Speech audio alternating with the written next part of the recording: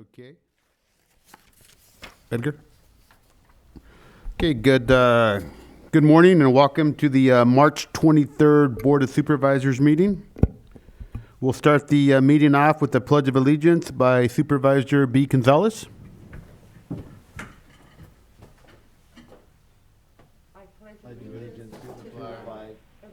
To the flag of the United States of America and to the republic for which it stands, one nation, under God, indivisible, with liberty and justice for all.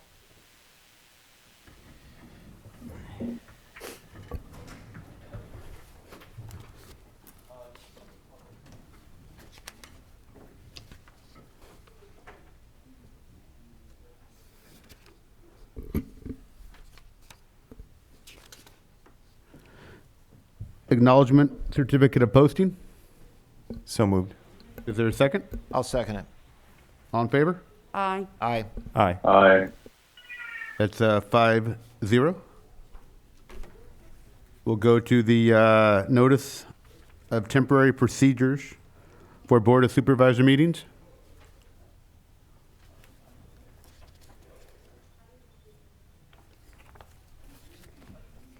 Good morning, Chairman, Board, and community members.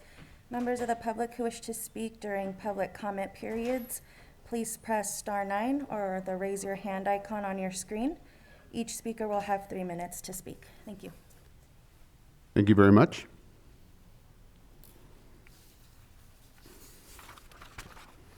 The presentations and recognitions, We have none, Mr. Chair. public comment. This is, you can go ahead. This is the opportunity to address the board on items of interest not appearing on the agenda. No action may be taken unless provided by Government Code Section 54954.2. All right, we have a letter from a community member. Dear board members, we are writing to express our concern about the lack of spay and neuter resources for feral cats in San Benito County. As animal rescuers, in the past 5 years, we have collectively and humanely trapped and spayed neutered more than 700 feral and stray cats in the county. Many of these cats have come from San Juan Bautista, unincorporated Hollister, Tres Pinos, and Aromas. We are continually getting calls from county residents about unfixed feral cat colonies that are multiplying out of control.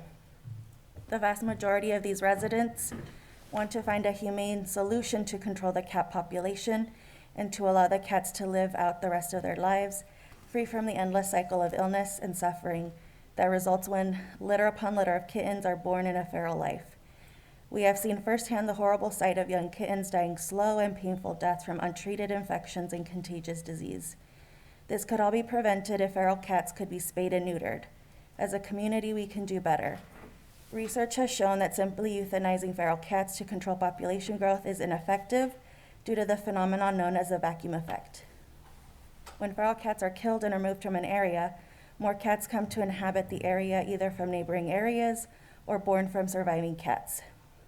This vacuum effect phenomenon has been scientifically recognized in all types of animal species.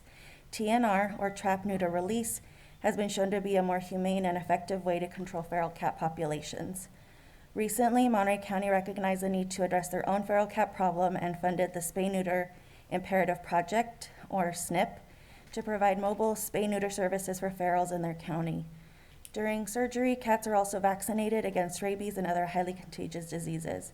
The City of Hollister has also allocated funding for similar feral SNP clinics, but only for cats within Hollister city limits. However, the reality is that a high proportion of feral cats live in rural, unincorporated areas of the county, as this is where there is ample room and space for cat colonies to breed and multiply. There are animal rescuers who are willing and able to provide their time and equipment to humanely trap and transport these cats to SNP clinics. We respectfully ask that the board do their part by funding SNP clinics to help feral cats throughout the county. Sincerely, Marina and Eric Gordon, former board members, Pet Friends and Rescue, San Juan Bautista, Elisa Martinez, volunteer, Heading Home Animal Rescue, Aromas. Thank you. Any additional public comment?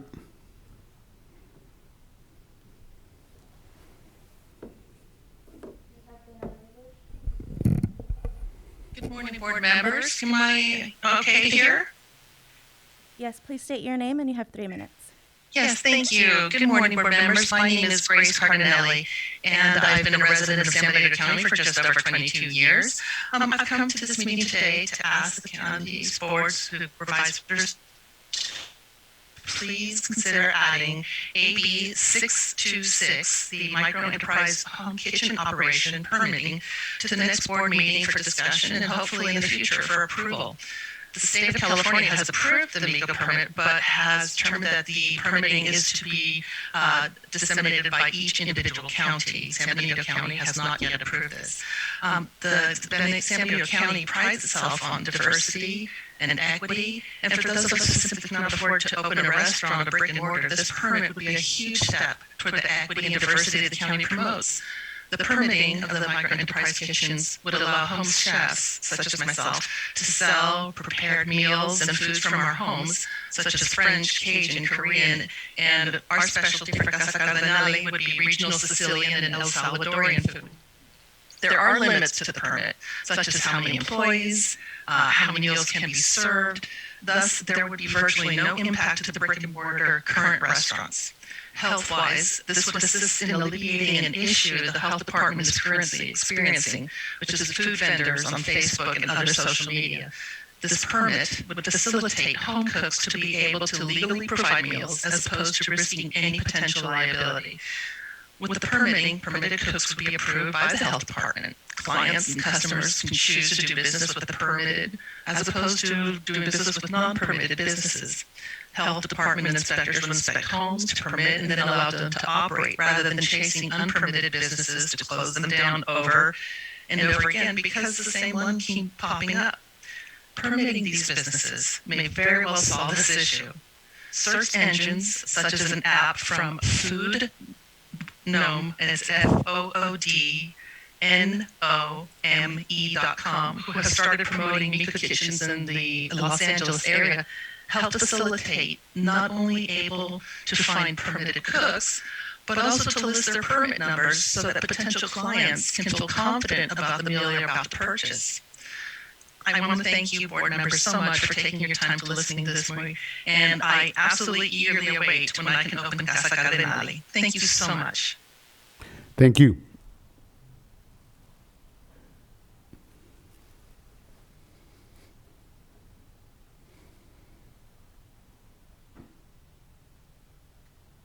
You've been unmuted.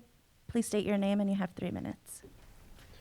Hi, my name is Robert Ridgway, and I want to thank the Board of Supervisors for listening to this morning.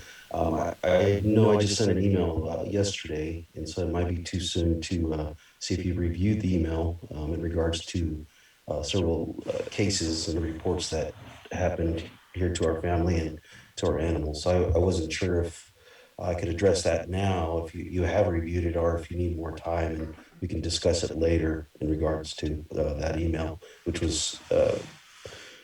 describes the whole, all the issues and cases, and or most of them, but not all. Are you there? Yes, sir. Oh, okay, yeah. So I wasn't sure if you guys had a chance to review that email and photographs and. We're not able to comment on anything, sir. Oh, you're not? Okay. So well, if you review the emails later, it's a concern, and basically I'm looking for a resolution that would address those cases and somehow to move forward to have them investigated and hold people accountable, including government agencies and deputies for San Benito County. So is that something, you can't comment, but would you be able to give some advice or address the issues that I did bring up in the email?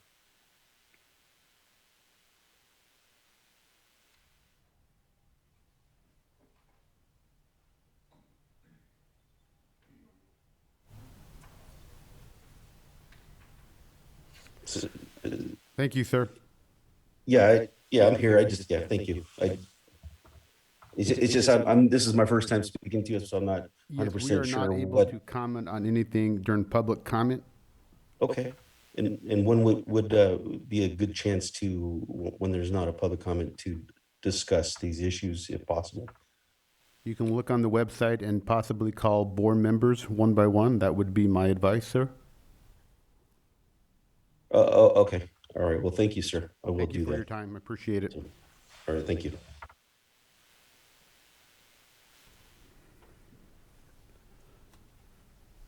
You've been unmuted. Please state your name and you have 3 minutes. Yes, good morning. This is Valerie Eglin with Reach San Benito Parks Foundation.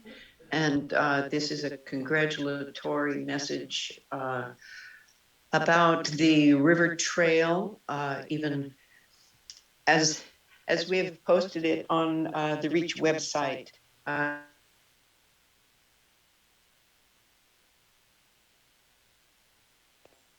We've had 1,100 comments and views, and I just want to let you know how enthusiastic the community is, and so grateful to the work you're doing promoting the River Parkway and Regional Park in San Benito County.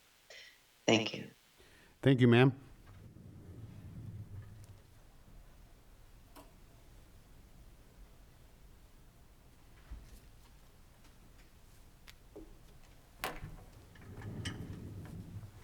You've been unmuted. Please state your name and you have 3 minutes.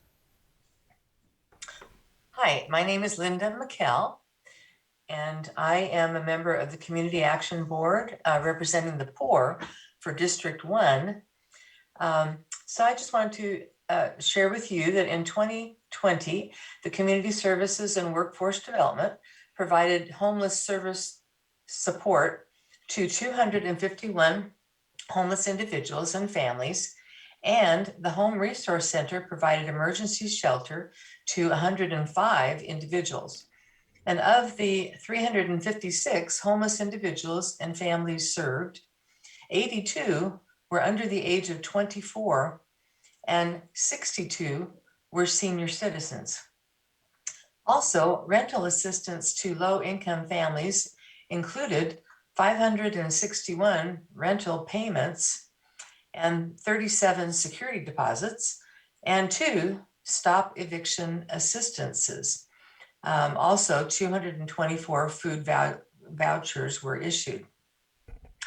I've been fortunate to serve on the CAB board for the past 2 years, and it's been inspiring to see how many people have been helped in this county with all of your support. So just to mention that there's also continued need for housing and homeless services in San Benito County. And I'd like to invite the public to the Community Action Board's upcoming public hearings on March 31st, next week at 3 p.m.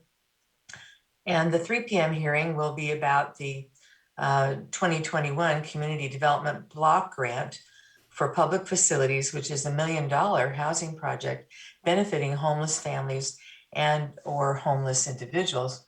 That will be at 3 o'clock. And then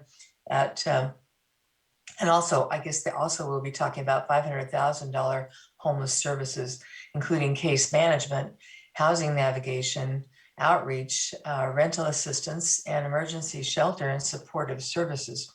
And then at 4 o'clock, the hearing will be for the 2021 Community Development Block Grant, CV23, for the proposed activities that we're trying to do for the shelter facility improvements and for shelter operations subsidies and hotel vouchers, which is under a joint application with Hollister and San Juan Bautista, which has available funds for all 3 jurisdictions of over $1,100,000. So thank you, and thanks for all you do to help make our county great. Well, thank you for volunteering for the Community Action Board. Appreciate it, and so do the Board of Supervisors. Natalie has her hand raised, but unfortunately we can't allow you to talk. You're using outdated version of Zoom. No more public comment. What was the lady's name? I'm sorry. Natalie? She's the one from...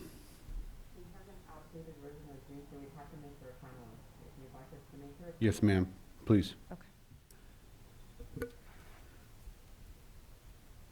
Natalie, you can unmute yourself. Please state your name.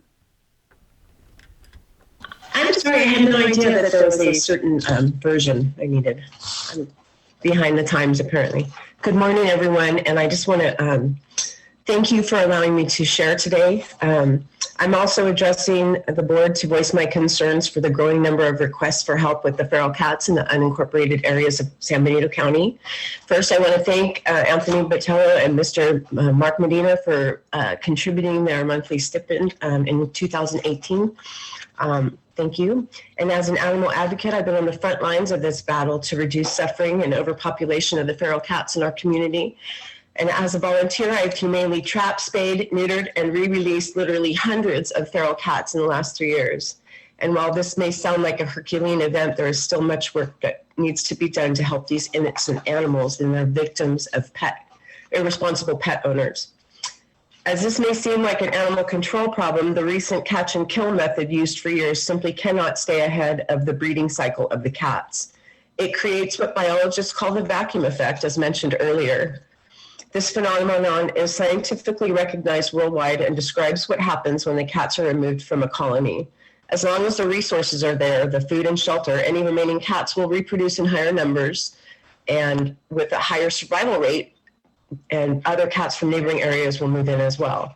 And in 1 year, a female can reproduce 3 to 4 times with an average of 3 to 7 kittens each time, with those kittens reaching reproductive age by 6 months.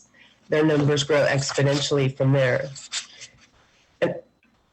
An unprecedented number of Hollister residents recently lobbied for funding of spay-neuter services for these community cats. And as a result, the city of Hollister has set aside additional funding for those feral spay-neuter days where 80 cats have been fixed, vaccinated, and humanely returned to their colonies to live out their lives without the stress of fighting, mating, and reproducing constantly. These spay-neuter events are manned solely by like-minded volunteers. I have personally helped to organize these events, working alongside the amazing SNP team for the successful TNR of 160 cats in the last 2 months. Henning Home Animal Rescue, SBC Cat Crew, and Petapalooza Rescue work together trapping to make these events a success. Please consider making the forward-thinking decision to fund this necessary service so as a community we can work together for the best outcome for the animals and the prevention of thousands of kittens who would otherwise suffer or end up at the shelter to be euthanized. Based on the high number of calls we have received from county residents, this is an effort that has community support. The city of Hollister has funded 4 feral days to date, each costing $3,500. Which includes spay or neuter, the vaccines necessary to prevent contagious diseases such as rabies and FVRCP, the kitty virus. This works out to about $87.50 per cat, and the cost of intake, euthanasia, and disposal is approximately $150. It's a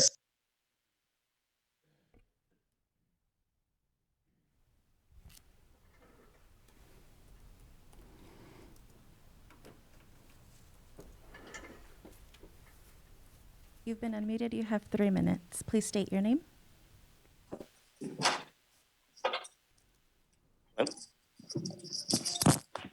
Hello? Yes. Hello. Go ahead, sir. Oh, sorry about that. Good evening, Board of Supervisors. My name's Daniel Camacho, and I'm just calling in briefly just to let you know, I know there are many people who don't vote. Some make excuses and say things like, I'm not going to waste my time because my vote doesn't affect anything. I don't have time. You know, the person who doesn't vote regularly. I've never thought that. I would always believe that it's important to vote. I always encourage people to vote because voting matters and voting has consequences. But now, even though I'm more concerned about my vote, and it's because of what the county and this board are doing or not doing on Strata Verde. Excuse me, sir. If you just go ahead and consider approving a project. Strata Verde will be spoken about item 16, I believe, so we do not want to speak about this right now. Sorry about that, sir. Sorry, Mike. Thank you.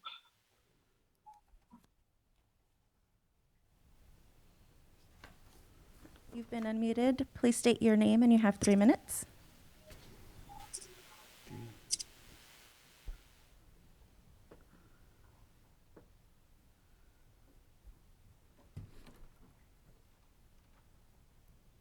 And you've been unmuted. Hello, I'm sorry, can you hear me? Yes. Okay. Thank you so much. I actually am Ann Sitter and I live in Hollister. And I wanted to speak and sort of piggyback off of Natalie, Marina, and Elisa, just to reiterate the need for funding for animal resources. I've been volunteering for Heading Home Animal Rescue and the SNP bus for years now, and through Heading Home, I've fostered many, many kittens that have been born on the streets. And also there's a lot of their mothers, both feral and semi-feral. And life on the streets, as you've already heard, is just cruel and riddled with disease and suffering for these cats. One of the goals of rescuing, it really is to mitigate the feral population's growth so that they're not continually reproducing. But might put some of us fosters out of business, but with the help of SNP, in Hollister, at least we have found thousands of cats and kittens and trapped them, fixed them, returned them to their colonies. Adoptable kittens have been, and adults have been adopted out after fostering. Natalie, Marina, and Elisa have shared the numbers that tie to the need, but I can simply share the experience of helping with these issues as a foster mom for so many of these cats and kittens. I've personally seen hundreds of cats fixed and released and flipped into happy adopted homes. It's money well spent to curb the problem in San Benito County with low-cost spay neuter. Many of the tragic stories that we see with kittens and cats in the community on the streets would just never even happen. Some stories end really well after these cats and kittens are nursed back to health and then they're adopted out to live their final chapters with families who love them, but so many of them are not so lucky, and it's just, simply in a word, it's just heartbreaking. You don't even have to love animals or cats to agree that this is a problem that we see, and it just needs to be mitigated as much as possible. You just really have to have a little bit of compassion for making San Benito County a better community than it already is for all of us humans and animals. And I would just thank everybody in advance for considering this ask on behalf of all of us and the cats and kittens in San Benito County who would benefit so much. Thank you so much. Thank you. You have been unmuted. Please state your name and you have 3 minutes.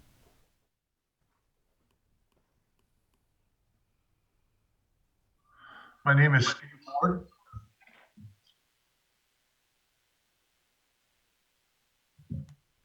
Go ahead, sir. Are we connected? Go ahead, sir. We would like to speak on the end-around maneuver that's being done by the Board of Supervisors and the school regarding the closure of Nash, as well as mitigation on the River Parkway that's been promised and not happened. There needs to be a section of time for us, and I would like to know. Can you call back when that is on the agenda, please?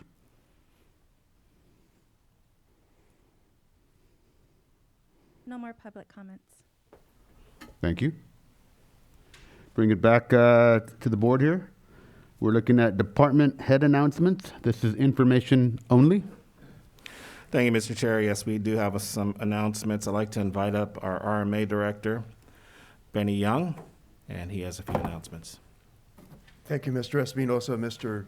Chair, members of the board, it's my pleasure today to introduce the newest addition to the staff at the Resource Management Agency.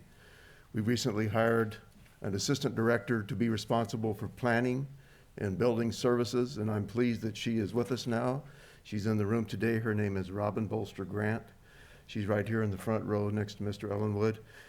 Robin has a 20-year career in public service, including, I think, around 17 years with the County of Santa Cruz. We were glad she was able to come over Granite Peak and come to work for San Benito. She is a committed public servant, has her master's degree in urban planning from San Jose State University, and also a Juris Doctorate from the Monterey College of Law. And we're delighted to have her here and looking forward to the many contributions we know that she will bring to the Resource Management Agency and our planning group and building services group in particular. One of the things that we've been anxiously awaiting her arrival, and one of the things she's going to work on right away is getting back to the board on a couple of outstanding requests that we have with you. You've asked that we come back and address certain elements of the general plan in the near future, and we plan to do that in May. One has to do with affordable housing and the housing element, and the other one has to do with an early request that we received regarding the commercial nodes in the economic development element of the specific plan. So general plan rather, we plan to bring that back to you in May, and Robin has already started brainstorming with me and Mr. Chambliss how we might frame those issues for you, and so we'll look forward to that. And thank you for the opportunity to introduce Robin Bolster Grant. Thank you. Thank you, Benny. Just as a friendly reminder to your board, tomorrow there's a schedule of assessment appeals. Should last about 2 to 3 hours, 9 o'clock here in the chambers, just an FYI.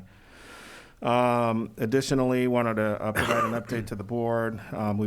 We have already met with the ad hoc for the economic development. We've been working on bullet points, and we plan to be back to this board at the following meeting. So just a heads up for the board on that. Additionally, there was a request from your board to have a lobbyist discussion today. Unfortunately, we just could not make the timing, so we're going to be deferring it to our next meeting. Just wanted to make sure the board was aware of that. Additionally, as you see, with the new camera system and the new technology we have, there's been a tremendous amount of work over the last few weeks.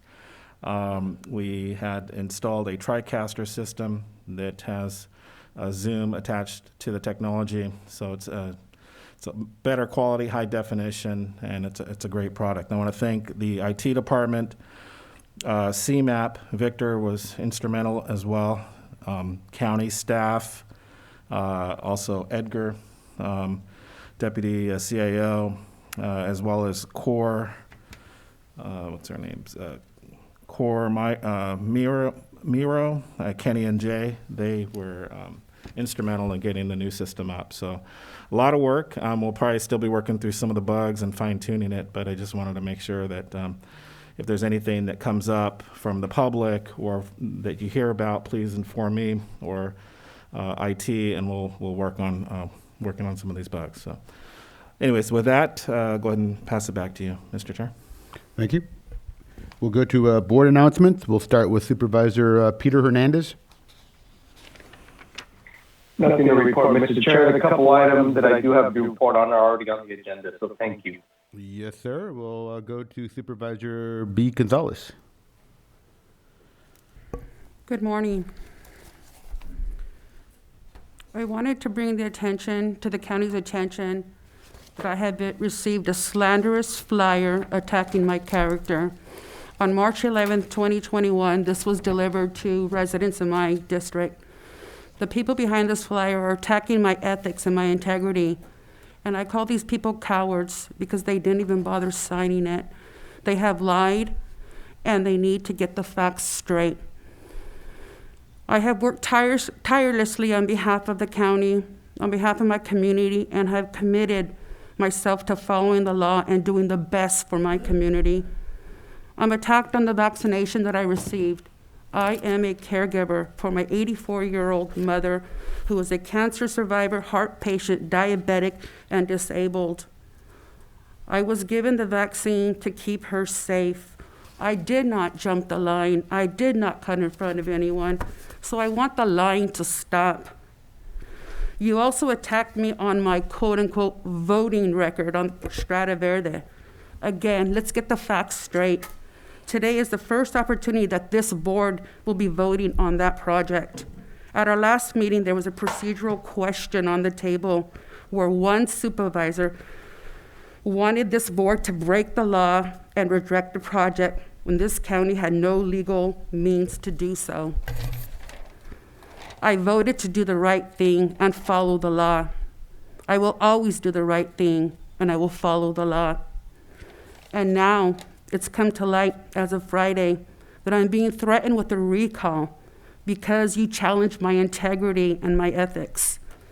So I say to you cowards, I say this: if you think that your underhanded, cover of darkness, anonymous attacks are going to intimidate me and frighten me, you know nothing about me at all. I will not bend to your political threats. I will be fighting this challenge to my seat. And for as long as I am seated here at this board, I will do what is right. I will follow the law. My constituents elected me because they were tired of the sick, dirty politics of my predecessor. And this flyer here, I don't know who's behind it, but it reeks of dirty politics. As for my community involvement, I have been very, very busy. As I said, I do work tirelessly. I've received many phone calls and emails regarding the Nash Road closure, and I'll make my comments when that item comes on the agenda. I have also recalls from my constituents about trash that is in the district, and I contacted Integrated Waste Management and Code Enforcement, and they are working on the situation. So I'm hearing your calls and I'm hearing your concerns, and I'm doing what I need to for my community. I also attend 2 weekly meetings from Cal OES, phone conferences on Mondays and Thursdays. And it might be more advantageous from somebody from the ad hoc committee for the vaccine if they attend those meetings, because these phone calls put you in direct contact with individuals from the state and can really expedite problems that the counties are having.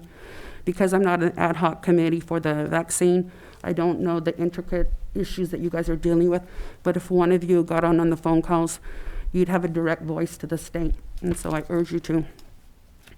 I also have been meeting with various groups about broadband, and we have to find a way to increase service to the underserved populations of our community.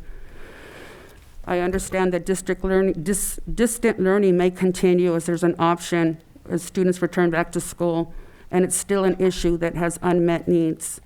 I've also attended the Mobility Partnership that met with Caltrans, both District 4 and District 5, and VTA out of Santa Clara County regarding the Highway 25 proposed improvements, the interchange at 25 and 101, and the Bolsa Road suggestions.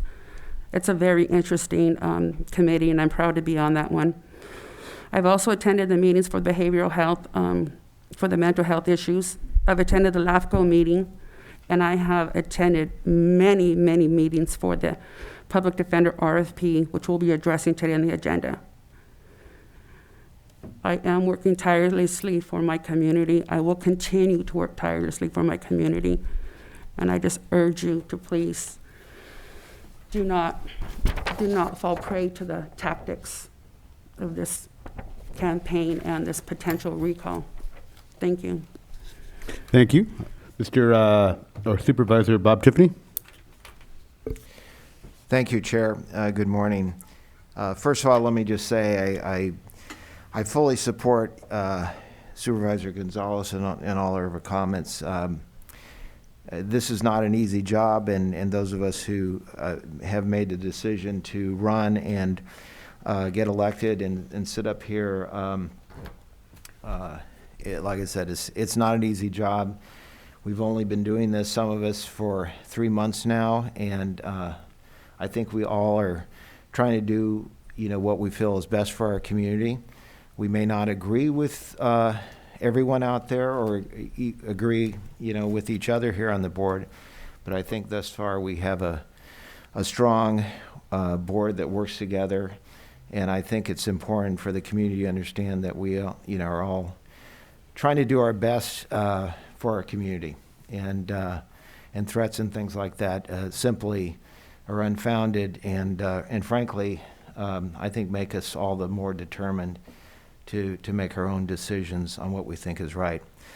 With that being said, let me just comment on some of the things I've been involved in.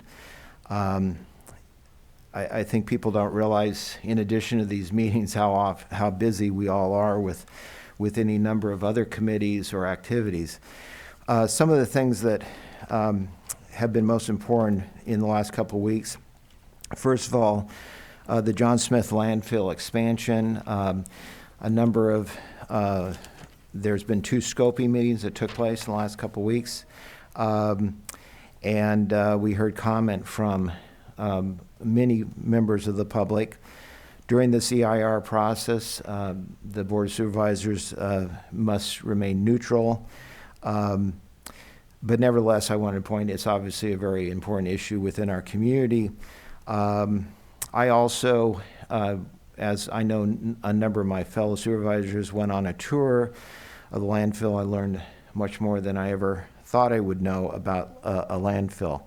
And I also, and I've brought this up to other supervisors as well as to county staff, I think this is one area where it shows how great a need there is for more information out there and for us to educate not only ourselves but the general public in San Benito County on the landfill, the history, and so people fully understand essentially, how it is that we are where we are today. While I'm mentioning education, I think that it's an area that I'm encouraging, and we've talked about this previously, but I'm encouraging county staff, and I know they're already working on this, to do a much better job of education on any number of subjects within the county. One example that I think is critical is information and education on revenue and how revenue comes into the county and what kind of revenue we receive. There's a misimpression out there that the county receives all kinds of monies that come in from property taxes, for example. The reality is we get 11 cents on the dollar. That's all we get. There's misunderstandings about how revenue flows into our county, and I think it's critical that people are educated on this so they understand why we take positions in certain areas to try to bolster revenue, and also how revenue then ties into providing better services for our community, including fixing our county roads, whether it be or trying to expand our library or getting additional employees for the community, and these are all tied together. So that's something I will be pushing on very hard. Some other issues, business grants. Later today, we're going to be hearing about the results of the business grants round 2 that Supervisor Kosmicki and myself have been working on ad hoc very hard in this area, and we finally are at the end of the road on that. Those will be going out soon. We're going to hear more about that. But I also wanted to mention that there is, I know that Supervisor Kosmicki and myself were both on Saturday with Senator Caballero, and she was talking about SB 87, which is a state bill that is providing for significant state granting for businesses. So this is separate from the county grants, and I just wanted to point out that for all you businesses out there, round 5 is opening up the day after tomorrow on Thursday, and it's open through March 31st. So if you're listening in and you're not familiar with that, please reach out to whether it be the chamber or the EDC or myself or any of us up here, county staff. We can direct you to the website to apply for state grants. If you've already applied and you were on a waiting list, didn't receive any funds previously, you will automatically be reapplied in round 5. But if you haven't applied, you need to apply before March 31st. There's grants from $5,000 to $25,000 available through the state. We'll be talking about this later, but we're probably going to be looking at a round 3 from the county as well, at least discussing that, as well as monies for nonprofits from the county. Next thing I wanted to mention are county roads. It's one of my favorite subjects, being in District 4. It's a critical area because we have so many roads in the South County. They're in such bad shape. That again is on the agenda. We'll be addressing that later today in terms of how we're going to try to address that with some third party coming in and doing some work for us. last Thursday, I spent a full day with Jason DeRosa, who's superintendent of public works, does a great job for the county. And I've spent 2 full days with Jason. And last Thursday, I was on the side of Coalinga Road side, Pinnacle side, was on and saw some roads that I didn't even know existed in San Benito County. So that's something that we're going to continue to work on. Just quickly, last couple things. I was involved in a Central Coast Advocacy Day through COG, which is Council of Governments, and we were lobbying for Highway 25 support as well as broadband support for our county with both Assemblymember Rivas and Senator Caballero and other senators and assembly members. And also in the last couple weeks have been involved in LAFCO, AMBAG, Behavioral Health Board meetings. And then finally, and then I will stop talking for the moment, I want to mention again, I have 2 openings for the Fish and Game Commission. So I would appreciate anyone who's interested to apply. You do not have to be in District 4 to serve, on behalf of myself for Fish and Game. So if you're interested, please apply. That's all I've got. Thank you. Thank you. Supervisor Kosmicki. Thank you, Mr. Chair. As Supervisor Tiffany mentioned, I sat on the committee on the business grants, and we'll have more on that later. I thought that was a big success for the county. And I was also in on the landfill scoping, at least the first meeting, and a lot of residents have a lot of thoughts and feedback on that. And just want people to know that we're here, we're listening, and just encourage people to keep providing feedback on that issue as we go forward. AMR, we had our ad hoc committee on the EMS issue, and so I'm sure we'll talk more as that goes on. But it, for me at least, it provided clarity that we are in a very difficult situation as far as finding competitors. I don't think anybody on this board is a supporter of the monopoly type model, and we're doing everything we can to make sure we get the best service for the best buck. That said, we talked a little bit about CalStar and doing more to promote CalStar, which is a really valuable tool that people have if they can afford that annual membership. Potentially is a big deal. And then we talked a little bit about perhaps maybe there are some potential for partnering in some sense with other communities. Other than that, I had Seniors Council, talked a little bit about some legislation that's going on, including broadband legislation at the state level. And it's, I know endorsements are fairly symbolic, but that might be something that we consider endorsing as a board. I think all of us, as far as I can tell, are on board with doing our best to increase our broadband infrastructure here. The Monterey Bay Air Resources District, there's a new grant program. I mentioned this to staff already that provides funding potentially for, incentives for clean air vehicles, but also one that stood out was an incentive for roundabouts.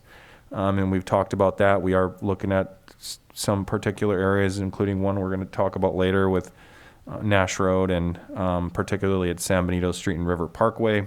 There's a potential for a roundabout at some point. I was, as Supervisor Tiffany mentioned, I took part, State Senator Caballero visited Hollister and then came over to San Juan Bautista. I just want to say thank you to the State Senator's office for coordinating, and thank you to the Chamber of Commerce and San Juan Bautista and all the folks that were involved with putting that together. And I also just want to reiterate from Supervisor Tiffany that if you're a business owner, if you know somebody who's a business owner, let's get the word out there, make sure everyone's applying and getting as many of those state dollars back into our community as possible. I wrote a guest view for the freelance about My Turn and just encouraging people to use My Turn as we took that step toward that as opposed to the portal that I believe has been shut down now. So just again, and we'll talk about that more later, but it's very important that people get signed up on My Turn. Held my regular town hall last night. Sometimes more or less people show up for these things. Last night, not so many. And then at some point we might want to discuss, I thought, when timing as far as potentially reopening the board chambers to the public as our numbers go down. I don't know if there's a general time frame. I'm not necessarily, rushing to make that happen, but maybe that's something that we should have on our radar. And that's all I have. Thank you. Yes, sir, and I do want to talk about the putting that on the agenda, about reopening the, yes, I was going to mention that also. Thank you. Other than that, we'll conclude with board announcements, and we'll go to our consent agenda. Is there any items on the consent agenda that the board members wish to pull? 6 and 8, please. Number 6 and number 8. Okay. I'd like to, Mr. Chair, I'd like to pull items 11 and 12 as well. 11 and 12.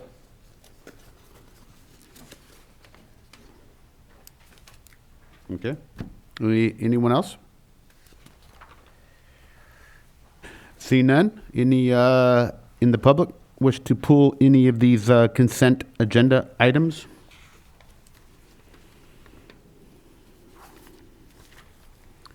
If you'd like to speak, please press the raise your hand icon or *9. No comments. Okay, what's the wish of the board? I'll make a motion that we approve the consent agenda with the exception of those that have been pulled. Is there a second? Second. All in favor? Aye. Aye. Aye.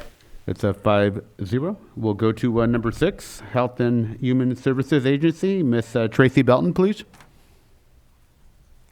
Good morning. I think, Bob, did you pull this one? Actually, Colin did. Okay, He go beat ahead. me to the punch. Hi, good morning, Ms. Belton. I just had a couple quick questions, just mainly for, I think, clarity for the public. What will this change with the Blue Shield third-party administrator contract? What will that mean for the role of public health staff going forward?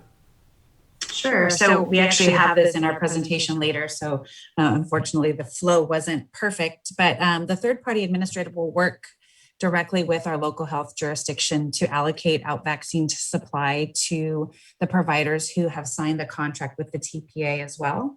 And so to date, I believe that there are 2 providers that I'm aware of that have signed the contract with the TPA, which is the San Benito Health Foundation and Hazel Hawkins Hospital. And so we work together to allocate out supply based off of, conversations and what they're able to provide as providers. We also will be allocating out vaccine to OptumServe. And again, that's in our presentation a little bit later, but we are going to be standing up a mass vaccine clinic ongoing with OptumServe. And so they will also allocate the vaccine to that, the OptumServe site. Okay, great. And I saw there was a mention in the report about the third-party administrator was, committed to following the state allocation algorithm. There's 2 things here. I'm wondering, do we have clarity on what that algorithm is quite yet? And then secondly, I just want to, underscore the importance of keeping them in the loop about our shortage of vaccine and seeing whatever they can do to help us alleviate that. Sure. Our team's been very vocal with the third-party administrator about the supply of vaccine, and they are aware of our need and request to have more vaccine supply to our county. And the other question was regarding the vaccine prioritization. So we continue to follow the state prioritization, and so does the Blue Shield TPA. We did receive early this morning a note from I believe it came from Blue Shield indicating that there is a push to get everybody vaccinated quickly. And so I could actually share the document. actually, I have some of the points in my PowerPoint. It indicates that April 1st, they're going to change the prioritization. And we don't have a lot of details on it. We had a call last night on it briefly, but there is a push to get more people vaccinated. So I believe that there will be more supply. And I'm not sure if any of the public health staff or the doctors were on the call last night. Unfortunately, I wasn't able to be on the call, but they may have some more information. Hi, this is Lynn Mello from Public Health. Good morning. I was on the call last night. It was with the TPA and the state. They were basically going over, their, the basics of the, the TPA. And there were a lot of counties that are not as far ahead as we are. And they have a certain formula that I'm not, super, understanding of at this point. I think that Dr. G may understand that a little better than I, but I think that they were it was more of a reinforcement call to help the counties that were, still not quite understanding, like not getting the contracts and not having contact with the Blue Shield staff. So Dr. G, I think you were on the call. Can you add to this? Yeah, no, just briefly say, I think the purpose of the call last night was to just inform all of the local health jurisdictions what the transition plan is, that the state will be allocating directly to local health jurisdictions and directly to providers on March 30th following the allocations that have been set out globally. That's the 40% going to the lowest quartile in the state in terms of health equity, as well as other sort of metrics that we're following. We've certainly, with respect to the relative undersupply to San Benito County, we've certainly expressed that. I have looked at some state data. We can go over that a little bit later in the slideshow. I'll defer on that. But essentially what's happening is we're switching over.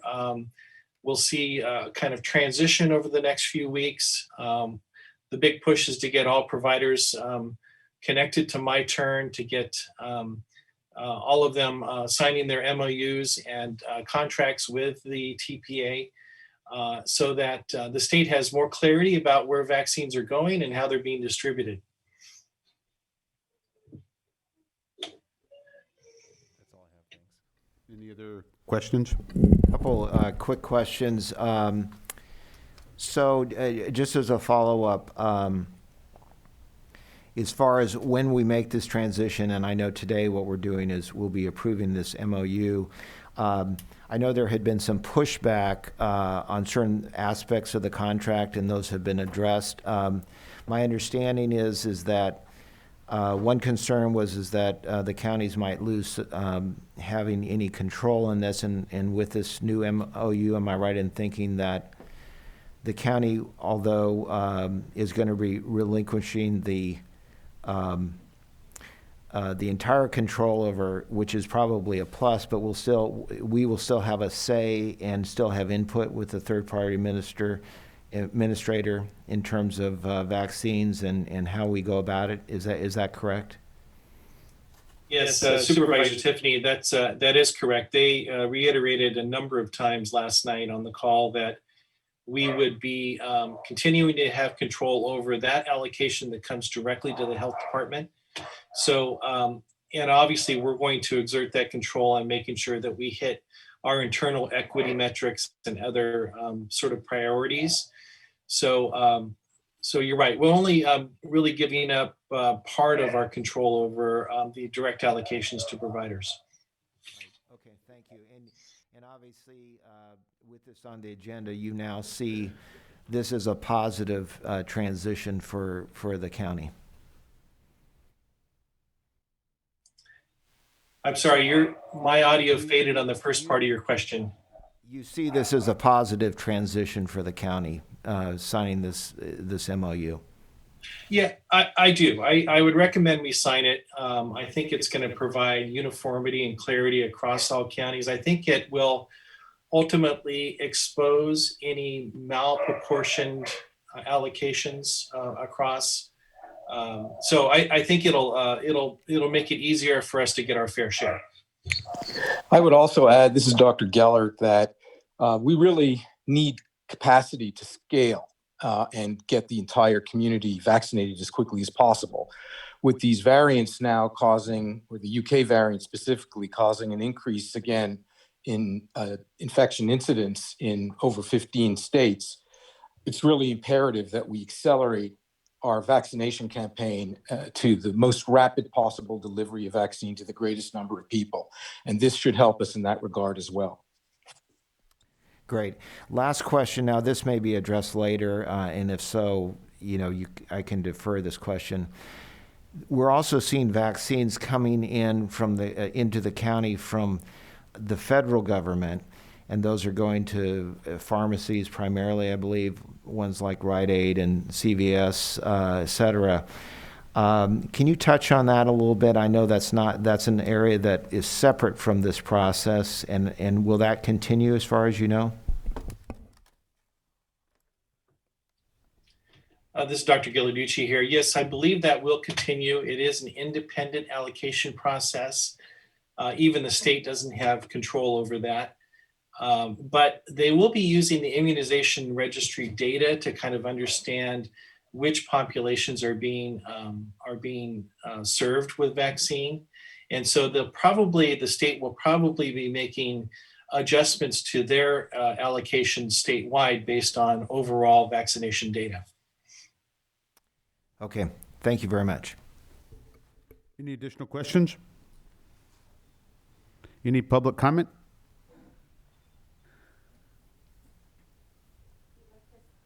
Please press the raise your hand icon or *9.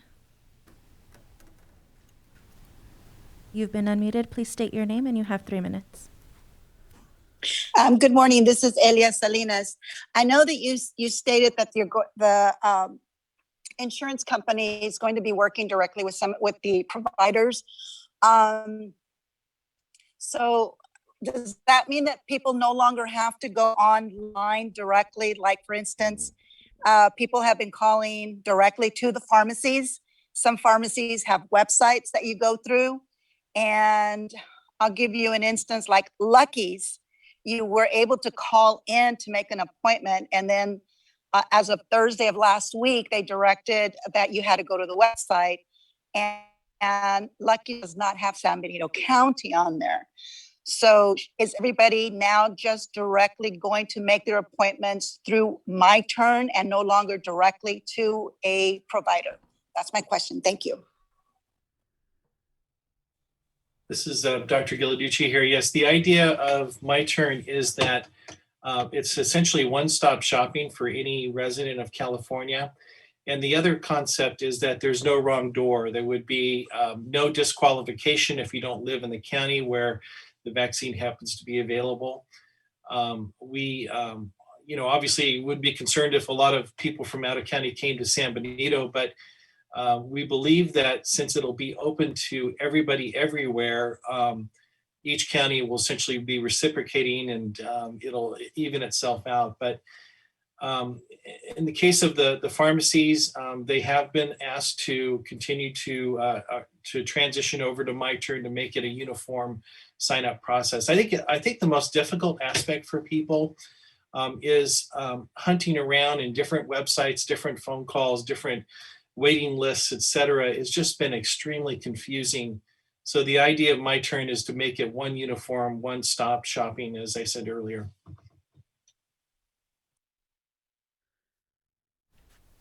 Mr. Chair, when the motion is made, could it also include authorize Dr. Gilladucci to execute any amendments to this agreement as well, just in case it's modified in the future? Yes.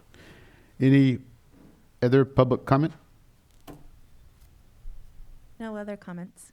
Bring it back to the board. What's the wish of the board? I'll move that we approve MOU with California Governmental Operations Agency for continued allocation of COVID-19 vaccine allotment and authorize public health officer to execute the MOU. And make any amendments? Oh, and the amendment. Sorry about that. Is there a second? I'll second. All in favor? Aye. Aye. 5-0, motion passes. We'll go to number 8, Resource Management Agency. I think Supervisor Kosmicki brought this up. Yeah, I appreciate it. Yeah, a few questions. Is this park built already? Mr. Chair, Mr. Kosmicki, it's under construction now. It's close to completion, and it's going to be a tremendous community asset. It's a public park, even though it's in the Santana Ranch area, a community park. And then so would we have to, did they put in the fall protection material already? No, we caught that. Regrettably, the plans were approved in the summer of 2020, and after we re-reviewed those at the management level in the RMA in late 2020, around December, we felt that the fall zone area in the playground needed to have better accessibility for ADA and needed a safer material than was being spec'd, and one that would require less maintenance. And so we asked that the plans be modified. Santana Ranch developers correctly indicated, well, you already approved the plans last summer, so it seemed fair to me that we would reimburse them for the added cost of the improved fall zone protection. So just so I have this clear, so and I wasn't on the board when the development agreement went through. So as part of the agreement, they're obligated to build a park. Correct. I also saw in the summary, it mentioned how they've contributed $1.5 million to the Correct. park fund.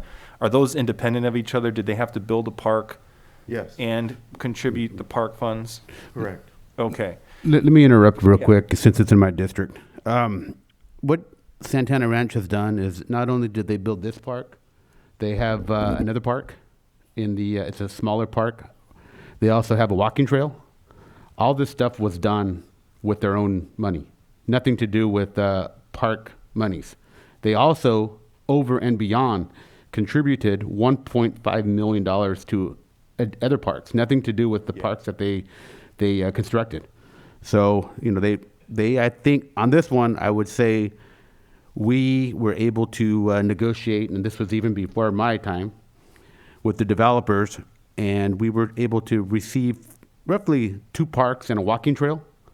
And they also, it was almost double dip, they also paid $1.5 million to all the other parks within the county. Correct. Yeah, no, and I'm not, so I'm not trying to be No. negative on the developer here. I'm just concerned about going out and spending $200,000, you know, I want to be clear that it's needed, basically. So there's not a lot of, it's a little vague as far as the ADA accessibility part. And when I looked up FIBAR, from what I could tell, it is allowable. It is ADA approved. I'm just not quite sure, you know, is it just a preference of the staff to have a different material? I just don't want to go, you know, throwing around $200,000 plus if it's not 100% needed. The other part that I'm worried about too is you have a school right next to there.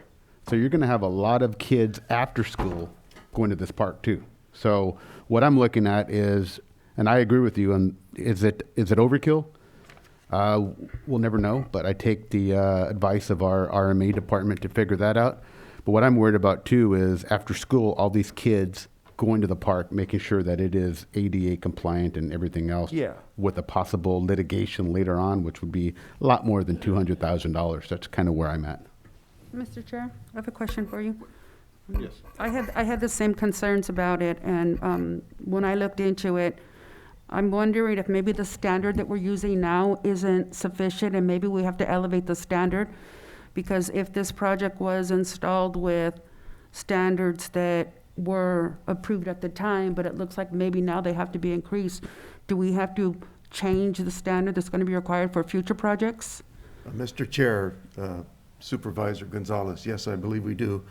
we need to improve the standard, and and improving the standard midstream for this particular developer doesn't seem fair to me, but I do want to improve it moving forward because I have a strong belief that this will be safer, more accessible to people with disabilities, and will result in less maintenance costs over time. So I didn't think it was fair to change the standard in midstream for this particular development, but we will move it forward with the new standard, yes. Good, because that was my concern. Thank you. Any other questions, Mr. Kuzmicki? Yeah, I mean, I guess I'm just still not clear on the ADA part. You know, are we required? Is there, you know, again, is this just a staff perspective? Is this FIBAR allowable? Mr. Chair, if I may. Yes, sir. One of my stops in my long and checkered career was 3 years with a very large parks and recreation system in Arizona. And we, in the parks business, public business, have historically not used particularly good fall zone protection, in my view. And I have a penchant for making sure that we upgrade that area because of the maintenance, safety, and accessibility concerns. FIBAR is probably okay. I'm not saying it's unacceptable. This is vastly superior to what we're proposing. FIBAR is organic and it decomposes over time and causes more maintenance, has to be continually attended to. It's not as good from an ADA perspective. It might be acceptable, but it's marginally acceptable. So it's a standard that I think the county has a right to set. So it's fair to say, yes, it's a preference, but it's based on what I think are legitimate criteria when it comes to our role in making sure that the public is protected in our public parks. And so that's why I've chosen to recommend this to you. This other material, where there are a range of, I'm not even sure if the new materials, I know I'm going on here, but it's $200,000, so I'm still concerned. Very well. Were there bids? Were there, you know, how does this new material compare with, could we have gotten a different material for $50,000 more, or? Mr. Chair, these are all valid questions. I would like to ask Mr. Chambliss to come online and help explain why the new product, the product that we're recommending, is superior. And so if Mr. Chambliss has his hand raised, would you please recognize him? Good evening, or good morning, everyone. There are effectively there's 4 choices in fall protection material. You have the FIBAR material, you have a loose fill rubber nuggets material, you have a poured in place rubber material, or you have these tiles. They all have their advantages and disadvantages. The FIBAR material is an organic material, needs to be replaced more frequently. It needs to be actually fluffed several times a year. Trash collects in it easily, and it's a heavy maintenance item. The rubber nugget material is a good, one of the better performing fall protection materials. But as I learned last year when I met an incredible young man named Jack, who uses a mobility device, he's unable to go out on that. Even though it is ADA accessible, it does not work for wheelchairs. The material gets gummed up in the workings, and so he's restricted to the concrete on the edge while his sister plays in the playground. The poured in place material solves that problem. It is a little less expensive initially, but the problem with it is specialized contractors need to come in and install it. And if it gets gum on it or vandalized, that section has to be cut out. We have to bring the contractors back in and they have to re-pour the material. And that's at about $130,000 more to do the poured in place. The advantage to the rubber tiles is it's the best of all the worlds. It's durable, it's great fall protection, it's very low maintenance, it's easy to maintain, and if one of them gets damaged or gum gets on it, our staff can go unplug a tile and plug a new one back in, and we don't have to write contracts, and it's a much less intensive repair and maintenance process. That's why I'm recommending this this material here. As for vendors, there's several vendors. We didn't, since we're not the ones buying it, I don't know if they went through a bidding process or not. We recommended the type of material, not the specific vendor. Okay. I appreciate that. I personally would, I would like to see a bidding process for something like this, considering the cost. That's just me. So, Mr. Chair, I can't say they didn't have a bidding process, but we're not in control of the contracting. That's being done by the developers. Oh, It's I their gotcha. contractors on it. We could find out if they had a bidding process, but I wouldn't represent that they didn't. It's the incremental cost that we agreed to cover. Yes. Or recommend, rather, Yes. that you. Mr. Chair, Yes. before we go on, so, Mr. Young, so if the county changed the standard, would that then prevent issues like this arising in the future? I think so, yes. Okay. I appreciate the question, and the answer would be yes. Okay, That would be included in the development agreement at that, those standards. yes, okay. Any other questions from the board? Mr. Chair, just one clarification. Yes, sir. This does require a 4/5. Yes, sir. It's a budget amendment. It does require 4/5. Any other questions from the board? Any public comment? Comment, please press *9 or the raise your hand icon. You've been unmuted. Please state your name and you have 3 minutes. Hi, my name is Mary Shaw Coran. I was just wondering why the county, I mean, it sounds like a very good idea to make the playground safer and do these things, although there could be maybe other alternatives that are less expensive. It's a huge amount of money. And I just was wondering why the Santana Ranch developer is not, Anderson Homes is not paying for everything, since, they're benefiting greatly and they're going to be developing more homes. It just seemed like it's strange that the county is now supplementing, something that they have already started doing. Anyway, just a question was why are we on the hook as taxpayers? Why isn't Santana Ranch paying for all of this themselves? Okay. Thank you, ma'am. Any other questions? You've been unmuted. Please state your name. Hi, this is Elia Salinas. So my question is, just like Mary Karan just said, and thank you, Mike Chambliss, for explaining it into detail. $200,000 is a lot of money, and Anderson Homes, another $200,000 is not a lot of money for them. And I can respect the fact that they've already put in all this money into parks, but they didn't do it just out of the kindness of their heart. They were placed in a situation where they thought that this would make them look better into the eyes of the county. So they were approved, okay? Santana Ranch, we had a problem with Sunny Slope Road, and they were pushed, and the building had to stop until we had the stoplight put there at Fairview and Sunny Slope Road. So nothing is done out of the kindness of the business, their heart, this business. It's because they want to look good into the eyes, and $200,000 is a lot of money. I believe that you're going to have the votes for this, but I think that the citizens of Hollister should be able, or citizens of San Benito County should be able to have a say so in how our money is spent, and that's a lot of money, especially in hard times right now with COVID. The houses are selling, but San Benito County is losing money. Every single day we're losing money because of COVID. And for whatever reason, the real estate agents, the real estate companies and these developers are making money. So I think that they should be able to afford it themselves. Thank you. Thank you. Also, as well, it should go to.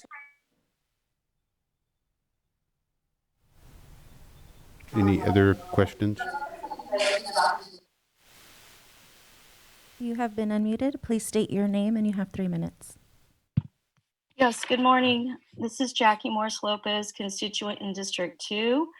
I also want to comment on this proposed $250,000 expenditure for the county taxpayers for a local subdivision park.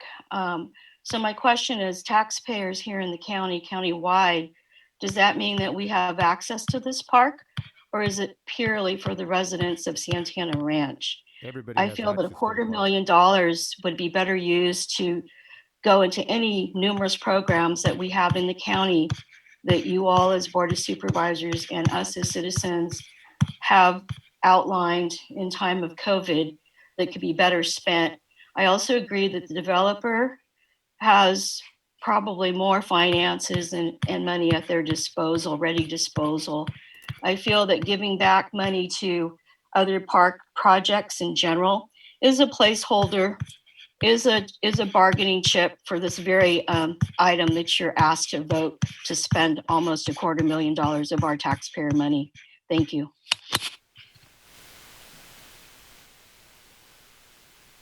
More comments? Yeah, just to answer one question, it's not $250,000, it's $200,004. The other question was, anyone can use this park. It's a public park, and these monies cannot be used for anything. They can only be used for park development. You cannot use these dollars for anything else, the money that we're taking from the park fund. So, Mr. Chair, can I ask a question of Mr. Young? Given the concern over this amount of money, and I had separately talked to Benny about this prior to the meeting, because I had some concerns as well. Is it possible, and I understand the position, this is something that, you know, we've increased the standard, which makes a lot of sense. Is there a possibility that we could go back to the developer and maybe we could split the cost, or we could, you know, negotiate it so that, you know, we're taking half of it, given the fact that, you know, we have raised the standard, but on the other hand, I appreciate the concern of some of the constituents, as well as hearing some of the other concerns, particularly from Supervisor Kosmicki. Is that a possibility that we could push this back and see if we can get some assistance from the developer? Thank you. Mr. Chair. well, it's a contractual agreement, number one. Number two, this park's been going on for 2 years now. We've been trying to get this park up and going. So all it's going to do is cause more roadblocks. I'm looking at something where they put $1.5 million into other parks. So, you know, we increased the, where we changed the scope. They didn't change the scope. If the scope changed, it's us. You know, the $200,000 is a lot of money, don't get me wrong, but once again, they're providing something that we asked for, and now we're going to go back at the last minute. This is the same thing that we did with the school itself. We set a contractual agreement with the school that it was for sale, I believe, and we went through that, and that held up the process for at least a year. So I would ask to vote yes on this, but it's up to the board. Yeah, admittedly, I don't have the history, obviously, that you Mr. do Chair, on this. may I add one comment, please, with your permission? There was an issue of fundamental fairness on this particular point, in my view, and that's one of the reasons I have recommended it to you. And you need to know that there are other open issues with Santana Ranch, like drainage and transportation, and I'm demanding, or the staff in the RMA is demanding, their full performance on those. And so it's a kind of a two-way street. I think it's fair to give on this particular point, but I am demanding performance on some other higher dollar cost items that they're pushing back on, and you won't see those items because I don't plan to recommend them. So I just think there's a fundamental fairness issue here because we changed the standard. I think the standard moving forward is much superior, but in view of the fundamental fairness issue, I've recommended this. Thank you. Any other questions Mr. from the Chair. board? Yes, sir, Peter. Thank you. So if I'm hearing this correctly, and you can correct me if I'm wrong, Mr. Chair, it sounds like there was already something in place for this park with the material. It was us, the county, who requested the change, not them. It would have happened ultimately if it didn't come for that change, and that change was obviously according to these park impact fees that they agreed to not, ultimately funded. So, and the process was already established for these funds to be used for that purpose. I personally, just for full disclosure, I'm not a big fan of the development in the process, but that's separate. I do think that it would, I don't think it would help the county's interest to set an expectation and then ultimately kind of defy its own expectation as far as the process, right? We want people to honor the process, and this process was established. And moving forward with the park that was ultimately a request of the counties, I don't think it's an unfair ask. Those are my comments, Mr. Yes, Chair. you're correct on that, Supervisor Hernandez. Any other questions? Oh, Mr. Chair. I just had a comment again. I would just feel more comfortable. I understand that they are the developer and they're handling the project, but, I think I would feel more comfortable if they at least provided, some sense that they went out for bids, just because, again, it's $200,000. Normally, if we go spend $200,000 on a capital cost, we're going to get bids, and our public gets to see and they get to know that that was the lowest possible cost that we could get for the product. Thank you. Okay, back to the board. Any other questions? What's the wish of the board? I'll make a motion to adopt a resolution appropriating $204,445 for the Parks and Recreation Impact Fee Fund and authorizing payment to Anderson Homes to reimburse the additional costs for the installation of the upgraded ADA accessible fall. Second. All in favor? Aye. Protection service in the playground areas in the new community park in the Santana Ranch development. This requires a 4/5 vote. And approve the budget transfer. Is there a second? Second. We'll have a roll call vote, please. No. Gonzalez, Yes. Tiffany, Aye. Hernandez, Aye. Medina. Aye. Motion passes. 4/5. Supervisor Kaminsky, no. We'll go on to number 11. Yeah, Mr. Chair, I asked that Yes. 11 and 12 be pulled, and I don't know if this is be done this way, but basically my questions have to do with both 11 and 12. Yeah, can we approve them both at the same time? Yeah. Is that all right? Legal counsel? Okay. Yeah, because they're really two sides of the same coin. I'm very much in support of this. Again, this is to address some immediate needs of our county roads, which are in great disrepair. Unfortunately, I had asked that it be pulled so Mr. Young could give a little bit more background on each of the two contracts. One is with Don Chapin, one is with Granite Rock, particularly what roads currently we're planning to address. I know there's also some slide areas and just kind of an overview so the public has a better idea of that. I also spoke to Benny yesterday about some of the issues about transportation because some of these roads are so far afield. In some cases, it takes you 3 hours to get there and back, if not 4. So anyway, Benny, if you could comment on those, I'd appreciate it. Before we go to Mr. Young, I just want to thank yourself for actually bringing this to our attention because you're the one that actually asked for this. Right. And perfect example is, new set of eyes looking at this type of on-call response. I think it was Supervisor Botello several years ago, I think it was, that had the same idea, and I think it was pretty successful. So thank you. Right, and when you get out there, you understand what you're dealing with. I may have made this comment before. I had one constituent that invited me to come out and enjoy the sunset from Panoche Valley, and then book an appointment the next day to get my car realigned. So, but at any rate, anyway, thank you, Benny. If you could enlighten us a little bit further. Mr. Chair, members of the board, Mr. Espinosa, I do appreciate the question. I think this is something that we need to do, and I appreciate the board's consideration. With regard to how it will be mobilized, your questions yesterday primarily related to making sure we're not unnecessarily spending money on 3-hour trips.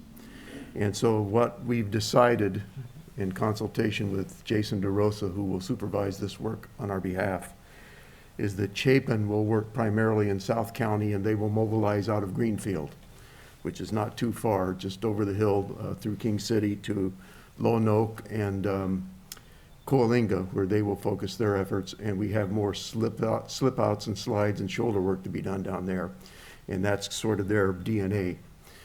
And the other contractor, Granite Rock, will focus on the Hollister vicinity and San Juan Bautista, that area, and they also have yards that they can mobilize from close by to this area. And if we need to, we also have an area in South County along Coalinga that we can make available for them for mobilization of their equipment, for Chapin that is, and that should minimize the transportation expenses. Jason will personally supervise this work with those two contractors. It allows us some capacity that we just simply do not have in-house at the present time, and the roads are pretty beat up, and the storms have aggravated the situation substantially. So I thank the board for your consideration, and if I can answer any more specific questions, I'll be glad to try to. And Benny, it's my understanding in talking to Jason that Panoche Valley, the other side of South County, will be primarily dealt with by our in-house road crews. And in that regard, Jason informed me that in the last couple of weeks we've hired 3 new people to work on the road crews, 2 of which are local. One is the third from Gilroy, so they're local people. And I know Benny was very enthusiastic about them joining the county, and I think there's maybe additional 5 positions he's looking for. So we're bolstering the road crew, which is going to be critical. But I just wanted to make sure people understand we're not going to leave out Panoche Valley area. That's going to be addressed through the Public Works Department. That's correct, and we may mobilize one of the 2 outside contractors to help with Panoche as well. And I know he's going to hate this, but, I do want to thank Jason DeRosa. He's a phenomenal asset to your group there, and I think you know that, Mr. Young. He probably does hate the attention, but thank you. Yeah, he hates the attention. I know you spent the day with him. Yeah. I speak to him weekly usually, and he's a phenomenal person, and I appreciate you taking care of him. Thank you. I'm glad you said that. There's not many people I would want to spend 2 full days with in a pickup truck, but Jason is one. He is a phenomenal asset to the county. He certainly, I've been getting calls. We all get calls or emails about county roads, but it's a daily ritual for Jason to deal with those, and he deals with them effectively. He's in a really difficult position because of the lack of funds and lack of manpower, and we're obviously trying to address that. But I've told Benny this many times, he is a tremendous asset to the county. I really appreciate what he does for us. Thank you. I just had a question as to how soon would the work begin? Yesterday. Very well. Mr. Chair, Supervisor Gonzalez, it'll start in April. The outside contracting component of this, we're already working countywide, and we're going to start in the next week or 2 with the focus that Supervisor Tiffany mentioned on Panoche. But it'll be in April when we actually start this work in earnest. One other thing I'll just mention is and I've mentioned this before, and I think Benny's mentioned this, we are actively looking to try to get federal grant money as well. And I see Greg in the audience here, and I know he's very much in the middle of that. And so we're hoping to get federal grant money both for those roads that access federal lands like the BLM or Pinnacle, or those that are emergency access roads like Panoche Road that access over to the valley. So I think those are some significant funds that we hope will be coming to us in several months that will really help us further. So I just wanted to mention that. Mr. Chair, Sir. if I may, Yes, sir. I should have mentioned that the CAO's office has been really extremely cooperative with us on this, and I'm thankful for kind of the special appropriation out of our contingency funds to do this. I think it's really important, but we have limited contingency funds, as you know. I am hopeful. We're still waiting for the governor's office to decide whether or not we'll be included in the statewide declaration.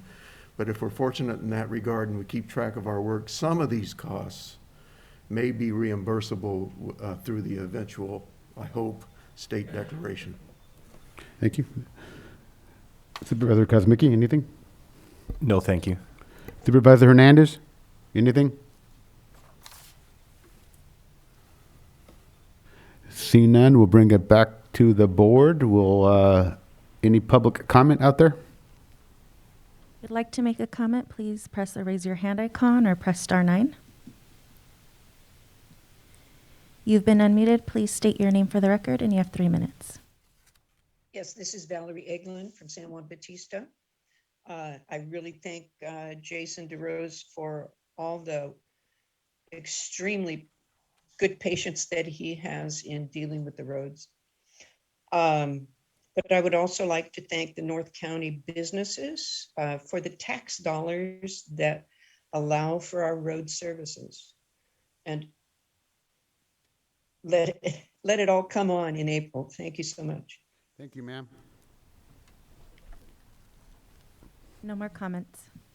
Okay, bring it back to the board. What's the wish of the board? Mr. Chair, I'd like to make a motion that we, first of all, with item number 11, we approve a contract for on-call emergency response roadway repair work with the Don Chapin Company in the amount of $500,000. Authorize the RMA director to execute the contract upon receipt of all contract documents required. Authorize the RMA director to issue contract changeovers in the amount of $37,500, and approve a budget transfer from the general fund contingencies to road maintenance for emergency response. On-call emergency roadway repairs work with the Don Chapin Company in the amount of $500,000. And this does require a 4/5 vote. So is there a second? I'll second that. All in favor? Aye. Aye. Aye. Peter? Did you say aye? Okay, perfect. Aye. That's a 5-0. Motion passes.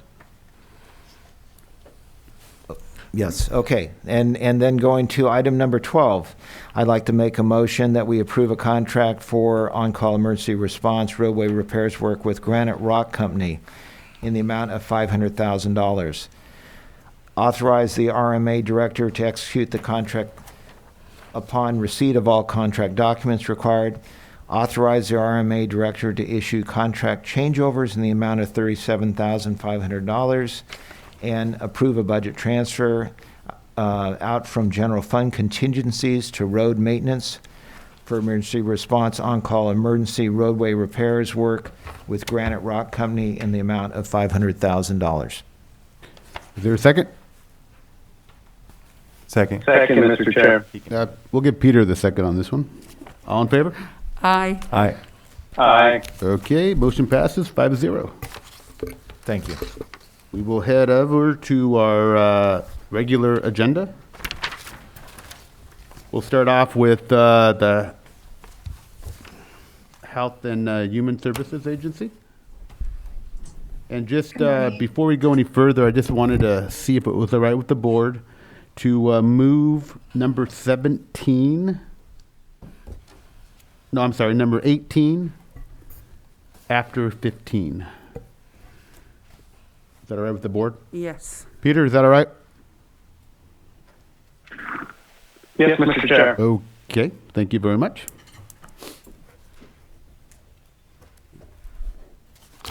Take it away, ma'am. Good morning. So Dr. Gillard, she's going to start the presentation and I will fill in. If you could share our PowerPoint, that would be great.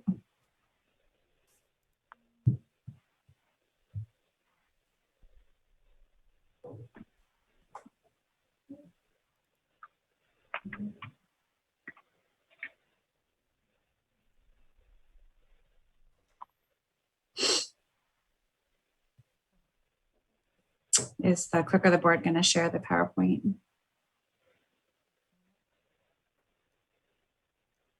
There we go. Dr. G, do you want to start the presentation? Yes, thank you. Good morning, Mr. Chair and Board of Supervisors. Well, this is our standard format for our vaccination, or I'm sorry, our COVID report. Next slide, please. So here we're looking at the, I apologize, for some reason it's showing up as a very small slide on my side, but I can follow on my own PowerPoint. We're looking here at daily cases and deaths statewide, and as you can see there, we had the very sharp rise back in November and December, as I've discussed before, and this very sharp decline, which is heartening, and we hope that continues. We think the decline is starting to slow down statewide, and hopefully we don't see a third wave coming or fourth wave coming like we are currently seeing in Europe. Fortunately, our vaccination, which I'll get to later, our vaccination rates statewide and nationwide are better than they've been in Europe, and I think that's going to help us quite a bit going forward. The total number of deaths at 54,000 continues. That rate of new deaths continues to decline, and we hopefully continue to see that happen. Next slide, please. This is a summary of hospitalizations, again showing a similar curve, and then ICU bed availability is also modestly increasing. So the threat that our healthcare system has been under is now past at this point, and we feel much more comfortable. Next slide. This slide shows San Benito County case counts, and we are currently in the red tier.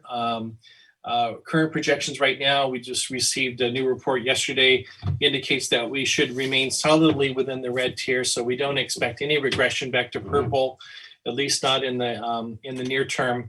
I'll talk a little bit about statewide vaccination efforts for the lowest quartile, but if our case counts continue to improve, we should expect to see orange tier perhaps maybe 3 weeks from now. So let's hope for that to continue. Next slide. This slide shows the kind of modeling for California looking forward, and we see that the worst case, which is the red line, going forward, that's with considering variants and so forth. A worst case is still significantly less than what we saw over the winter surge, but probably more similar to what we saw last summer. Next slide. Okay, so talking about vaccine, let's go to the next slide. This is the statewide dashboard that shows about 10.5 million doses have been administered.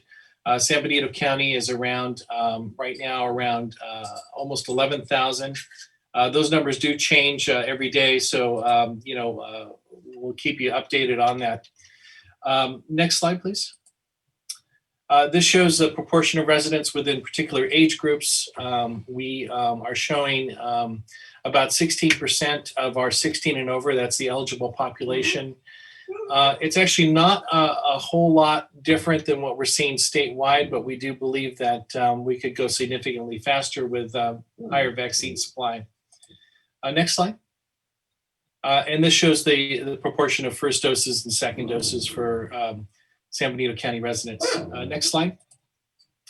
And equity mix as well with, as I mentioned last time, an improvement in our Latino to white ratio. One of the problems, I will say this first off, is that the racial and ethnicity data in the immunization registry is not very good. There's a lot of unknowns. We don't have a lot of reliability on that. So it is, certainly something we have to watch carefully. So I think that was the last slide. No. Are there more there for you, Tracy? There are, but I cannot no longer see the PowerPoint. Yeah, I lost it too. Oh, there there we it go. goes. Okay. What was the last slide, the one that you covered, Dr. G? Yeah, okay. Go ahead, you can advance the next slide. Yeah, just the equity. So just wanted to,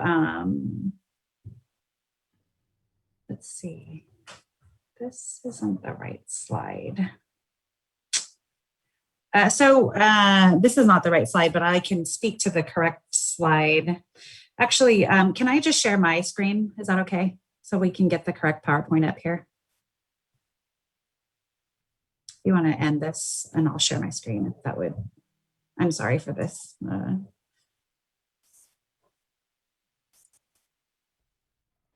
Give me just 1 second and I'll get my screen up here.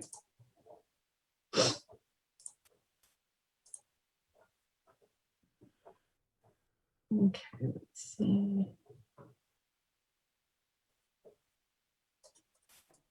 Let me get to the correct slide here. There we go. Are you able to see this slide? Yes. Yes, looks good.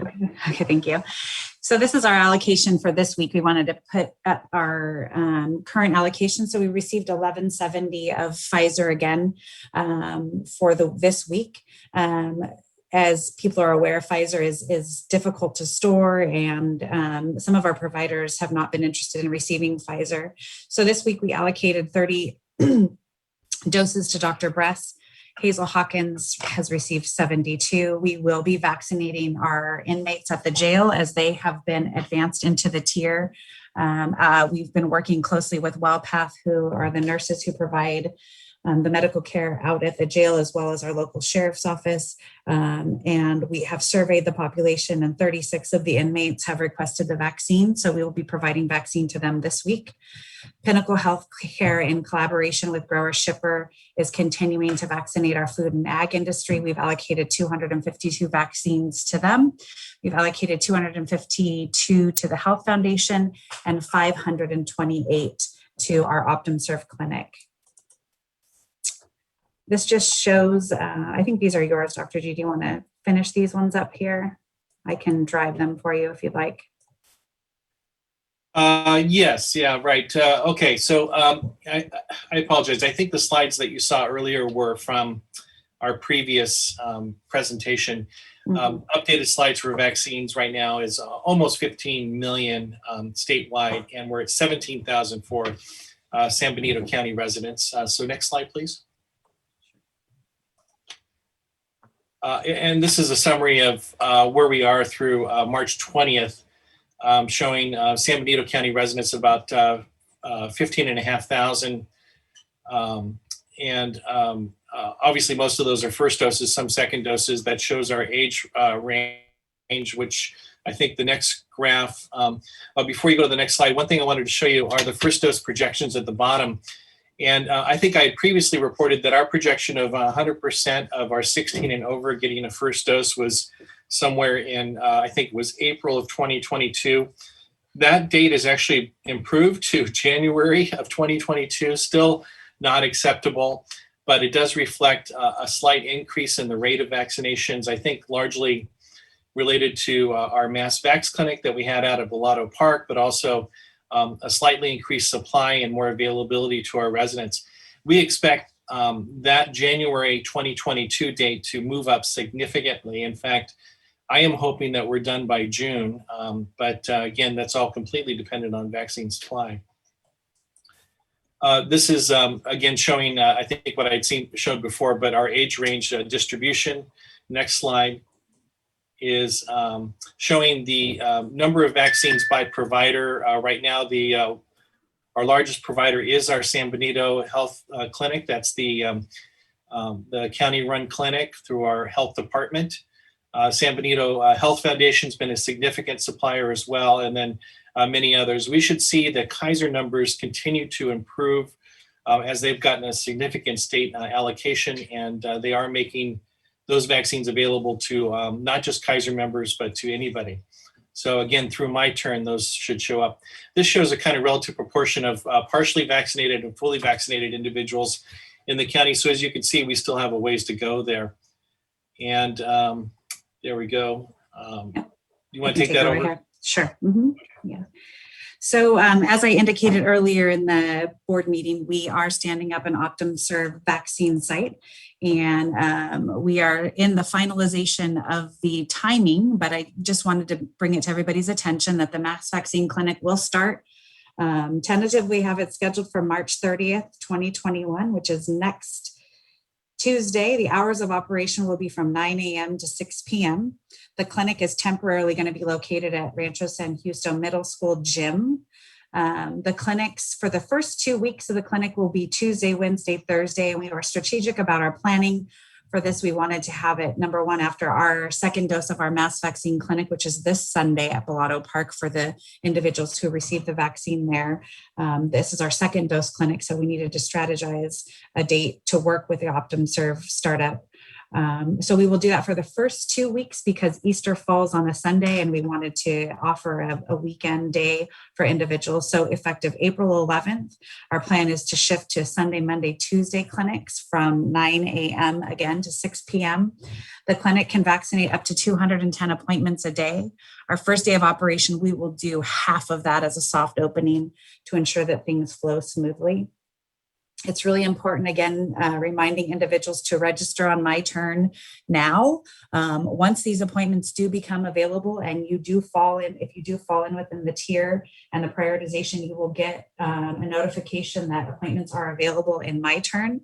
My Turn has advised us that 48 hours prior to the clinic, the appointments will be available on My Turn to schedule your appointment. And this will only be for this clinic I'm speaking to specifically. Our appointments will become available 48 hours in advance. We're continuing to onboard with My Turn, and our tentative go live date for appointments will be March 28th for this clinic. We have been testing out My Turn with some of our second dose clinics, and the appointments aren't available to the public because we already have scheduled appointments, but it's been a process that we're working through with the staff at My Turn. We're hopeful that it's going to roll out soon for the other providers as well. And just wanted everybody to be mindful that information is subject to change as we continue to plan. There are a lot of things that we need to do to advance this clinic. We have to have refrigeration, and we're working with the school site in the Hollister School District, and we really appreciate their partnership with us to advance this clinic and allow us to use the middle school as a temporary site until we have a more permanent site that's up and running for everyone. Just to touch a little bit more on the Blue Shield third-party administrator, we did touch a little bit on this earlier, but just wanted to remind individuals that we are continuing to onboard with Blue Shield. The MOU was presented and approved today with the Board of Supervisors. We're in the process of developing a detailed transition plan and dialogue with them as the local health jurisdiction. The TPA will maintain account managers for each one of our local health jurisdictions who will function as day-to-day contacts for any issues with us. So we'll have a point of contact with the TPA for our local health jurisdiction. They will collaborate with us as much as possible, given the urgency of the collective situation. They're dedicated to ensure that there is a reliable, fully staffed process for onboarding to My Turn. And then in partnership with the state, they want to develop and schedule additional capabilities in My Turn. There's a lot of things that we're trying to work on with them, to ability to block off appointments, target certain populations, as well as have some type of standby lists in the event that there are some appointments that weren't attended during the day, that we can have people readily available to finish out the doses for the day. And they are also striving to hit aggressive deadlines with the state. And this was something that Blue Shield provided to us as their transition summary. So they will start allocating vaccine on Tuesday, March 30th. That is the date that we are expected to push the model for the providers that have signed the contracts with the TPA. So again, we believe that Hazel Hawkins and the Health Foundation, we are aware that they have both signed the contracts with the TPA. So they for sure will be getting allocations in coordination with us. The providers who have not yet signed a contract with the TPA can still receive allocations from our local health jurisdiction. By the first week of April, though, they are hoping, or they are stating that the only providers who have signed the contract with the TPAs will be getting allocations. And so it's really important for our providers to assess the contract and decide if they are going to come on board. One of our providers, Dr. Percival, has decided to no longer provide vaccine. It was affecting his practice, and he felt it was in his best interest to focus on providing medical care to his patients and rely on our agency as well as our OptumServe clinic to provide vaccine to his patients. The second doses for those individuals who have chose not to participate in the contract will still be fulfilled until they've satisfied all of those. Just reiterating that the normal process is going to be followed until we transition. These are just some minor details. I don't know if they're really urgent to understand, but we are working through spreadsheets with them to ensure that we're getting vaccines allocated to our providers. The push model for the week of March 30th will be a combination of direct allocation and allocation from the TPA. So as indicated above, the ones that haven't signed on the contract, we will be pushing those allocations to those individuals. All the vaccines moving forward will be scheduled through My Turn, whether it's for the OptumServe site or the local providers. They will need to onboard as well with My Turn. And I believe the Health Foundation, as well as Hazel Hawkins, has begun onboarding with My Turn as well. Outside of that, that was what we had to report out on Optum. Just wanted to remind individuals that we still have the OptumServe testing site at the Vets building. This updated flyer has been posted on our website, and just one that we are taking walk-ins all day now. So everyone is welcome. You don't have to secure an appointment. The clinic runs from Sunday to Thursday from 7 a.m. to 7 p.m. So you just have to register on the site, have your number, and you can walk in for an appointment. Outside of that, that was all that we had to report on at this point, unless there's any questions regarding the presentation. Yes, Tracy, just one quick question on OptumServe. Mm-hmm. Is there anything the board can provide you that you need to make sure this transition is smoothly? Is there something we can do? Sign the MOU, which you just did, so that was great for the TPA to help us move forward with that. I don't believe so. Our team's working really closely with the OptumServe staff. They've been really great, and we had a long call with them yesterday. The refrigerator has been ordered and is in process. We feel we're ready, so we appreciate that. But I think we're good. I don't think any of the staff, my staff, have any input on that. If you think there's anything the board could do, staff. I don't think so. Yeah. Nope, I think we're good. Thank you, ma'am. Any questions from the board? Mr. Chair, Tracy, a few questions. First of all, as we've transitioned to My Turn from our own county portal, where do we stand as far as communicating, to the public about that? I know that there were some press releases, but we talked earlier about, an email, sending out emails, robocalls, a mail piece. Where do we stand on all of that? Sure. So we did send out an email to all individuals registered on the interest portal to shift to the My Turn. And it appears that we weren't able to do a robocall. We don't have that set up quite yet, but we did send out, I believe, 2 sets of emails to the entire list. We are working on something to send out either in the mail or some type of mechanism to get to individuals, but we wanted to wait until we had this finalized, the OptumServe site and the details for the site, before we pushed it out, because we felt like it would be really not to our advantage to push something out prior to this being secured. And so hopefully by next week, we will get something out in the mail to individuals or some mechanism. We haven't confirmed exactly how we're going to get the information out, but we're open to suggestions. Supervisor Kosmicki has been really helpful in providing suggestions and outreach type efforts. And we hope that once we shift to this OptumServe site, we will be able to do more outreach efforts on our end, because we won't have to worry and spend a lot of time providing the vaccine. We will be able to do more outreach and get information out to the public. So that's our goal. Okay, thank you. A couple other questions I have. I know that we've completely taken care of the first responders, and my understanding is also that, are we completely done with the education area, the teachers? Yes, that's correct. Okay, great. This question came up, and you and I went back and forth with a couple of emails. What is the status as far as vaccinations for the mentally ill within our community? Do you know that answer? And I wasn't sure how I should proceed on that. Sure. I know that we did receive some guidance last week from DHCS regarding the mentally ill population. We haven't advanced that quite yet in our county. We're going to have to research that a little bit more and see how to advance that and read the directives from the state. I don't know if either of the doctors are aware of that.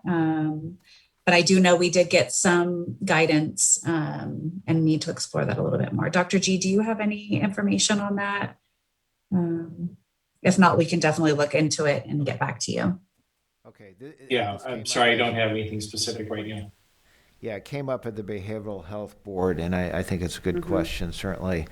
So I appreciate you doing the research and letting me know on that. And then lastly, just a question. There was a constituent or two that raised, and I don't think it ever got confirmed. In fact, I think we found out otherwise, but you're not aware of anyone out there being charged for getting vaccines. I know the insurance companies get charged, but I think someone had raised that a couple of providers were charging administrative fees. Is that a concern right now, or I'm just curious about that?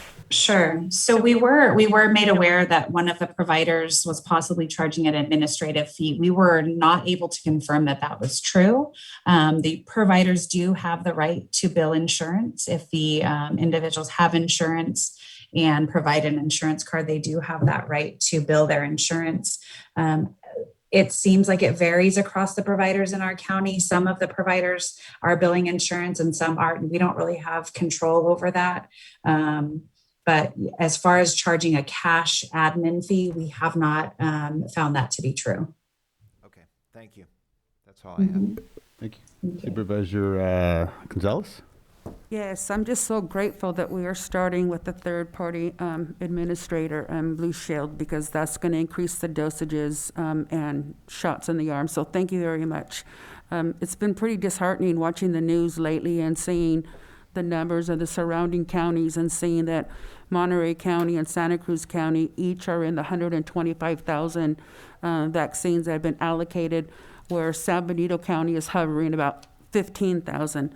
So that's been pretty disappointing. So I'm hoping that with the Blue Shield coming on, that our numbers will increase and we can start vaccinating our population. And anything that you can do that we can go ahead and share that information about the OptumServe mass vaccination site at the Rancho, that would be awesome because, again, the community just needs that information desperately. So thank you very much for doing such a great job. Supervisor Kazmicki? Thank you, Mr. Chair.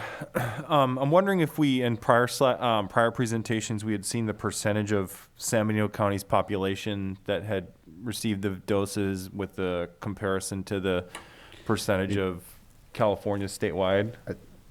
Tracy, correct me if I'm wrong. I think we're at 18%. I think we actually might be a little bit higher. I think we're, Dr. G, I think we talked about this yesterday. Were we at 20%? Is that what we had saw? Let me look that up real quickly. I'm sorry. Okay. I got Okay, yeah, and while you're looking it on a spreadsheet here. Kind of know where I'm going. Actually, we're now at 24% of partial vaccination for our 16 and over. Do we know the state number? Yeah, bear with me. 20. You have to pop between different websites here.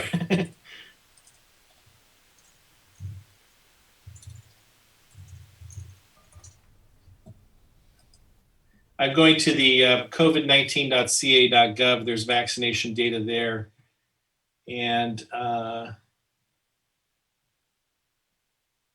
Yeah, statewide, partial vaccinations at 15%. So our numbers are actually compare favorably to statewide.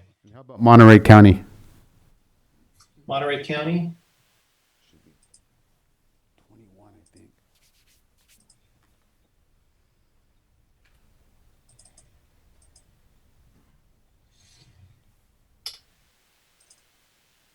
It's not coming up for me. I'm sorry. I'll have to get back to you on that one. Yeah, no, and I'm not sure about that 15% number because I think in the last meeting we had 25% from the state number. So we might want to clear that up. Okay. Yeah, no, my thing is just making sure that we're obviously getting the vaccine doses that we deserve. And I'm a little concerned about 1,170 doses. I mean, the numbers have gone up since we were at 500 or so, but we're still, as far as I can tell, we're still way behind the state. And I hopefully we can clear that number up at some point here, because I think it was 15% to 25%. We had 16% locally and 25% statewide in the last meeting 2 weeks ago. So I don't see how it could go from 25 to 15. But again, I am asking you for data that you didn't have handy, so it's not a negative on you. So I just want to make sure that we're continuing to communicate that we want more doses. This is going to go on for a while here, hopefully not until January of 2022. But I think we all do expect the dose numbers to go up significantly. I just want to make sure that our numbers are going up at a higher rate than the surrounding communities that have gotten the advantage to this point. I keep saying that at some point we should be equal as far as percentage of our population that's vaccinated as the Santa Cruzes of the world and the Monterreys and other areas that are far ahead of us. And until we're to that point where we're equal with them, I'm going to continue harping on the fact that this has been an inequitable distribution of vaccine doses. And I still would like to see if there's potential consideration for a resolution I brought up at the last meeting for vaccine equity. And I think that could potentially, send a strong message to the state, our third-party administrator, that, we're still concerned about that. That's just me. I just, as time goes on here, we have months and months of vaccine distribution to go here. We're just sort of rounding the first corner as far as I'm concerned. And so I just want to make sure that we're continuing to express that and not being complacent and being accepting of getting a lower number of doses here in San Miguel County. And then I also, the surcharge issue that Supervisor Tiffany brought up, I have the same concern brought to me. I think that's something we certainly want to stay on top of and question the provider that has been accused of that and make sure that we get a firm answer on that. And we're very confident that they're not charging a surcharge, which is inappropriate. And as far as vaccine, I think that's it. We're going to talk about the relief and some other things later. But that's all I have. I don't know if you have any comments off of what I said. Thank you. I have a quick comment on that. When I'm looking at the website, the vaccine dashboard, which is updated as of today, 11:59, Monterey County, total doses administered is 138,769 against a population of 424,000, which is roughly 31%. San Benito County, we are at 17,569 against a total population of 62,000, which is 28%. So, we are seeing a little bit of a diminishing decrease when it comes to us versus Monterey. I didn't look at Santa Cruz, but I know Santa Cruz is way out there. By now, they're probably at 40 or 50%. Yeah, So- actually, excuse me, Mr. Chair, Monterey County was, along with us, were one of the lowest ones. Yes. So the fact that Yes. we're close to Monterey County may not be the best bar. I think Santa Cruz, Santa Clara County are probably quite a bit higher right now. Yeah, I'm just comparing to the local, Right, local sure. agencies. And just remember also is some of our residents, they go out of county also to get these vaccines. I know a lot of people that have done that. But yeah, you're correct on I'm not using Monterey as the bar. I'm just using it as a comparison because it's right close to us. The big outlier is definitely Santa Cruz, which I talked to the doctor about already. But yeah, the 49. So yeah, that's exactly. It's. I mean, I think last meeting we had, it had to do with is it the EMCs or what did you guys call that? MCEs. Yeah, multi-county entities. So that's something where, we're not even close to where we should be, but we are much better than we were in the early days of this. So I do thank everybody for looking at us and giving us more of these doses, but we do need more, definitely. So thank you. And if I may make one comment, thanks to the MOU that the board approved today, that should open up more doses for San Benito County residents because there will be no wrong door. It might mean driving to Santa Clara or to Monterey or to Santa Cruz, but I think we're going to see more availability going forward. Supervisor Hernandez, any questions?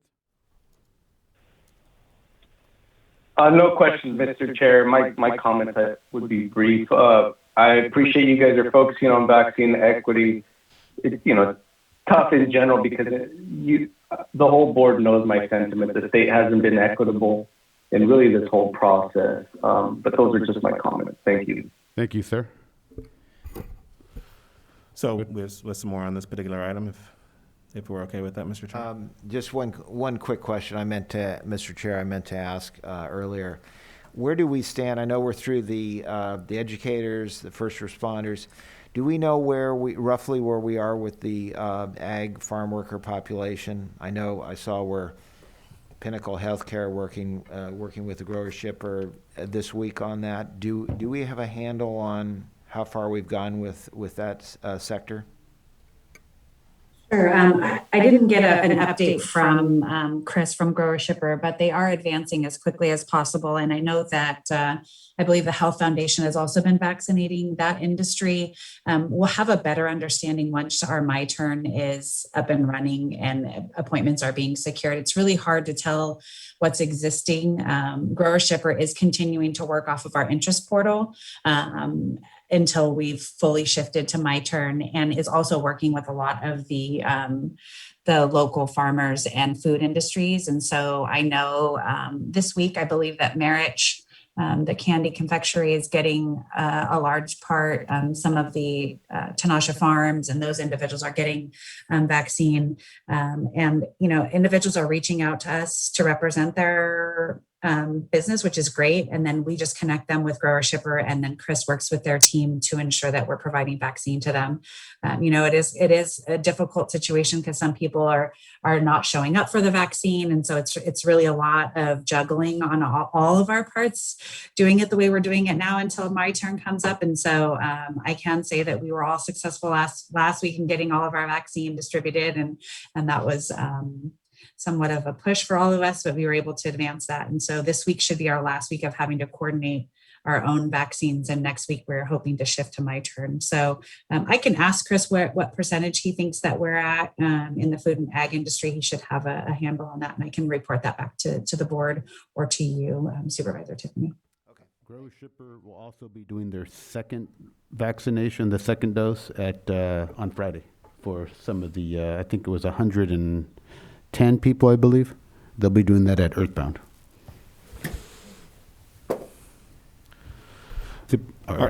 Espinosa. All right. Thank you, Mr. Chair. So we have a few more items under this topic here, COVID. I'd like to invite up our Deputy CIO, Edgar Nolasco. He is going to go ahead and present to you a letter that your board had requested concerning what was just discussed now. And we'll be planning to bring back a resolution at our next board meeting. And the clerk of the board is passing out the letters. Edgar. Thank you, Ray. Good morning, Chairman, members of the board. In front of you is a letter that the team prepared, the admin team prepared collaboratively with getting direction from your board. This is a letter that will be going out to Governor Newsom regarding some of the concerns that you have raised about vaccine equity among counties in the state. So if you want to take a second, go ahead and read that. I have a clean copy for all of you to sign. With Supervisor Hernandez being online, I'll meet with him on the side regarding this letter that we are hoping to send out to the state regarding vaccine equity.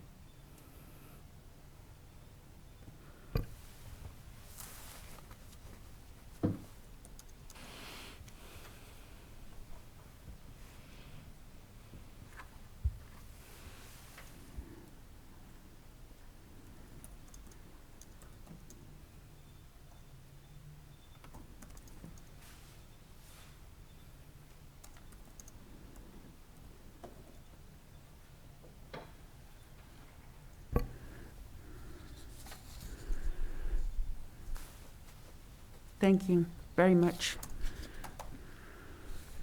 Any things that we would want to add, Board Chairman? Use the words. Use I the words, think man. it gets the point across. Thank you. Good job. Well, I appreciate the board's leadership in helping us with this. It was a collaborative effort of Dulce, Gracie, and our CEO, Ray, on getting this out. So we're going to send this out, and we're going to send it out to our Assembly member, Rivas, Senator Caballero, our Congressman Panetta, and CDPH as well.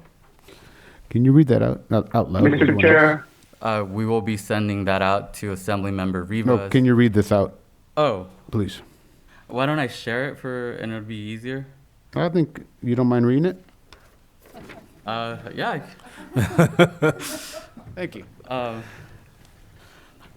Dear Governor Newsom, as San Benito County Supervisors, we thank you for your leadership during this critical time and as your efforts to address the significant health and safety and economic impacts of the COVID-19 pandemic. As a nation plans for the upcoming allocation, distribution, and administration of the COVID-19 pandemic vaccine, we respectfully request your immediate assistance on several critical issues related to the equitable supply and distribution of COVID-19 vaccines to San Benito County. One of the most disturbing aspects of the COVID-19 virus is the disproportionate harm that it has caused to historically marginalized groups. Out of the 65,490 San Benito County residents, only a small percentage of the population has been inoculated.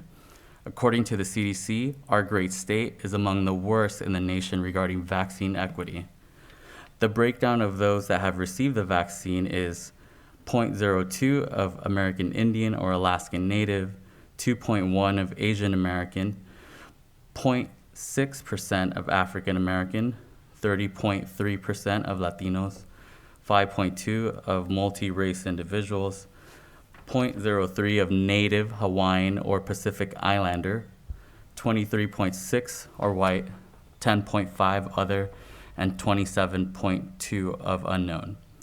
While continued efforts on testing and contact tracing are essential, protecting our county residents' health and well-being is critical to us. Equitably expanding the vaccination supply will promote working families to return to a strong economy and normal day-to-day activities. We encourage transparency at every point of the planning, approval, allocation, and distribution process, ensuring vaccination confidence is prioritized among our high-risk groups. San Benito County ranks 12th lowest per population vaccination rate among the 58 counties. Our county is not receiving an adequate number of vaccines to vaccinate our community quickly and effectively. As a rural agricultural county, we expect an influx of migrant agriculture workers coming to our community in the upcoming months. In anticipation of receiving more vaccine doses, the county has collaborated with State Senator Ana Caballero, Assembly Member Robert Rivas, farm worker advocates, growers to develop a regional-based program to vaccinate our vulnerable and essential agricultural workforce. The regional-based approach includes Monterey County, ensures that farm workers who are often seasonal and transient remain healthy. We request the state's immediate assistance to allocate additional vaccine doses. San Benito County continues to rank the 16th highest among the 58 counties for COVID-19 infections per 1,000 residents. Unfortunately, our jurisdiction has cases 8 and 9 nationwide when the pandemic broke out. Currently, 61 cases have resulted in death due to COVID-19. On behalf of the County of San Benito, we appreciate your consideration and look forward to working collaboratively to keep our community safe. Our county is prepared and dedicated to ramping up distribution, getting more shots in arms, saving lives.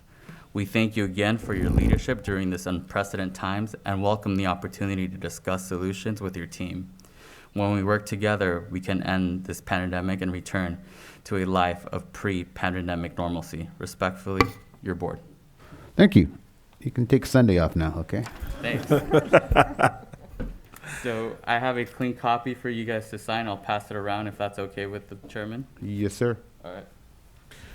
Thank you, Edgar. Any other updates? Yes, we do have some more items to discuss. I'd like to invite up Dulce Alonso. She's our management analyst, and she'll be reviewing with your board the round 2 of the business grant. And we have our ad hoc here as well. We'll be able to chime in as well. Dulce? Yeah, so good afternoon, board, or morning still. I'll talk about timelines, number of applicants, how many were approved, and kind of the process. But our timeline, we were targeting notifications to businesses on March 8th through 12th, which we have reached. All businesses have been notified if they are receiving an award or if they have been denied. We're still on target to for the businesses to receive funding March 22nd through April 2nd. And we received total 144 applications. Of those, 59 were awarded a grant, and that totals $550,000. 27 of those received $5,000, 13 received $10,000, 19 received $15,000. And the breakdown of allocation was based on their revenue from 2019. So a little bit, kind of backtrack the criteria. The businesses that were prioritized were the businesses that were forced to close or significantly had to modify operations due to California regional stay-at-home order as of December 6th. So a lot of these business sectors that were awarded include hair salon, barbershops, nail salons, ear piercing sectors, bars, wineries, family entertainment, movie theaters, restaurants, gyms, and outdoor recreations were the ones that were awarded. So I wanted to share that. So of the 550, the board did allocate 750 to go to the program. So there's 200,000 left over from what the board allocated. That later we'll discuss possibly doing a nonprofit grant. I want to thank the committee for being involved in just the committee that when we were going through the application, we did realize there was a significant revenue loss for all the businesses that applied, and sticking straight to the criteria was what staff and the committee did. So really, I want to thank Community Foundation for their time, the City of Hollister staff, also San Juan Batista staff, Enrique Aurelia from Workforce Development, and then both supervisors, Colin Kosmicki and Bob Tiffany, that were involved in the very tough decisions that were made. But that's the update on that. If any of the supervisors want to add anything else. I just wanted to thank Dulce, you and everyone on county staff for the great job. I know you spent a lot of time on this, and anyway, I think it's great. I did want to mention that I know we're going to be talking here in a moment about taking a look at granting for nonprofits. That's next up on the agenda. But as we went through this, and Supervisor Kuzmicki and I have, been talking about this as well, and we mentioned this as we go through the process. As you mentioned, this was a fairly narrow in terms of how we granted the money out, in terms of primarily those that were affected by the stay-at-home orders, closed or substantially modified their businesses. But it was clear that there were some applicants that certainly have been impacted by the COVID, but under our guidelines for round 2, we're not eligible for this grant cycle. So I do think we should take a look at a third round, and particularly now that we know that we do have federal money coming in, which is going to help backfill, as well as fact we didn't fully use the $750,000. I'd like to see us really as soon as possible, because I think the need is great. Try to open up a third round and make it a little bit more expansive, and maybe particularly focus on those businesses in our community that did not receive grants either in round 1 or round 2. And I suggested if we take a look at the state grant program that's going on right now that we spoke about earlier, we might use similar criteria in terms of how we take a look at the businesses. So anyway, that would be, I'd like to direct staff for us to take a look at that maybe at our upcoming meeting for round 3 for business as well. So if the will of the board is there, we definitely can do that. So I'm sure Supervisor Kuzmicki can add to all that. Thank you. Thank you, Supervisor Tiffany and Mr. Chair. So just it was great program, great job by the staff, and I'm just very enthused about how it went, and I think we had good reception from the businesses. I just would concur with Supervisor Tiffany. We've spoken about not only the nonprofits, but there is, I think, some need for another round for small businesses, particularly those that didn't receive grant funding in round 1 or 2, and that might be one of the main considerations, I would think, if we do a third round, which would probably be a more modest allocation, I would think, compared to the other 2. And we are going to talk about nonprofits, obviously, so I don't. Yeah. I mean, I can. And then are we also going to talk about the federal relief and potentially, I don't know if now is the right time to bring that up, as far as just how the board might be involved with brainstorming. If I may, Mr. Chair, I mean, I might as well just go ahead and chime in there. So with that, there's $550,000 that's going to be allocated for the business grants. The board did approve $1 million, so we have $450,000 left. We did suggest that we might come back sometime back when we created this program for nonprofits. And so really the will of the ad hoc is to move forward with that, with the board's approval, to expedite that, to get some funding to nonprofits, and probably mirror very closely to what we did before with nonprofits, with the Community Foundation. And that's one of the items that we're going to request of your board, to recommend us moving forward with that. Again, the actual allocation of funding's already been approved by your board. It's just moving that and addressing it with the nonprofits. With that, we really didn't plan on a full presentation yet of the federal stimulus funding that's coming in, but we are going to be receiving a little bit over $12 million. $6 million of that approximately will be delivered to the county within the next couple of months, 60 days from the announcement.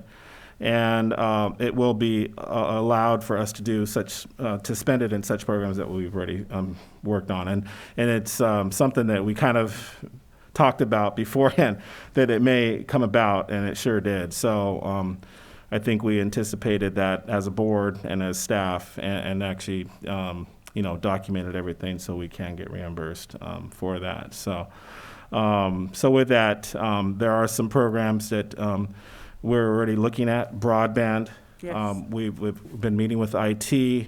And one of the things that we're going to have on our first intergovernmental meeting, which will be coming up soon, the city of San Juan Bautista will be administrating those meetings. I talked with the city manager yesterday, and one of the things is going to be broadband and working with the cities as well as the schools on trying to collaboratively use our funding, because each agency is going to be receiving funding, and potentially use that and leverage that funding for broadband. So that's just an example of one of them, as well as around 3 potentially of business grants. And then the other thing is the nonprofits that are actually assisting us, that are actually have been working with us. One in particular has been the Community Foundation, the Chamber. Both of them have been working well with us, and we may, depending on what the ad hoc decides to do, moving forward with the Community Foundation and actually having them run the program, which I think would be advantageous. They already started the process. They're already working on it. And as you see, the ad hoc, there's a lot of work that's involved, and it is very taxing on the limited staff that we have. So I think that would be a great recommendation, and then be a part of the process as well. That's what I would recommend for the ad hoc. Ray, I might add, we also might involve United Way as well. I know Yep. that United Way partnered with Community Foundation, and I think that worked really well. So in addition to Community Foundation, United Way would probably add in there. And as you know, I think March 31st, the grant cycle is opening up for Community Foundation. And so if we can tie it together, that makes a lot of sense. Leverage the funding. Thank you. Yes, and I agree. And again, the United Way did help us at the last go around as well. And my recommendation is to come back to your board to assist those nonprofits that have been helping us. They're not going to be applying for the grant most likely because they're doing a lot of the work. But I think it's something that we need to look at and make sure that they're made whole. So, and we'll have plenty of funding for that. So that's really kind of that point. I just wanted to share that with your board, and hopefully we can meet as soon as possible, as soon as the board gives us direction. So, Can I real quick add though? I see other communities are having discussions about a plan. I think we should have a plan as a board. I think the board should be directly involved in how we, I trust staff obviously, but I think $12 million is a lot of money. Oh. $6 million. I feel like there should be a discussion at the board level as far as, how we might spend that money. Go ahead. Yeah, I apologize, and I should have been a little bit more clear. The $6 million that we actually had before, we had a plan. We had multiple meetings with the board. We allocated different amounts of money that would be allocated. It would be technology, it'll be nonprofits, it'll be businesses. So we'll do the same thing with this $12 million.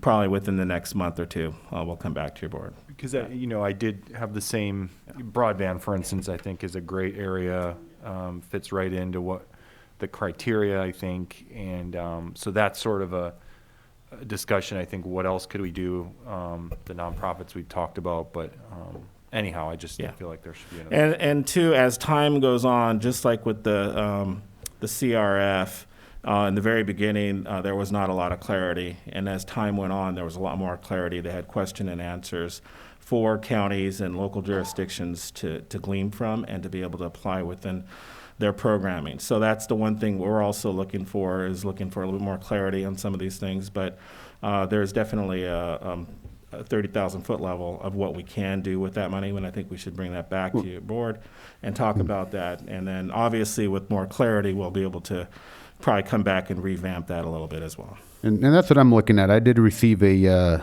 letter and an email from Panetta,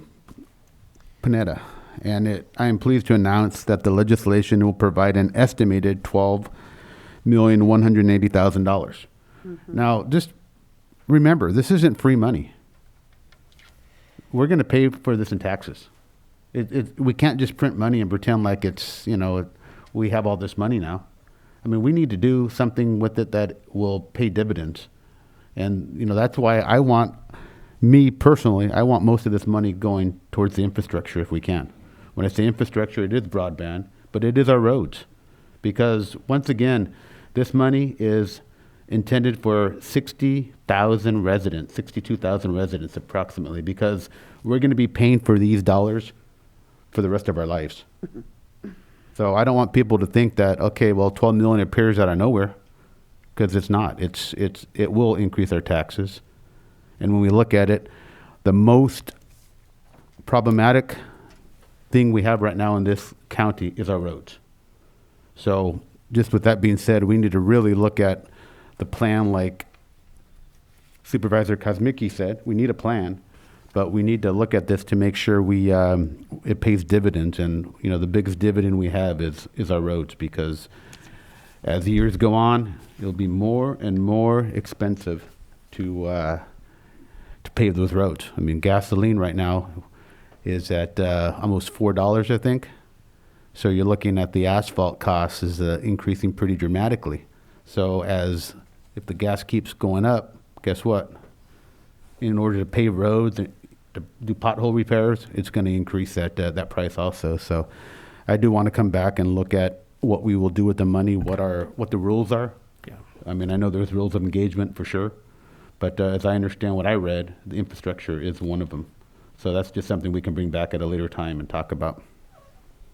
Yes, Mr. Chair, I have a pamphlet here of about 15 to 20 pages of allowable expenses, and infrastructure is one, broadband, and some other things. Again, that's the clarifying points that we need to have is what type of infrastructure? Is it just sewage? Can it be roads? And those are the things we need to get a little bit more clarity on. But we definitely bring that back to your board and discuss that. Supervisor Hernandez, any questions there? No, thank you, Mr. Chair. And actually, I really appreciate your comment, because that's where my head was at. Definitely with the roads, but a lot more to consider. I mean, I've been kind of reflecting. I mean, today to me is a big reminder. You know, this last week, we're about a year, I think, into 2 weeks. You know, 1 year anniversary from when this first happened, the 2 weeks to slow the spread. And granted, I've made my arguments of why I disagree with this process and how it violated the due process of the community and the equal protections, you know, with picking businesses as an example as essential versus some non-essential. Long and short, and I'm not a big fan of stimuluses. I think ultimately the long-term cost, if it's not weighed according to the short-term benefit, which to me means we have to basically implement those dollars to generate a revenue, right? Or to have some kind of a return on investment, right? The roads are obviously a need to our community. I 100% support that.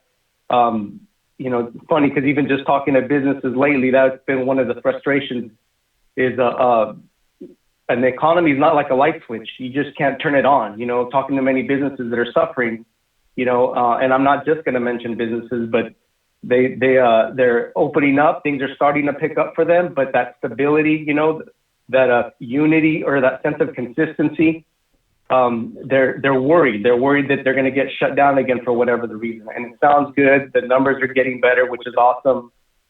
You know, I've always been supportive of doing what we can to slow down this virus.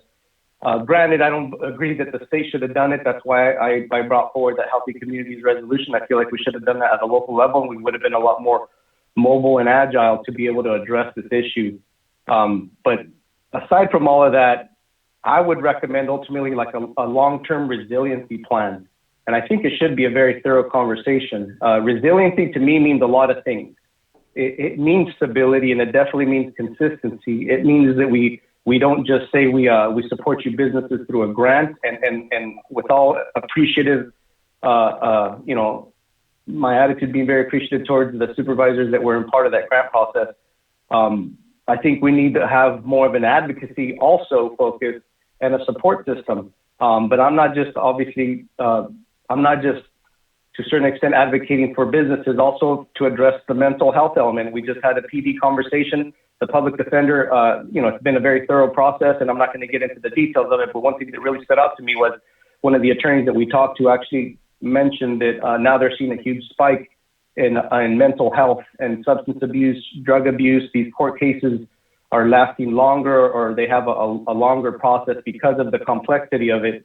And ultimately, that's also a cost. So there's a lot of layers, is my point. There's a lot of layers to what creates cost, and what is it going to take for us to have the focus to rein in that cost and ultimately manage it, and still have an ability to take care of the resources that are needed, that our community needs. And I know that it's funny because when you think about the roads actually take a back seat a lot of the times. And I think it's a big, in my mind, a metric of how our community is either succeeding or failing. When you have good roads, it's usually because you have the resources and the money to manage everything else in the county needs, and the roads are a byproduct of that.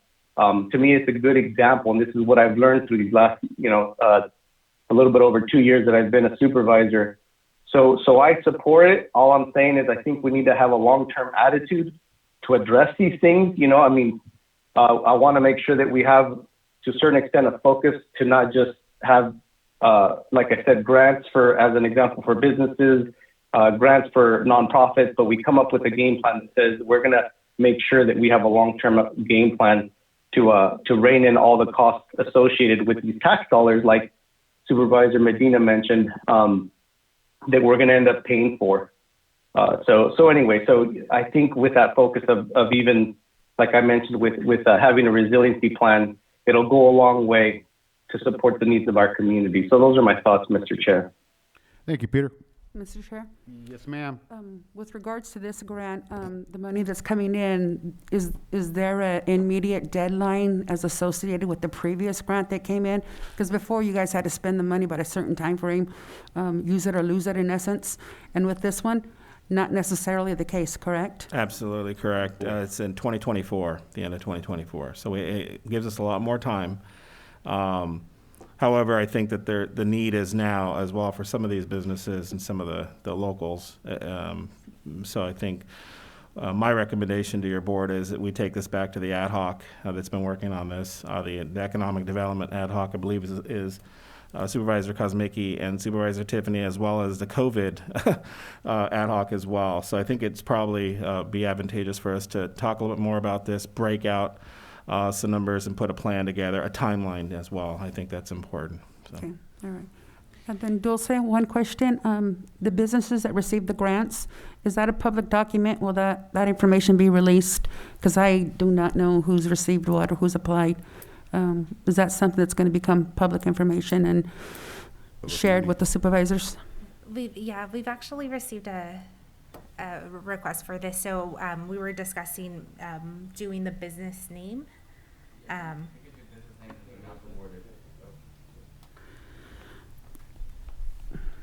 It's really difficult as a supervisor to know what's going on when I'm getting things way after the fact. And so please, I just ask respect for the communication to let us know what's going on. Yeah, thank you, Supervisor. That's a great question.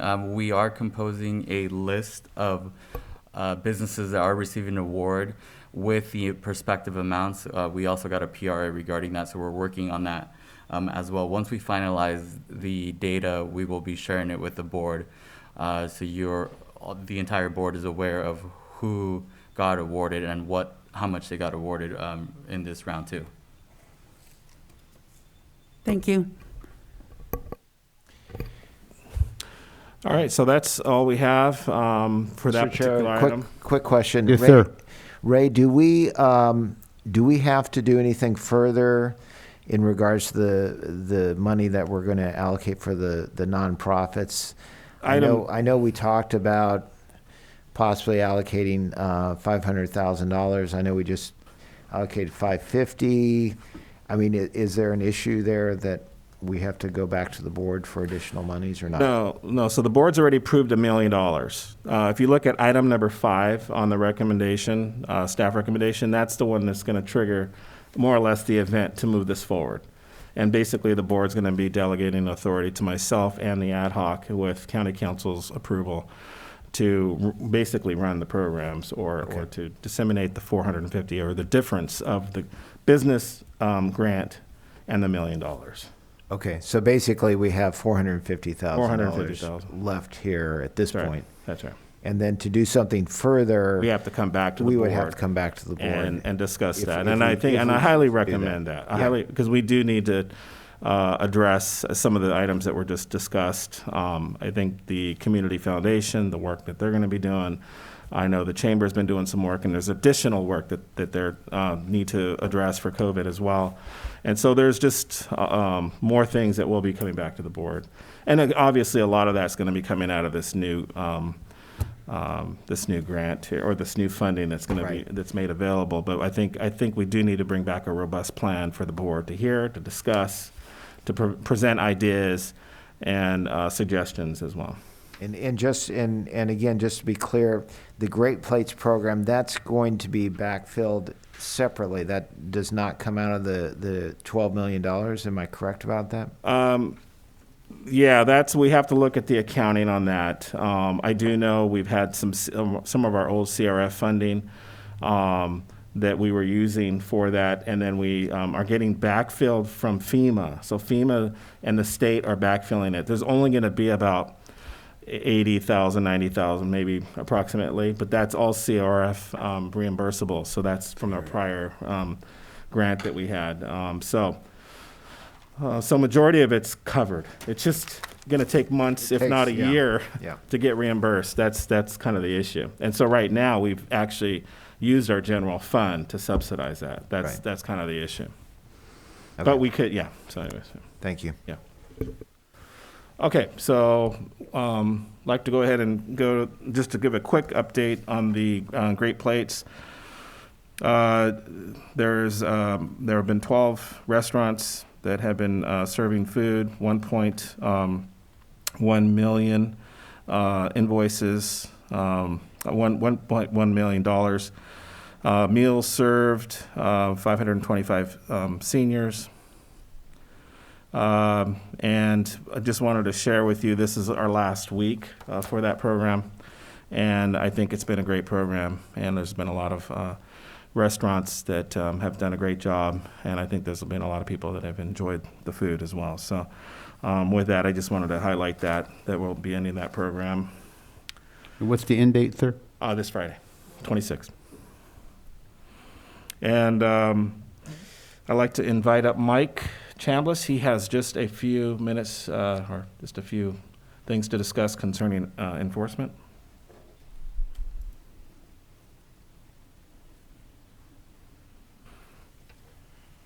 Good evening, Chairman, Supervisors. Our program's been running for 67 calendar days at this point. Our officer has visited 48 unique sites, 249 times.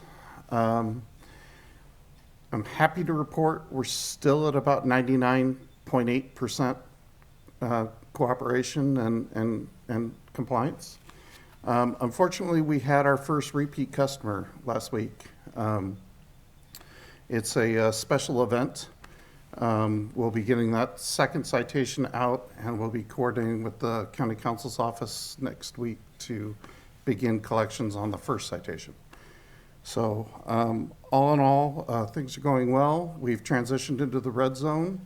Our compliance officer has also transitioned to the red guidance, and he's getting the word out on what people can and cannot do and helping them along. We also received 3 emails from some of our customers telling us what a great job he's doing. So in this politically charged climate, we see that as a very good sign. Yes, Thank sir. you. Thank you. Thank Any you, Mike. questions Any for questions? Peter? Anything? No, Mr. Chair, thank you. Thank you. Okay, thank you, sir. That's all. Anything? I think that's it. I'm bringing it back to you, Mr. Chair. Okay, we'll go to public comment. Is there any public comment? If you'd like to make a comment, please press the raise your hand icon on your screen or press *9. You've been unmuted. Please state your name for the record, and you have 3 minutes. Thank you, Elia Salinas. Okay, really quick, because I only have 3 minutes. First, thank you to Edgar Nolasco for reading the letter so the public could know what was going on. Great Plates program with the new stimulus, will that be extended? I know it's ending this week, but is there going to be reinstated using some of the stimulus money?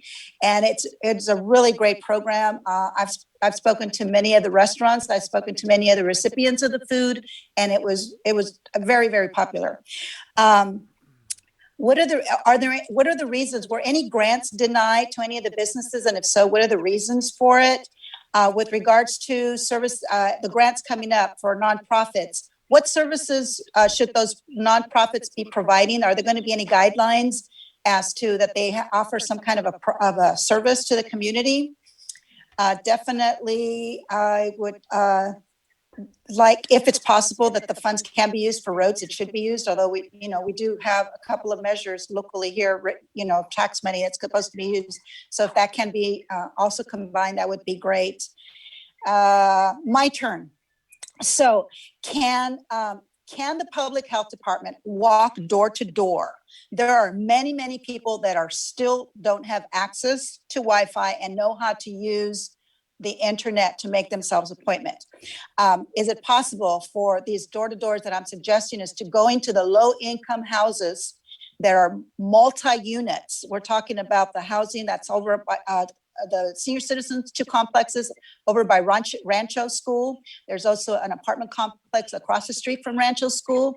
There's also a complex on West Side, and I believe it's West Side, and also on San Juan Road, the low-income housing or the farm housing. Any possibility that we can do something like that to try to reach out to as many people as possible? I know you're thinking about doing mailers or door to door, but we can have somebody walking with an iPad and having them making appointments for them. That would be really, really great.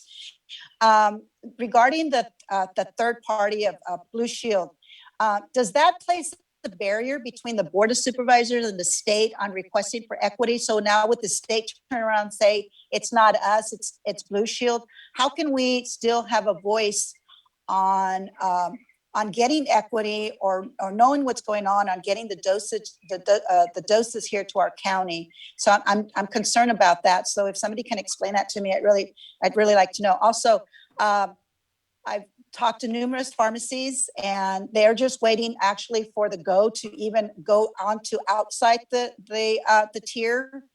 They've gotten some really great responses, but I know now it's going to go third party. Tri-Cal hires a lot of people, and they have offered to pay for their own doctors and nurses. You have been unmuted. Please state your name, and you have 3 minutes.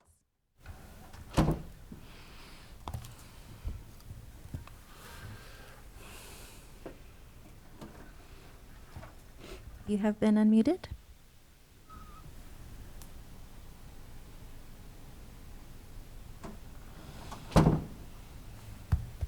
Moving on. Hello? Hello? Go ahead. Go ahead, please. I did not want to say anything. Okay. You've been unmuted. Please state your name. You have 3 minutes. Yes, thank you. This is England again from San Juan Bautista. And it's amazing the amount of work that San Benito County and the Board of Supervisors and the Health Department have done for the COVID response. I am just amazed listening to this number 15 and how well coordinated, how well everybody is working together. It's just really beautiful. And I really appreciate Supervisor Medina's notice that this is going to raise our taxes. And my own tax man yesterday said, give it a couple of years and your taxes are going to go way up, so conserve. The other thing I would like to again reiterate is is to thank all of our county businesses for the tax dollars and jobs they produce that substantially support our health and human services and all that we do. Thank you. Thank you, ma'am. You've been unmuted. Please state your name, and you have 3 minutes. Yes, thank you. This is Jackie Morris Lopez again, constituent in District 2. I'm going to start with comments regarding the health services agenda item number 15. I had a couple of comments and questions. I was wondering, this is for the medical doctor, Dr. G. Gallarducci. How does this new rollout of increased shots to arm affect the news last night about the UK variant found on the Central Coast, specifically the more contagious, potentially deadly, more contagious variant of the COVID vaccine, which was found in Santa Cruz County. Also, my comment about the third party provider, or the TPP, was the acronym that Ms. Belton used, which is Blue Cross or Blue Shield, excuse me.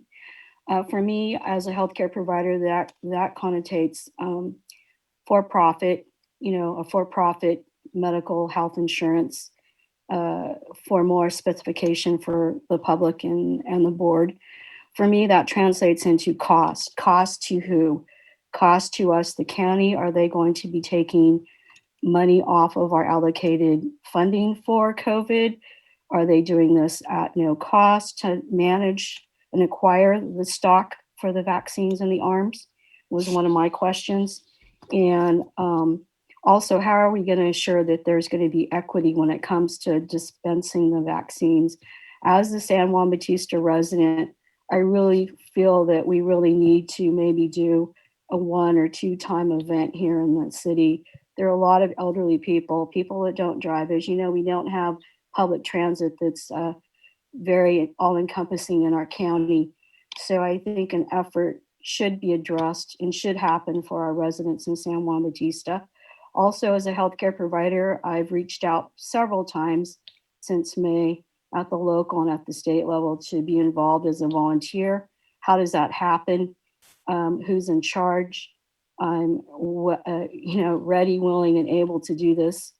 Going down to the grant again for the small businesses. Once again, I want to advocate and put this out there for San Juan Bautista businesses. We are smaller than countywide businesses, i.e. meaning that there's sometimes 3 people shops. I think that they're more of a micro business. And how can you tweak or amend the grantee applications to better serve our smaller micro businesses in San Juan Bautista? Thank you. Thank you.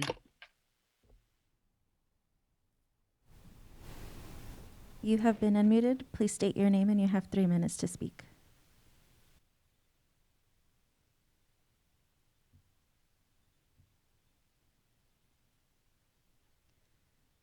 You have been unmuted. No more comments. Bring it back to the board. Any questions? Departing questions? Okay.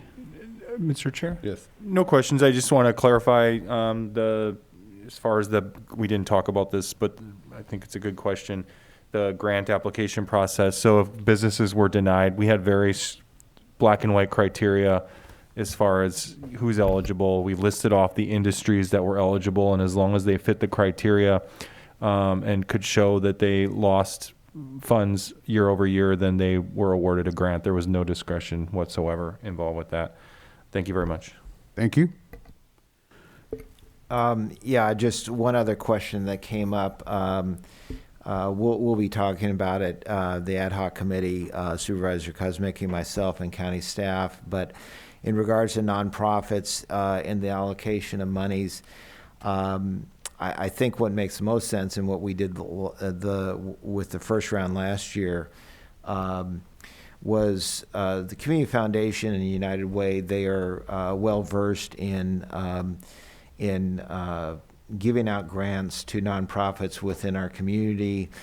They do. I was on the Community Foundation board for nearly 20 years. I'm very familiar with the process they go through. It's a very involved process, full vetting, and they certainly, along with the United Way, I think they'll prioritize where the greatest need is. So I think for the most part, it makes sense for us to let them handle it and we kind of get out of the way. But anyway, I just wanted to respond to that question. Thank you. Mr. Chair, Yes, if I sir. may just add one more point too as well with regards to the actual Great Plates program.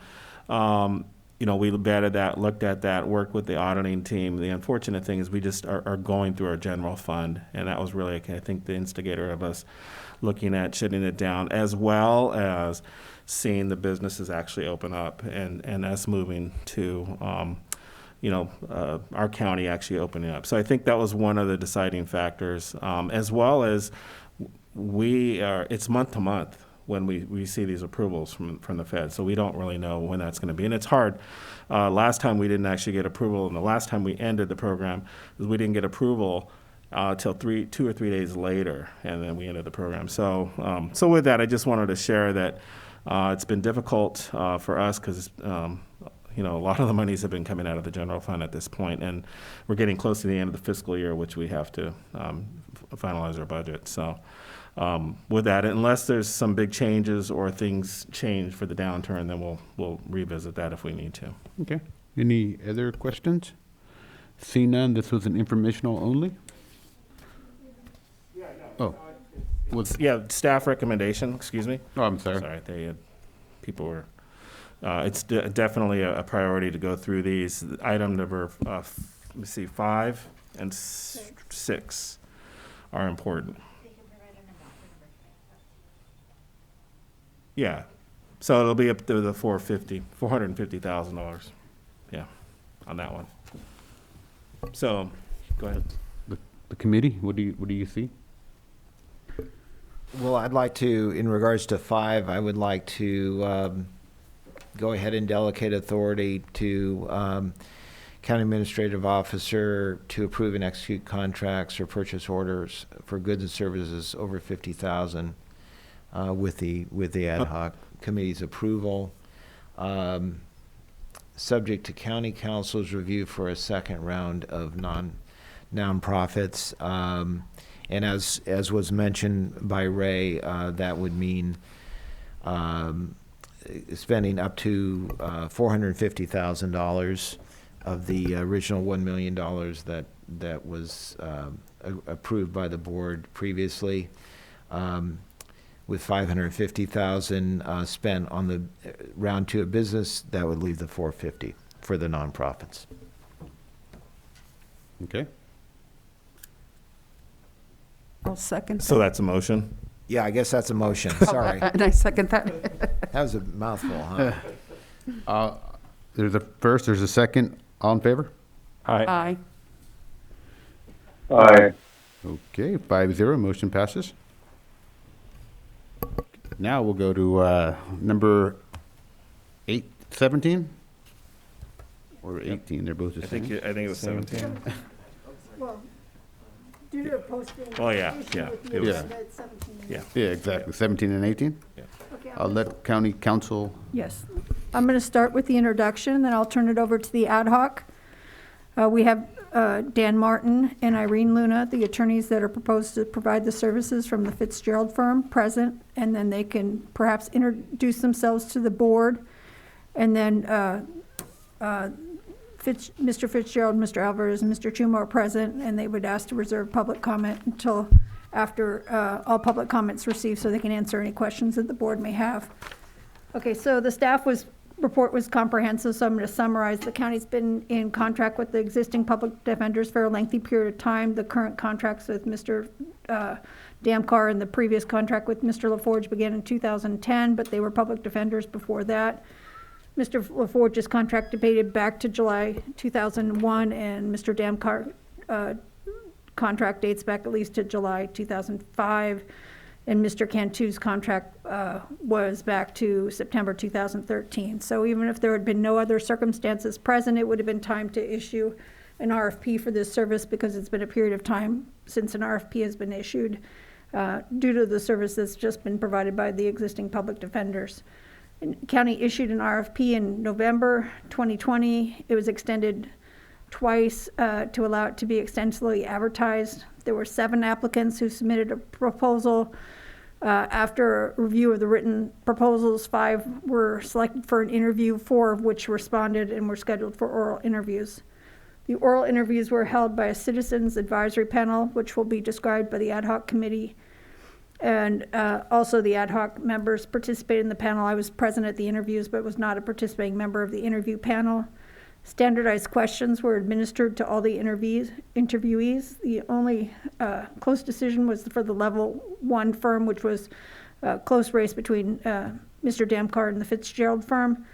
It should be noted that the Fitzgerald firm applied for level 1, but not level 2 or 3. On the other hand, Harry Damkar applied for both level 1 and level 2, thus due to technical reasons stated in the report regarding the key issues that were shown in the interviews. The tie also would not have been able to be broken by assigning Harry Damkar to first and the Fitzgerald firm to second, because they did not apply for that position. The ad hoc committee, in consultation with the Citizens Advisory Committee, recommended the Fitzgerald, Alvarez, and Chumo firm for level 1, Mr. Damkar for level 2, and Ms. Brown for level 3. After consideration, the ad hoc and staff are recommending that we have direct contracts with Mr. Damkar and Ms. Brown rather than subcontracting those contracts through the Fitzgerald firm. The contract lays out the expectations for the new attorneys. If the board awards the contract, they're expected to hold office hours here in Hollister every day that the court's in session and become active members in this community. I would turn it over to the ad hoc committee if they would like to elaborate on the process. Supervisor Hernandez, go ahead. Yeah, thank you, Supervisor Gonzalez. So I just wanted to thank the board and the committee, the board for supporting us in this endeavor to be an ad hoc and really do a lot of due diligence on what the expectation from the public's the sentiment, because right from the get-go, the ad hoc basically wanted to have public input, so we established a 5-member committee, and we made sure that it was a diverse group. So we truly desired input from the public, and because of that, we found ourselves actually, I think, with a pretty well-versed group of folks that represented different different interests, different portions of the community. We had a superintendent, from one of our schools. We had a retired officer. We had Diane Ortiz from the youth, from the Hollister Youth Alliance. We had Rick Perez from LULAC, and I think I'm forgetting somebody. Bianca. There was 5 of them. So anyway, sorry if I forgot the 5th one. It was off the top of my head. But it was a very thorough conversation. What was that? Sorry. Bianca Esparza. Bianca. Yeah, Mrs. Esparza. She was actually, I think she was probably one of the most introspective folks, because she actually gave us a lot of good basically information on what it means from the public perspective, since she has a connection to the whole process. But so although the process might not have been perfect, it was clear that once the dialogue commenced, that the committee, along with the ad hoc, desired ongoing conversations. That's exactly why you see the second item on the agenda, and that's the ultimate sentiment. So we wanted to set clear expectations and what it meant to rightly represent our community. So through the wisdom of the group, we came up with with basically now, hopefully, not only support for our contract, but really for us to make sure that the public in and of itself is represented rightly. In a nutshell, we just want to make sure that we have some kind of a metric going forward, so that we can make sure that if there's any issues, that it comes to light, that it comes to the ad hoc, and that we bring it back to the board if need be, and ultimately that we have just that strong sentiment that we do want justice to be served to our community. I'm going to sum it. I summed it up, and I'm just going to hand it over. One last item I forgot. I'm sorry. This was not a geographical decision, so we didn't pick committee members based off of location. We just really wanted the diverse wisdom of folks from our community to give us examples from their perspective, ultimately on what representation would look like. So anyway, so I'll hand it over to Supervisor Gonzalez from here. Thank you, Mr. Chair. Thank you, Supervisor Hernandez. This was a very interesting process. It was a fair and equitable process. When we were tasked with looking at the RFP for the public defender, one of my primary concerns was to make sure that we included stakeholders who were very familiar and work with individuals who would be subjected to the need of the public defender services. So we went ahead and we made sure that we had, as Supervisor Hernandez said, a diverse background of people, a retired law enforcement officer, superintendent from a school. I made sure that we had LULAC involved because they are a key role player here in the community. I made sure that we had Diane Ortiz, because she is also on the Juvenile Justice Commission. Again, we went to involve individuals who would have intimate knowledge of the legal process and have familiarity with the population that would have need for it. We also involved the community resident, Bianca Esparza, and she brought in such a different perspective because, again, she has no political affiliations, and she was just a member of the community that had firsthand knowledge and experience and saw the way the various attorneys performed and behaved in court. And so it was great to have her on the committee. As I said, we did use due diligence. It was a very comprehensive application process. The RFP was renewed 3 times, and when it was finally in the final stage, we did have, I want to say we saw 7, 8 applicants come in. The committee selected the 5 to come in and interview, and as Barbara mentioned, only 4 of them responded, so we interviewed the 4 of them. We had specific questions that were asked so that way all of the responses would be graded and scored appropriately. As you can see by the ranking in the packet, there were clear preferences as to the finalists and the individual or the firm that was assigned the level 1, level 2, and level 3. We had meetings with the court as well as the district attorney's office, and they went ahead and they expressed some concerns that they wanted us to address.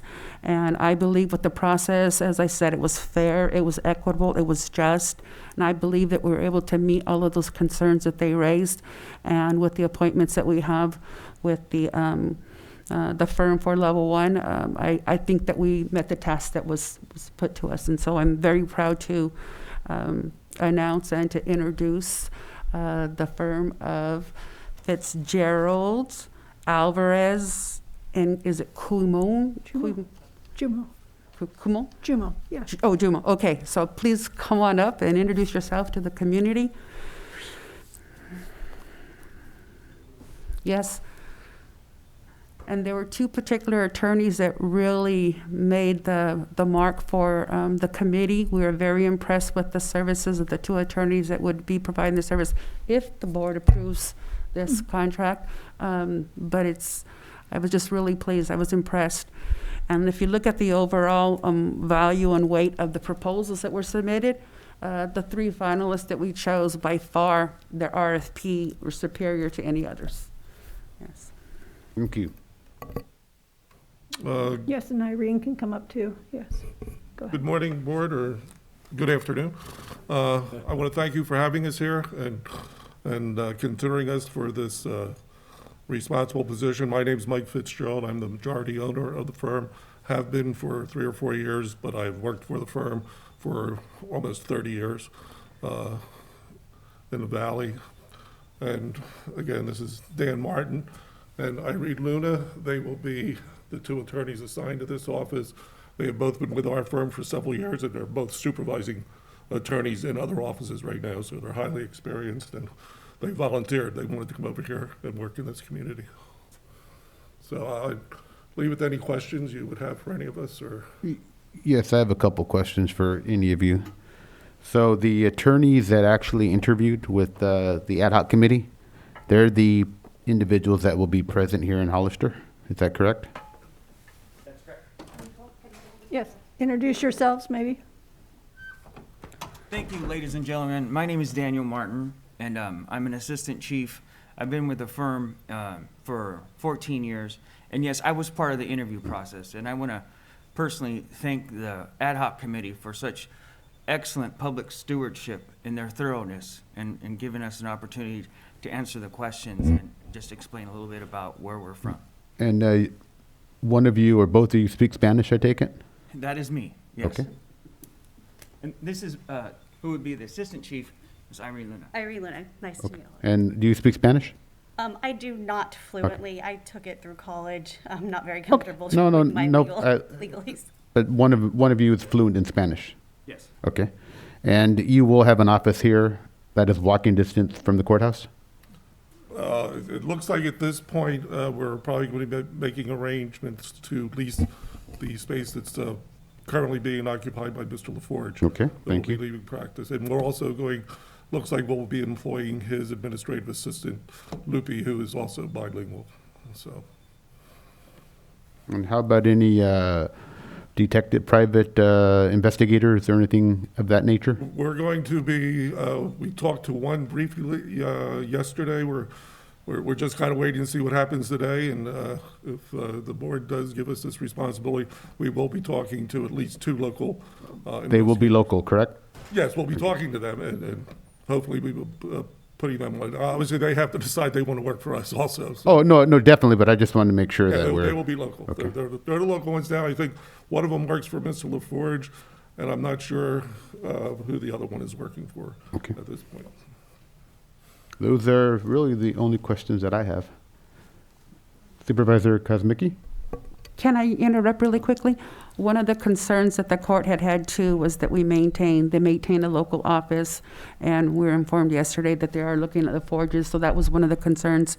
And then the local investigators. So again, they're already doing what they need to do to prove to the community and to the board that they're deserving of this opportunity. Thank you. I don't necessarily have any questions. I appreciate, I met with the members of the firm yesterday briefly on Zoom and had an opportunity to talk with them. I feel comfortable that you're qualified to be the public defender here. But I will be frank that I was somewhat concerned about the process. I think the ad hoc committee, I appreciate the review selection. I think we have to be transparent that when you, as far as I can tell in the review packet, when you went through the process, the number one, there were 2 firms that were tied for number 1. And then the review committee, it sounds like, broke the tie, essentially. So I would have, as much as I like all of you, I would have preferred at that point to have seen both of those firms brought forward for consideration from the board. That's just me, unless the ad hoc committee can elaborate as far as specifically why, the Fitzgerald firm stood out as they did over Harry Damcar. Peter, do you want me to take this? Go ahead, Supervisor Gonzalez. Okay. Both Supervisor Hernandez and I suggested that we go ahead and go with this firm. They had so much more to offer in terms of their background, their experience. Harry Damcar is coming in and he is staying as part of the contract. He will be at a level 2. And so I believe that we were meeting all of the purposes and all of the concerns that might have been raised. That I just feel that as a firm, they had so much more to offer than Mr. Damcar. On my side, I believe in delegation. I believe I can't be every place at the same time. That is why I really look at you and Supervisor Hernandez for the leadership on this. So I would definitely concur with your decisions. You met with them. You spent a lot of time. I did speak to some of the local judges, and their main concerns have been answered, I believe. One of them was a local office. One of them was Spanish speaking. So as long as you and Supervisor Hernandez take this decision with this group in front of us, I concur with your decision. Thank you. Anything else, Supervisor Kazmicki? No, again, I think this is a great choice for this job. Like I said, I think it would have been a little, maybe for future decisions like this, maybe a little more clarity. Maybe that could have been in the staff report as far as, what separated them outside of just the ad hoc. And again, I would concur with Chairman Medina that this isn't a slight on the ad hoc members. There's no perfect way of doing these things, especially when you come through the process, and it's pretty amazing that they were tied to begin with. So then you're in you put together a process. You're not expecting there to be a tie per se that was 1.43 or 47 or something like that. So I do appreciate the ad hoc committee, and I do have confidence that you, going through the process, meeting with this firm and these attorneys, that you used your best judgment. So thank you. Supervisor Tiffany. Yeah, just a couple of things I thought that both the attorneys as well as maybe Barbara could, educate the public on, I'm aware of, but maybe give us a little bit, first of all, a little bit of the background of your firm and the fact that you essentially do the same job in other counties. I think that would be helpful for the public to know that. Maybe you can give a little background on that. And then also, Barbara, maybe you can explain how this level 1, level 2, what level 3 works with our, with Harry Damkar and Pamela Brown involved as well. Okay. So those are 2 questions or comments. Thank you. And I'll turn it over to you to go first, and then also maybe add what benefits that a larger firm with additional resources has to add too.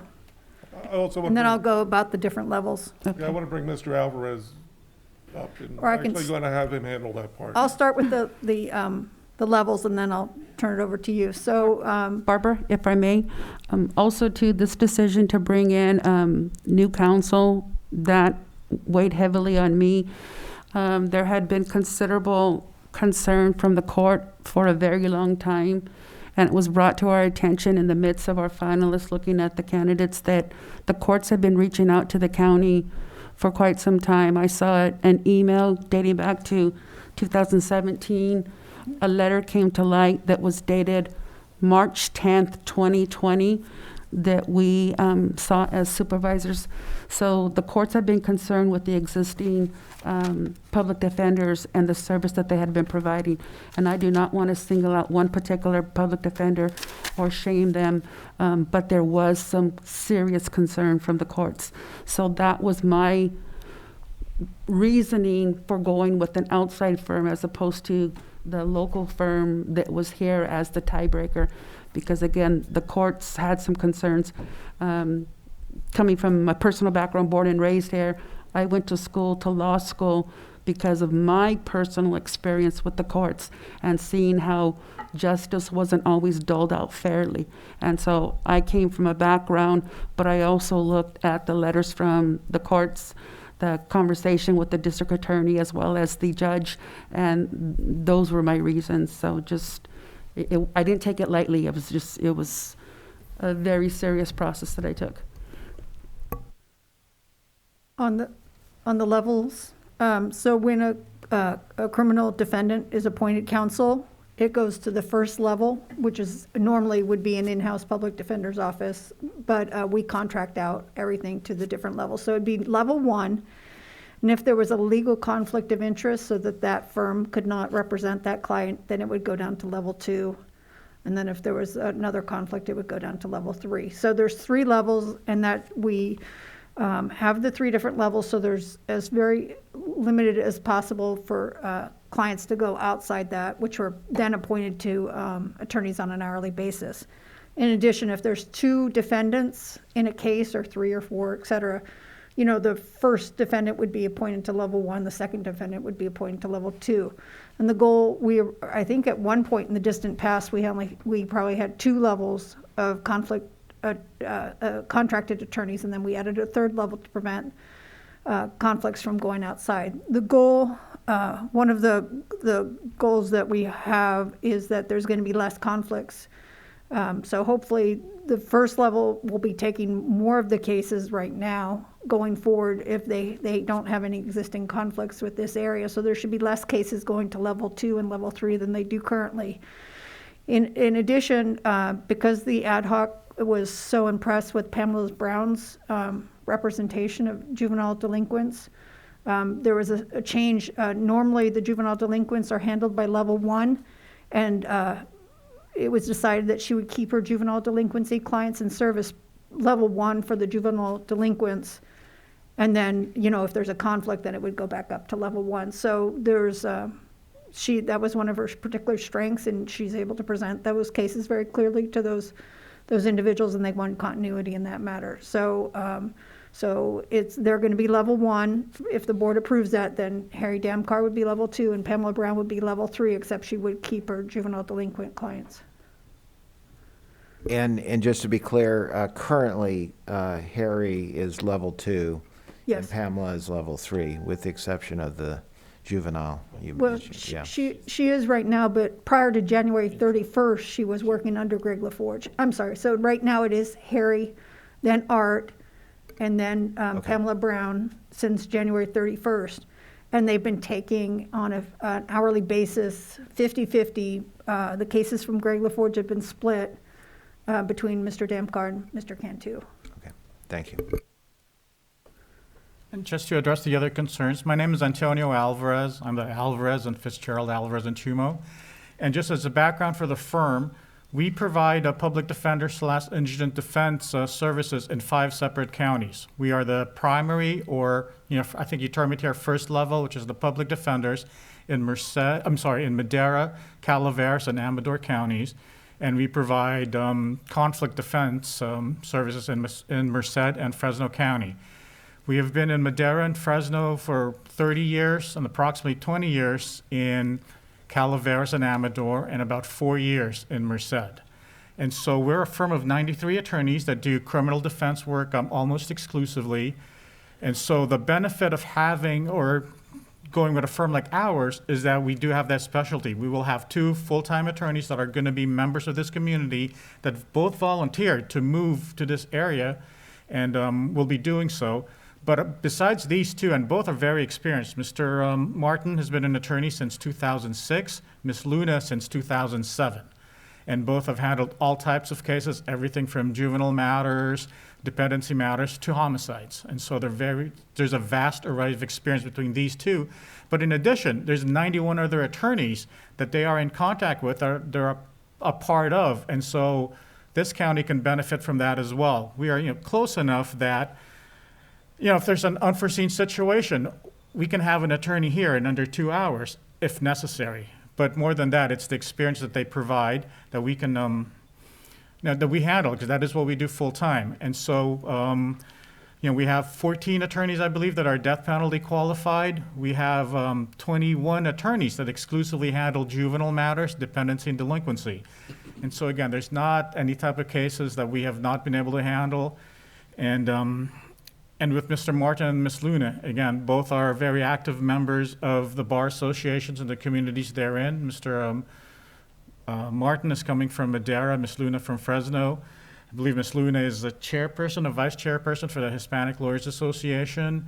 Mr. Martin is also involved in those types of activities, and both fully intend to ingratiate themselves into this community and be strong, productive community members.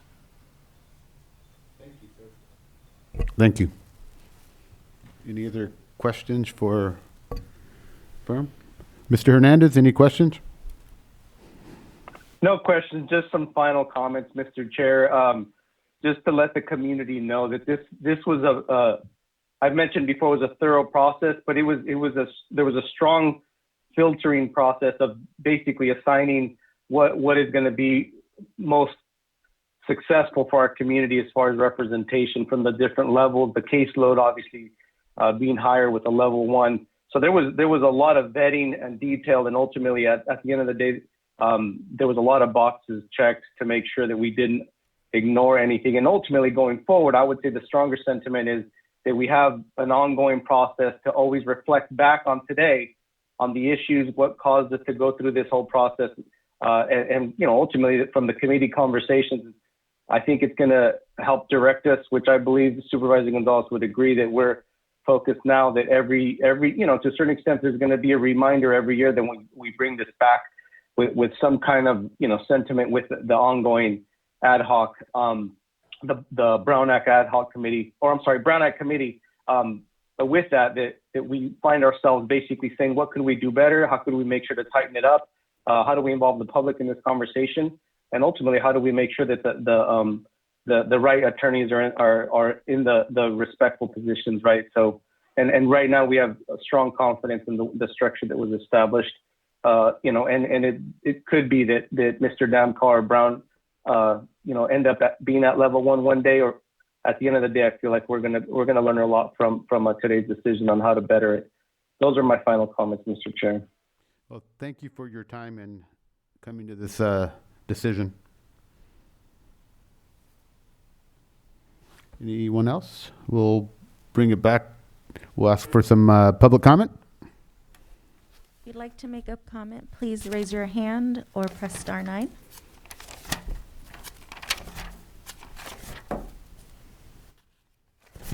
You've been unmuted. Please state your name and you have 3 minutes.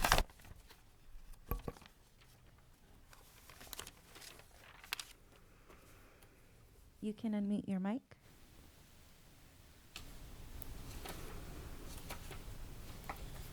You've been unmuted. Please state your name and you have 3 minutes. Hi, can you hear me? Yes. Okay. This is Mary Shaw Coran. I was a little surprised when an outside firm was chosen for the public to in the role of public defender, because I personally always support local folks first. But I do appreciate Supervisor Gonzalez and Fernandez's explanation of why they have gone out of county to hire the current firm. So I hope it works out, because I think it is a very important role. The fact that we have quite a few people who really need public support for their defense. And I think oftentimes they don't get what they need. So I hope that this new firm will work out. I appreciate everyone's effort in the committee that reviewed this matter. I did have one other side comment about this topic, which is I'm in a group that's waiting to speak on item number 16, and we were a little bit shocked that you moved this item ahead of us. We have quite a few people waiting, and so I do want to just mention the supervisors, if you could be cognizant of the fact that some folks actually have dropped off because they were waiting to talk about item 16. So thank you very much for your time. I did announce that at the beginning of this regular agenda. We took a poll of our members and we agreed to move number 17, 18 after 15. So my apologies, but that was my decision. You've been unmuted. Please state your name for the record and you have 3 minutes. Hi, this is Elia Salinas. Can you hear me? Yes. Hello? Yes, we can hear you. Okay, sorry. Okay, so this is a really important topic for me. So I know that you said that these law firms were vetted. There was only 7 applications at the most. I would like to know and confirm that the RFP was sent to the California Public Defenders Association and minimal to the Santa Clara County Bar Association. I spoke to attorneys up there and they don't recall seeing any notice with regards to this opening. My concern is that because there were so limited of applications, and I realize that you did it 3 times, but we still have 2 names that are going to be used in this county. And those are the concerns that I stressed why we got into this situation and going out for an RFP. Again, I would like to see somehow a study to see if we can hire our own. I think there are plenty of young attorneys out there that are willing to come and work in San Benito County if we were to do some kind of a study to hire.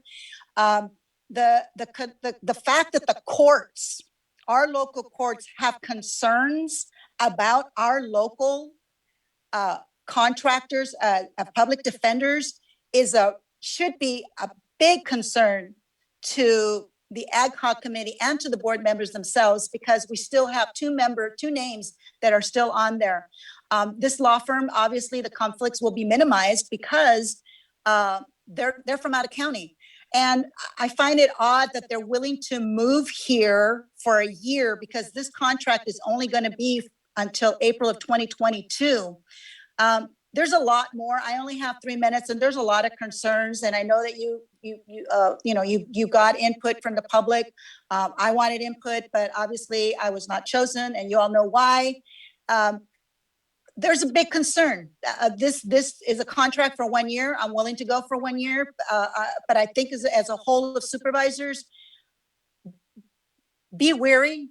You need to talk. You need to read those letters. You need to find out what's going on. I got the concerns for me was people were not showing up. The attorneys were not showing up until the day of court. They weren't even meeting with them. They weren't even going to the jails to talk to them. I would like to have both new attorneys. I'd like to know how much years experience they have in criminal law. And I would actually like both of them to be bilingual, but unfortunately there's only one. But thank you for letting me speak. Thank you, ma'am. No more public comments. Bring it back to the board. We're going to wait for a second till Mr. Tiffany is back. But Do you want me to? do you want to give us how many years of experience you have, if you don't mind? Some filler time, sorry. I just want to, So, I, Daniel Martin, have 14 years of experience. I'm qualified to handle the most serious cases in the state of California, which are capital murder cases. In fact, I've done almost 20 murder trials. I've done almost, or maybe a few more than 100 jury trials. And so I have about as much experience as can be required of a Say the jury trials again. How many jury trials do you think? It doesn't have to be exact. It's about 100, 105. And I'll defer to Ms. Luna for her qualifications. Thank you. Yes, I have been practicing since 2007. I have been with the firm 7 years. April 8th will be my 7-year anniversary. So that's been solely in criminal defense. The first part of my career was in civil litigation. But I also, in addition to the 7 years here, have 9 months at the Fresno County Public Defender's Office, which is an extremely heavy caseload. Thank you. And most of the Fresno, just out of curiosity, was that there was probably no court? I'm sorry. Did you actually go to trial in any of the Fresno cases? I have about 10 jury trials. Okay, thank you. Okay, we'll bring it. The county did reach out to the California Public Defenders Association, the California Attorneys for Criminal Justice, the National Association of Public Defenders, the Merced County Bar Association, the Santa Clara County Bar Association, Monterey, I believe, County Bar Association, Santa Cruz County Bar Association, and I believe Merced County Bar Association. This was all done by the office manager in our office. And also it was advertised in the Daily Journal, Western Cities Magazine, and also posted on Indeed, which is... Thank you, Barbara. And the duration of the contract, just for clarification? 3 years for the main contract, level 1, with a 120-day termination clause, and it's 1 year for the levels 2 and 3. Okay, well, personally, back to the board here, I feel we have done our due diligence, and once again, I commend the hours that were spent between Supervisor Hernandez and Supervisor Gonzalez, which really came up with this suggestion here. So I'd be the first to say that I support the decision you made, but just want to hear it from the board. Is there a motion or? I don't know if I could move to approve my own item. Yes, you can. Can I? Yes. You're the most qualified. Okay, let me get the agenda item up then so I can read it properly. So then I move that we approve, wow, there's so much on here. Per staff recommendation. Well, I gotta find it.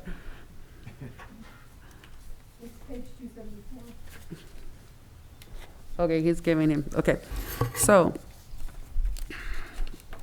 I move that we approve the contract with Fitzgerald Alvarez, and I'm gonna slaughter this one again, Timono, for Indigent Defense Services, Level 1, effective May 1st, 2021.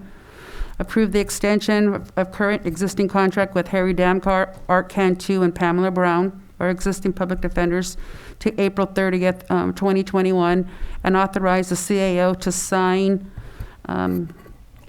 authorize amendment of the contract of Harry Damcar for Level 2 services and Pamela Brown for Level 3 services, effective May 1st, 2021 through April 30th, 2022. And authorize, if desired, and I don't think we really spoke to this, the board, is to establish a standing Brown Act committee to be formed to provide oversight for provisions of the public defender services and authorize posting of vacancies. Is there a second? Second, Mr. Chair. All in favor? Aye. Aye. Aye. Aye. Let's do a roll call vote on that one. I'm sorry. Aye.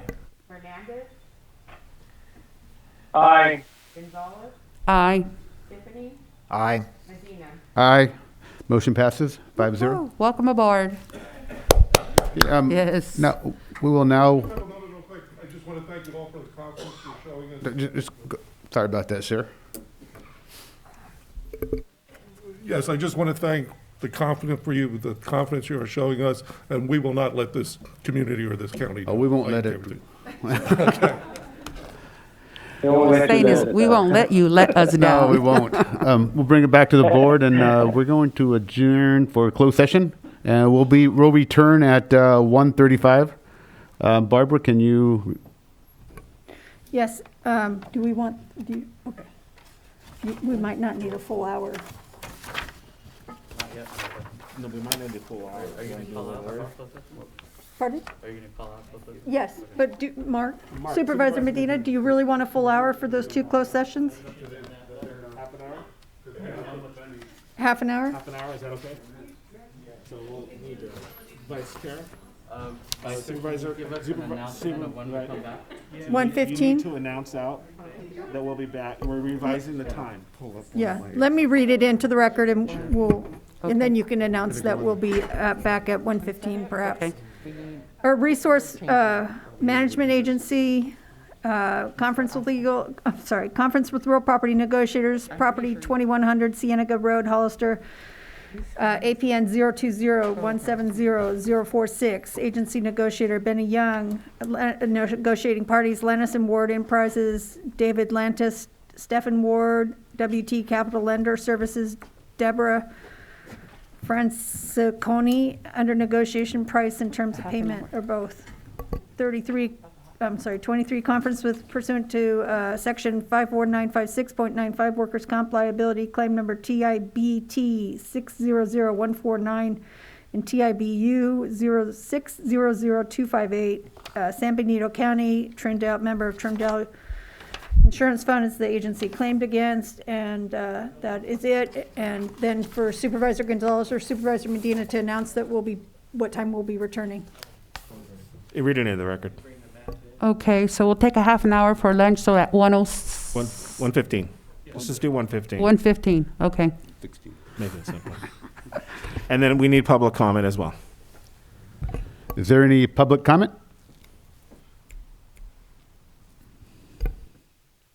In regard to the closed session.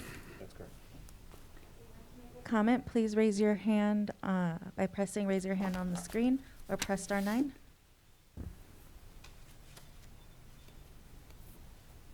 You've been unmuted. Please state your name for the record, and you have 3 minutes.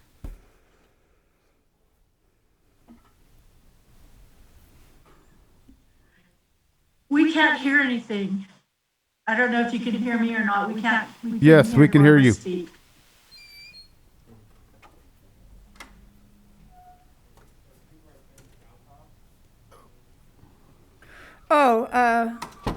I just got a text saying that it wasn't audible. Do you want me to reread the closed session? Yes, go ahead for the record, read the closed session one more time. Can you please hold, Roseanne?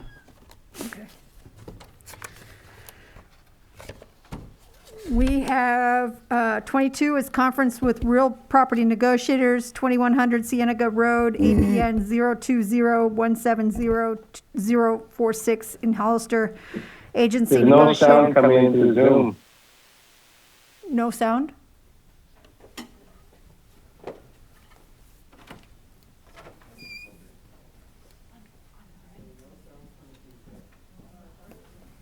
Try it again, please. Okay, conference with real property negotiator, property 2100 Cienega Road, Hollister, APN 020-170-046, agency negotiator Benny Young, negotiating parties Lantis and Ward Enterprises, David Lantis, Stephen Ward, WT Capital Lender Services, Deborah Franciconi, and under negotiation price and terms of payment. 23, conference with pursuant to 54956.95 workers' compensation, TIBT 600149 and TIBU 600258, agency claimed against San Benito County, member of Trindle Insurance Fund.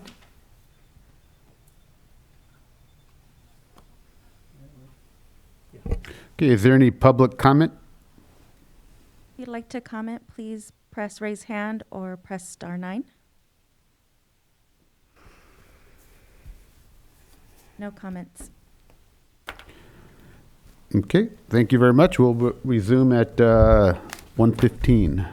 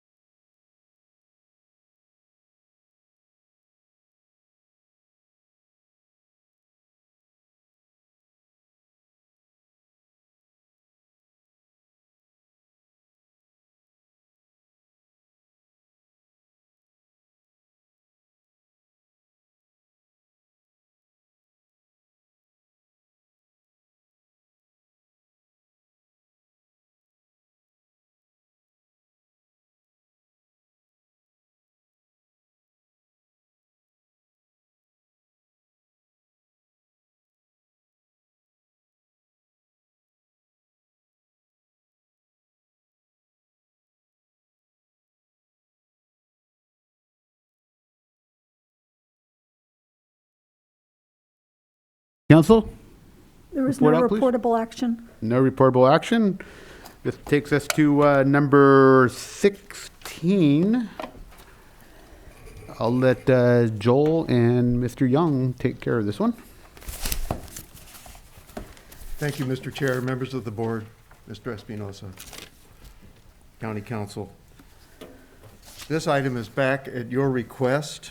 We came to you in February, on February 23rd, and you asked that we bring this item back to you for a possible decision with regard to how we might move forward on this date, and so we're here at your request. At the time, we reported on February 23rd, we reported that the project was on hold and had been since November of 2020.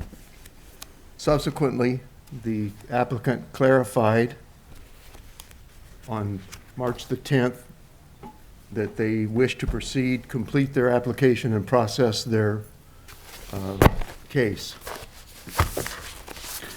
And at this point in time, is it completed or still in process? no, it's been on hold since November 4th, so nothing has happened other than they sent a clarifying letter indicating that they would prefer to reopen the case. So it's still in process? Complete the application. Okay. So, Their but the application is not completed? Correct. Okay, thank you, sir. Yes, Mr. Chair. So with the help of County Council, we've outlined 3 options for you to consider. And one would be to take no action. The second would be to refer it to the Planning Commission for a recommendation with regard to a possible early denial. The third would be to refer it back to the Planning Commission and staff to perhaps prepare an early screening process for San Benito County, which doesn't exist right now. And then if you decide to do that, we would request that you give us further direction with regard to whether you want to do that prospectively or after a certain date. And then whether or not you would like to have an urgency ordinance if you choose to exercise option 3. And an urgency ordinance requires 4/5 of a vote. Is that correct? Thank you. That's correct, Mr. Chair. The staff recommends that you select option 1, take no action, or option 3, to refer it back for further work on an amendment for early screening. And that completes the RMA's portion of the report, Mr. Chair, but I think Mr. Ellenwood or County Council would like to also add to what I've presented to you. And just for transparency purposes, we do have, I believe it's Scott Fuller that will be speaking also on behalf of the applicants. Am I correct? That's correct. He's asked to be listed as a panelist, and I believe that the county clerk has enabled that with your concurrence. Yes, I just wanted to make sure.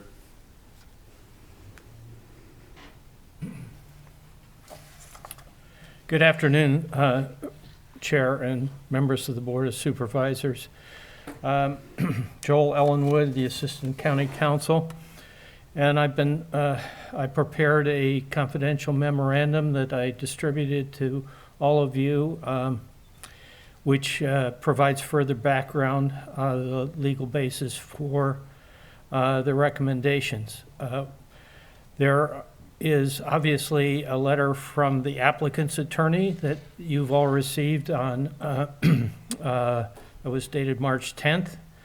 And last night there was a letter from another attorney, Jonathan Weissglass, also addressing the board's options. And I would say that they are polar opposites.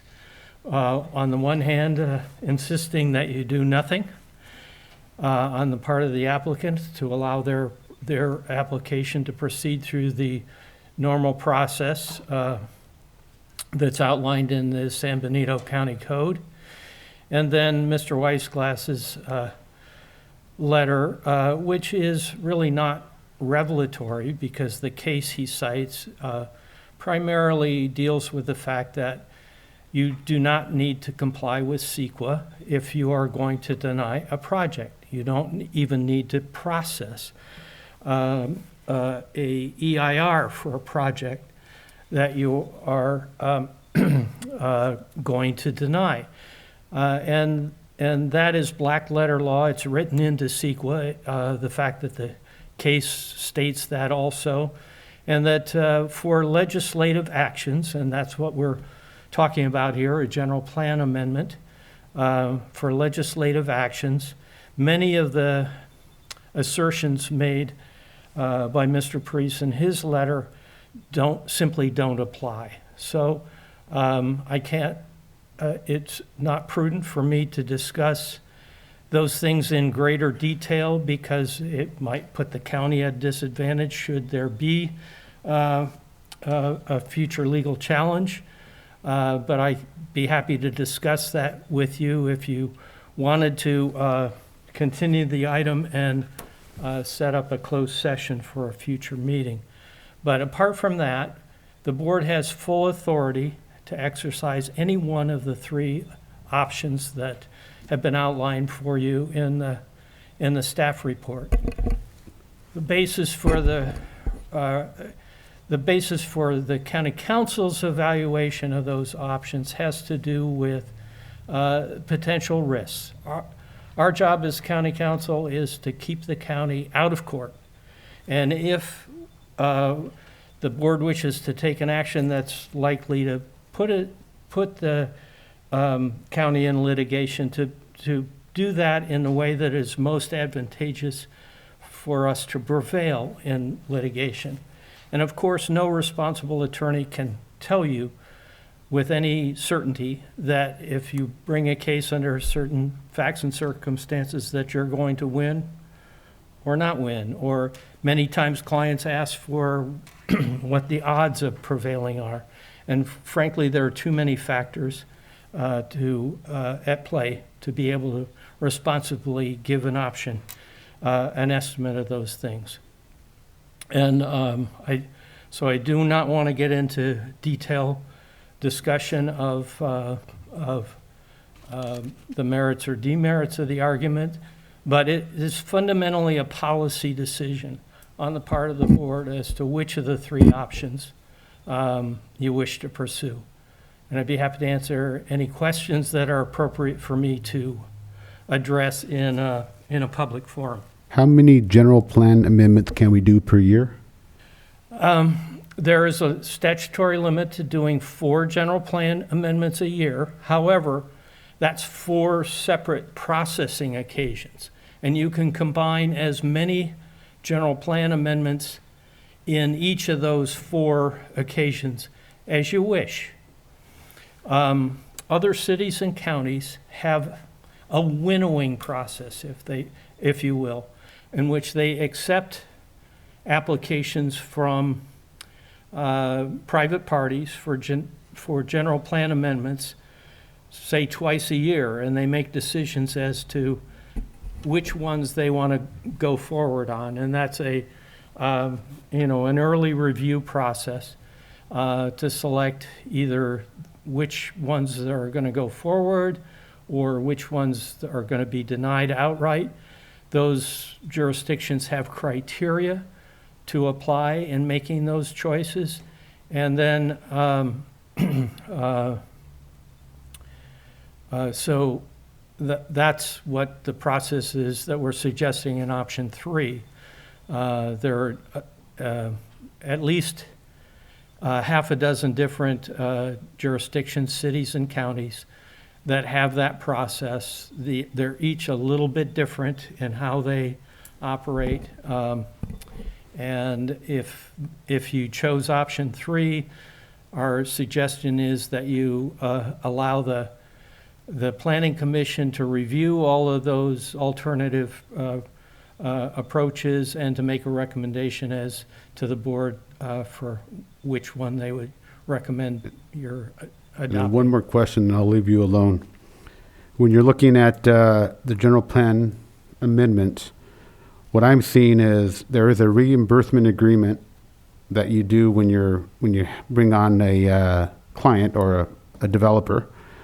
But that also, even though we're paid in full, that takes time away from other things our staff could be doing. Am I safe to assume that, Mr. Young?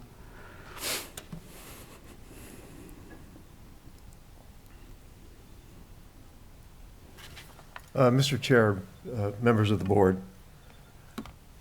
we serve at the pleasure of the Board of Supervisors and our customers, and we would do our best to process whatever cases are filed with us. But it does take a lot of time, even though we're being paid. Yes, sir. It does take time away from other things the county Potentially. staff can do, because we don't hire additional staff just to work on the general plan amendment.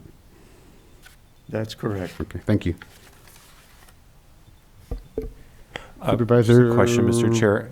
I'll go with Supervisor Tiffany sorry. first. I'll go Yeah, Supervisor go ahead, Tiffany. Supervisor. Well, I was just going to ask a question of Joel, but just you mentioned this the last time this came up a month ago, to option number 2. This county, although some counties do, this county has never directed an early review of an item, to your knowledge at least. And that's the reason for you presenting an alternative 3 as a possibility. But again, I just wanted to have you reiterate the fact that what you said at the last meeting when we came up was that in the past, at least, the policy has been to not go to an early review. And I guess to Mark's question, I mean, certainly whether it be this project or the myriad of projects before this, staff has had to, get in the middle of different things that ultimately didn't go forward in other situations too, as well. So anyway, I just wanted clarification on that point number 2. I really on 2. can't, I've only been with the county a year and a half or so, and I am not intimately familiar with the history of general plan amendments or privately initiated general plan amendments. So I can't speak to that. I can only speak to what the state law allows the county to establish procedures for initiating general plan amendments. And in accordance with that state law, the county adopted Chapter 19.29, which sets forth the process that the county of San Benito applies to it. And that process does not explicitly include a early review process, as a number of other counties and cities do. This is, again, it's a legislative act, and as Mr. Weisglass points out, and it's black letter law, the standard of review that a court would look at for legislative decisions is very broad and deferential to local legislative, as long as there is a reason stated and that's articulated and consistent with the evidence before this body, then a court is not going to second guess that decision. That standard is referred to as arbitrary, capricious, and what Mr. Weisglass left off in his citation is, and in accordance with law. And the phrase "in accordance with law" focuses both on the state statutes for general plan amendments, but also locally adopted ordinances for general plan amendments. And because our local ordinance does not explicitly include a provision for early review, the argument can be made that we're not operating in accordance with law. But a court is also going to be deferential to the jurisdiction's interpretation of its own ordinance, and so it's possible to make an argument that the fact that it doesn't explicitly include that the county's still entitled to do that, and The court may uphold that, but the court may then, court may also say, well, look, that's not in your procedures. We're going to make you go back and follow your normal procedures until or unless you amend them. So the safest course of action is to actually, if that's what the board wants to do, is to establish an early review rather than do it on a ad hoc project by project basis, is to write in the procedure for doing that and then apply that procedure to any pending applications.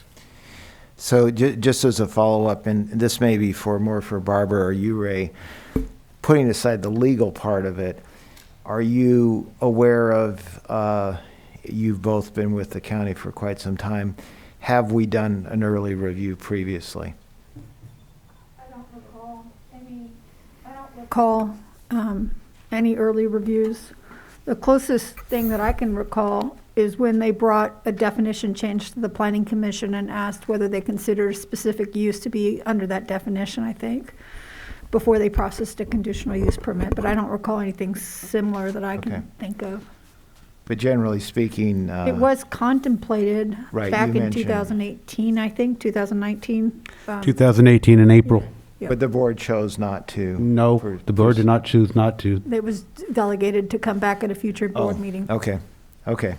But anyway, I guess my point is that if we were to go outside, that would be something new to the county.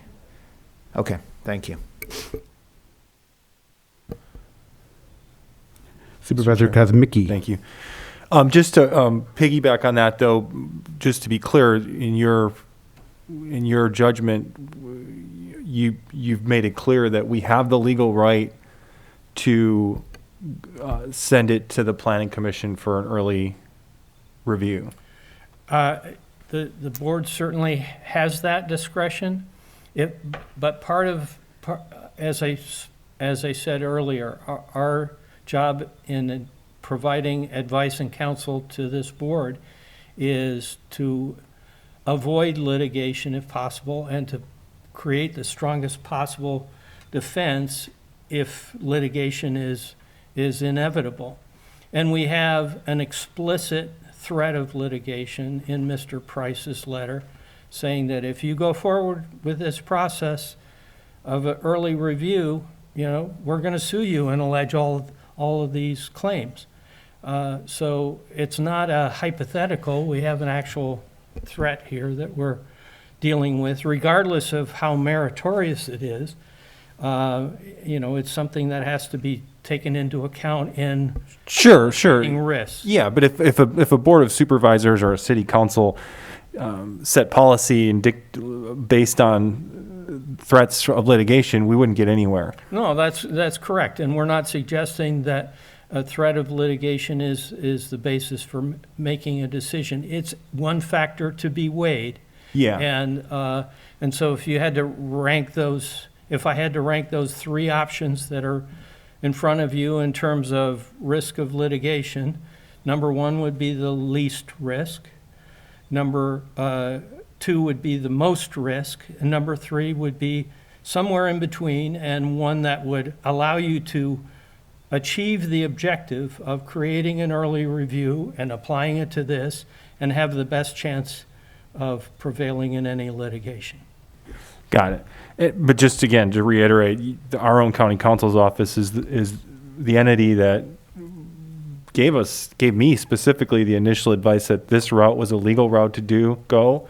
If we had an interest in pursuing an early denial of the general plan amendment, our own county counsel's office gave us this direction, and I have more comments, maybe after the public speaks, but I will say that, is it a surprise to anyone that they threaten litigation? I mean, that I would have bet, if I had $1 million, which I don't, I would have bet $1 million that they would have threatened litigation. So I don't think that should play really any role in our decision up here as a board. I don't think it's responsible of us to even consider it, to be really frank. I just don't think the threat of litigation should even be part of the conversation. That's That's Well, my, as an attorney, it's always a part of the conversation when I evaluate the options. yeah. So, That we've communicated the choices to the board, and then it's up to the board to weigh those decisions. And if we can provide any further information, then we're happy to do so, but it's really a decision for the board after you receive. Yeah, I don't understand what your comment was that legal counsel told us. I mean, I heard something different, I guess, because when I spoke to legal counsel, we don't have a policy in place. We don't the state policy correct me if I'm wrong, because we had a long talk about this, Joel, is the state policy states you can go for an early review. Yeah. If it's broader than that. The state allows the local jurisdiction to set the rules. Set the rules, but for initiating yes, general but we plan don't amendments. have those rules. We do have rules. But not saying for an early review. That's correct. Whereas if we sat up here and we went with number 3, we directed staff to prepare an amendment with early review, then we have the standing chance to say, hey, it's in our policy, this is our procedure, and that's why we're doing an early review, not just on this one. I'm talking about 5, 10, 20, 30 years down the road. That's why I feel it's extremely important that we have a policy, and then we use that policy to do early reviews on this project and projects in the future. If I may, Mr. Chair, and I totally agree with you. I think we have to have an early review policy. That's just also my view. But I'm referring to a month ago, basically, when I initially brought it up and asked for a recommendation. Yeah. I talked to them offline. Yes, so did I. And the recommendation was if you want to go down the route of potentially denying Strata Verde now, this is how you legally could do it. As a legislative act versus a quasi-adjudicatory act, you can send it to the Planning Commission, and we had very specific discussions about you actually have to send it to the Planning Commission as opposed to just as a board approving it, and that's all I'm referring to. Okay, I see what you're saying. This is all different now. They came forward with new recommendations with different options. I just wanted to make it clear that we did have that conversation a month ago or so, and they presented us multiple options now, which I think is a responsible route for our county council's office. I just want to make it clear that they have stated to us that we can legally send it to the Planning Commission if we so choose for an early denial. I think that's separate for me from the whole notion of, I think we could do both personally, and that's just my view. I mean, I think we could send it to the Planning Commission while we're setting up a process for an early denial, or we just go with the early denial. My only concern with the process is that, and I was going to get my question was, how long does an application process like this take? Is there an expectation on timing as far as, are they going to complete their application this year, early 2000? Do we have any? We have no idea. Okay. When they're going to come up with a new proposal. They said they're going to do a new proposal. We have no idea what it is. And so there's nothing to process at this point. There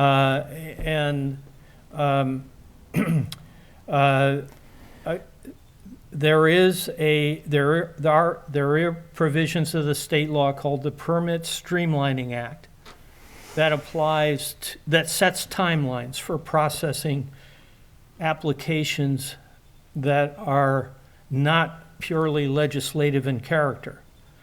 They are like a subdivision map or a conditional use permit.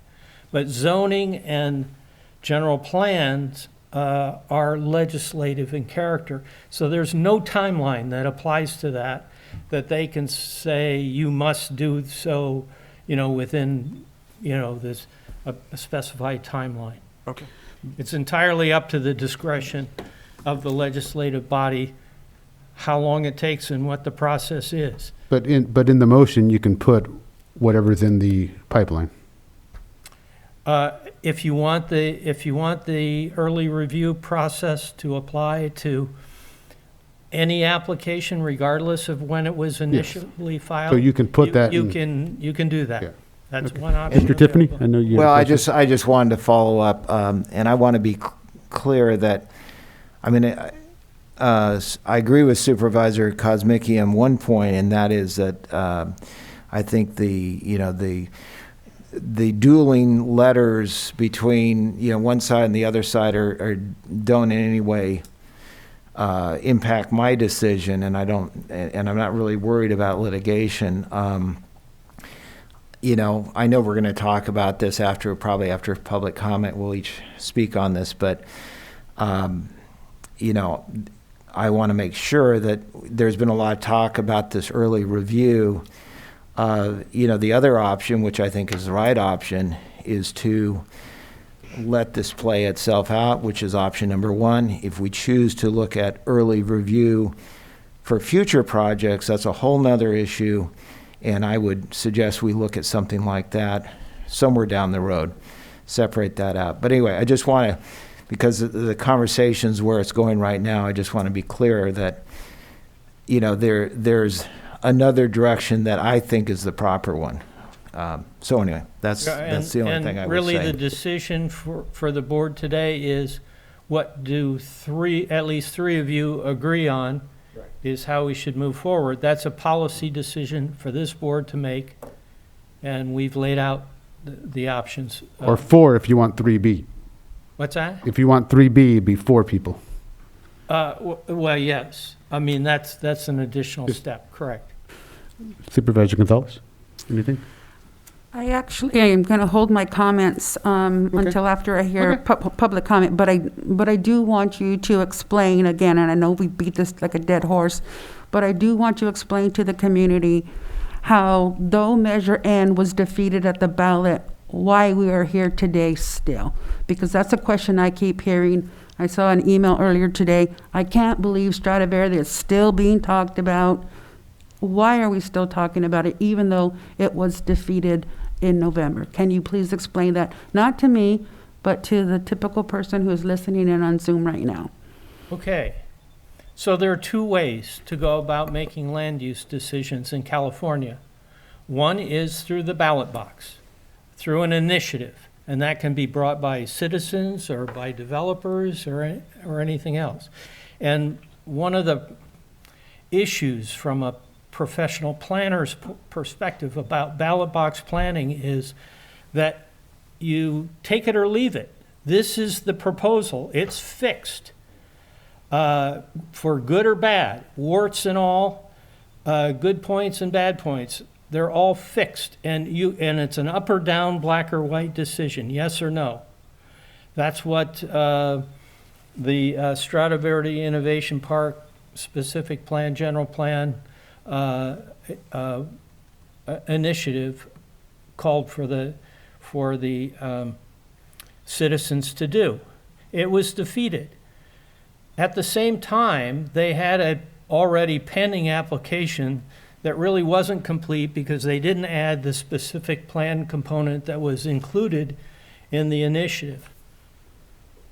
The fact that it was that specific proposal was defeated does not prevent them from filing through the normal process. And from a planner's perspective, the normal process has many advantages. One of the advantages is that it's subject to multiple opportunities for public participation and input. And I have seen in my career of 40 years that projects going through that process change and evolve. And a project that is initially very controversial can be modified as a result of public participation and result in a project that is almost unanimously supported. It's almost a miracle that happens, and it happens infrequently, but it does indeed happen. So going through the normal process allows a project to evolve and change over time. We don't know what the Stradivari developer is going to propose. There have been rumors or intimations that they might buy out TriCal and move that facility out of San Benito County, which would remove a basic threat to the public health and safety that exists regardless of what happens with Strata Verde. So is that a public benefit that might be worth considering and weighing the options? We don't know. Where did you get the idea about State it's a TriCal? rumor. Yeah, where did you get the TriCal idea, just out of curiosity? Well, it's been floated in a number of different forums. Where? Well, you know, again, it's. Well, if you're going to say something, but if you're going to say something, I mean, where did that come from? It's a hypothetical. So it's hypothetical, meaning no one's ever said that. Well, Well, I mean, is there any documents that are saying that? there are no documents. Okay, so did you It's hear been- anything? I understand from discussions with both the attorneys for TriCal and the attorneys for. So you heard in conversation? Strata Verde, that those discussions were. So there was a ongoing. conversation? But there are no documents? I've heard that in conversation. There are no agreements. Okay, well, conversations, I want to know the people who you had a conversation Well, with. I apologize for having raised the issue. Well, but no, I'm just talking I- about Well, hey, hypotheticals. If you're going to be saying stuff, I want to know where the conversation came from. Who was it? Paul? Was it? I mean, who did you have a conversation with saying that they were going to possibly buy TriCal and move them out? I think we have a right to know that. Well, as making I, a decision, as I said in because I didn't know anything about with this. the attorneys for both sides, that county- topic came up. But Yeah, I don't think the county has received any official word of anything that's actually happening. You know, from the developer, I don't know that there's been any agreement reached or anything that's happening officially that the county's been notified of. that's correct. Because this is new to me. All right. Well, again, it was merely a hypothetical example of how projects can change over time from, you know, what happens on a ballot box measure to what happens through the normal process. Mr. Chair. Yes, sir. Yes.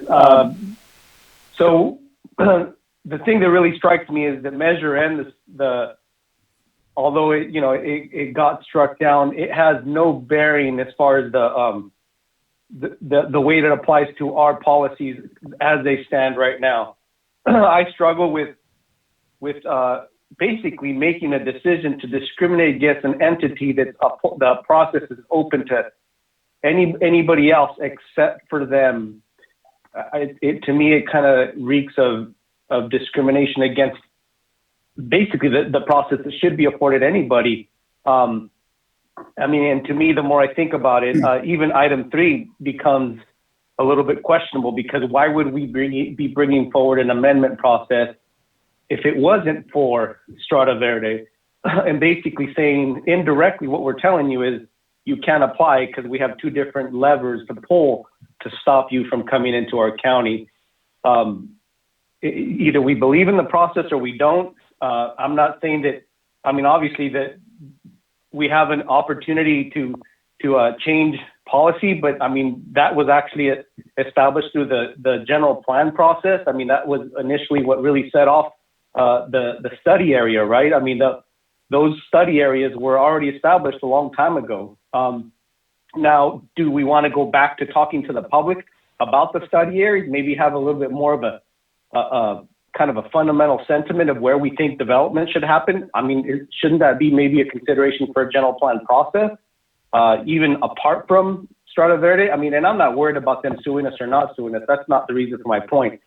My point is ultimately is do we believe in the process, and do we want to support the process, or do we want to have workarounds when there's a project that we don't like and we want to attack it? You know, at the end of the day, I mean, I feel like we got to make sure that we afford everybody equal protections under the law. As you guys know, I'm big on defending the constitutional rights of everyone, even of those that I don't agree with. I mean, at the end of the day, I feel like even with that area, I would love, and I've talked to the developer myself, I would love to make sure that no matter what, there is no houses anywhere near that area. I know you support that, Supervisor Medina. So all I'm saying is I want to make sure that what we're doing is just, and trying to come up with a process that really tells them you cannot apply, to me, you might as well tell them is, yes, as far as we're concerned, we don't want you, and we're going to discriminate against you versus everybody else that wants to apply through the normal process. So those are my comments, Mr. Chair.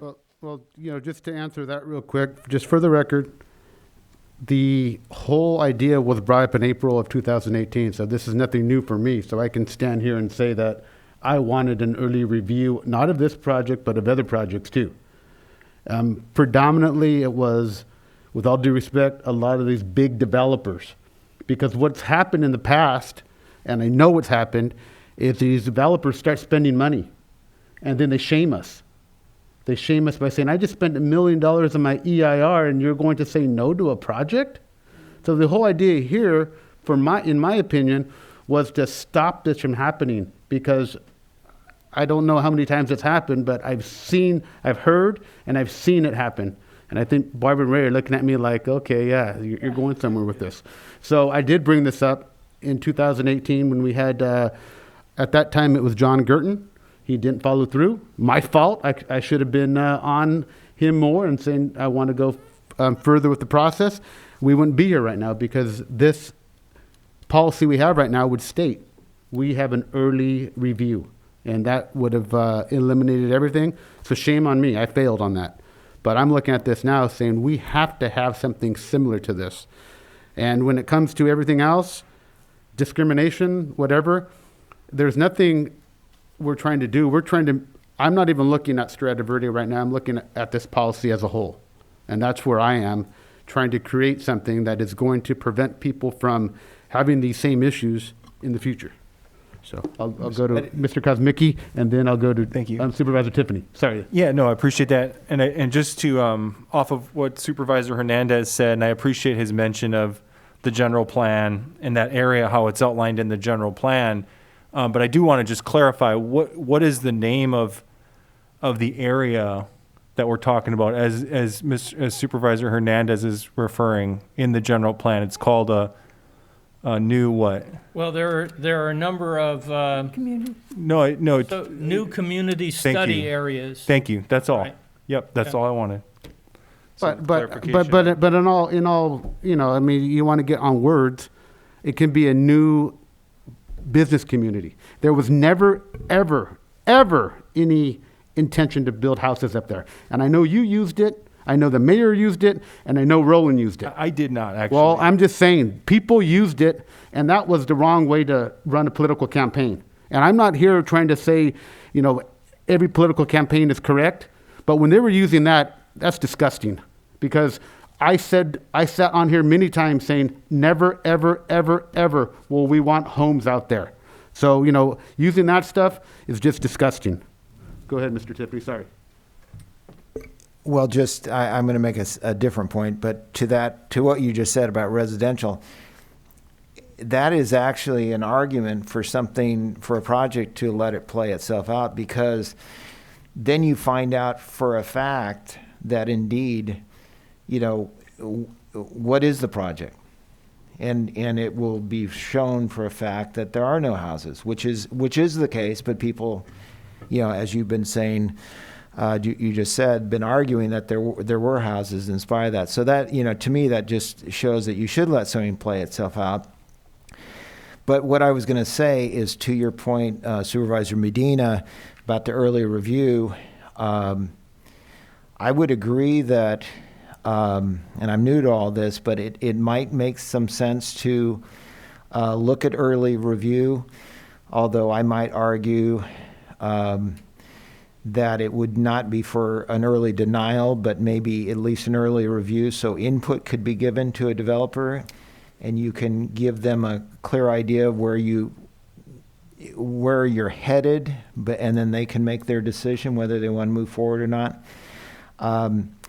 But again, I would separate out whatever the early review is, even though I agree that might be something we want to consider, separate that out from this decision today. Because to Supervisor Hernandez's point, it's very clear if we call for an early review today, it's specifically to try to deal with Strata Verde, and I don't think that's right. So that would be my further point. Okay. Mr. Chair, if I may. Yes, sir, Peter. So, kind of piggybacking off of Supervisor Tiffany's point, you know, and to a certain extent leaning into what you're sharing, I value what you're sharing as far as the purpose behind it. You know, apart from even Strata Verde, as a community, I feel like we need to understand what we want in our community. And I think to a certain extent that requires a stronger sense of engagement and dialogue. I think the more we draw into the sentiment of the public, I would say in general, for most folks that I talk to, yes, they struggle with houses, as do I, but they don't struggle with supporting businesses or something that's going to obviously help the community and generate revenue. So long and short, if this was a focus, a general plan focus and engagement, right, I would say it'd have to be a very thorough and open process. I'm all for it. I think that would be amazing. But because I'm very much opposed to the pork sentiment that basically tries to landlock San Benito County into not really opening up the door for us to have the revenues needed to be able to support the needs of our community. So with that said, apart from the focus on Strata Verde, I don't mind an early review process if it encompasses the sentiment of, you know, true engagement, and ultimately where it addresses how we, you know, encouraging us to grow in a way that's going to support the needs of our community and our residents, including job development, which is a huge thing right now with all the losses that's been mentioned.